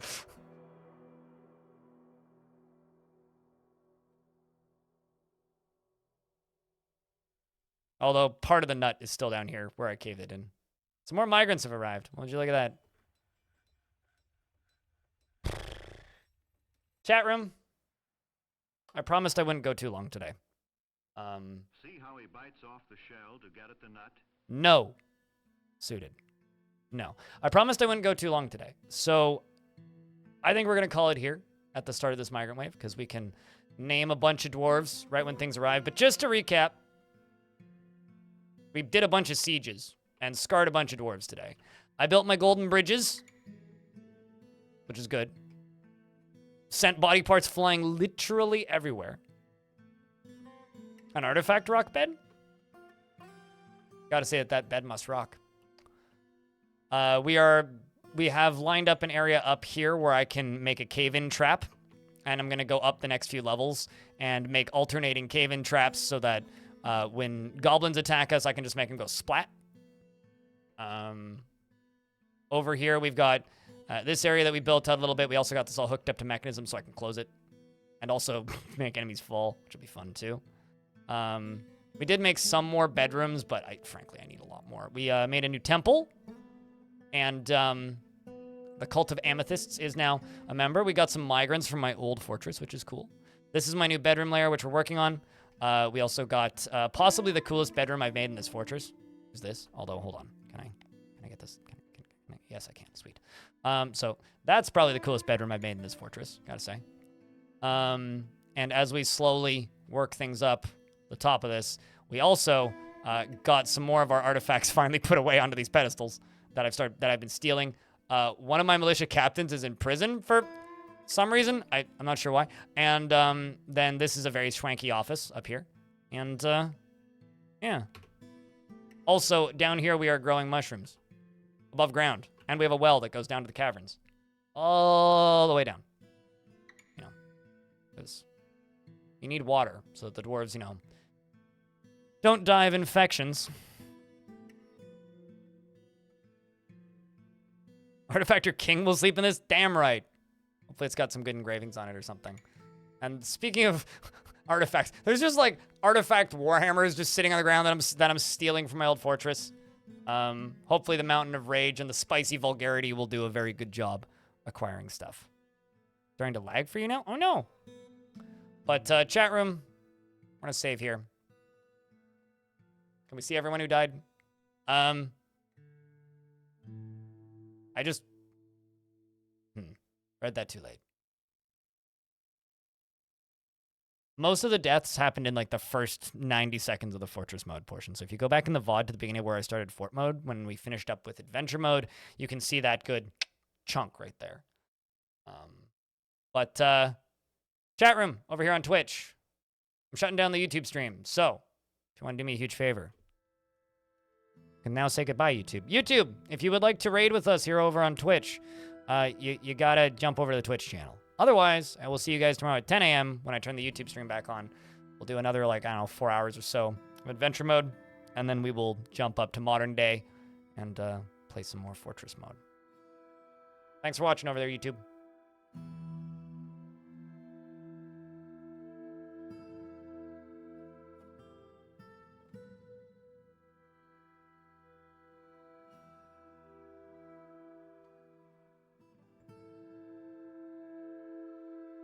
Not bad. We had 101 people on YouTube for a bit there. It's kind of a lot. Whole multi-streaming thing is not something I'm used to yet, I've got to be honest.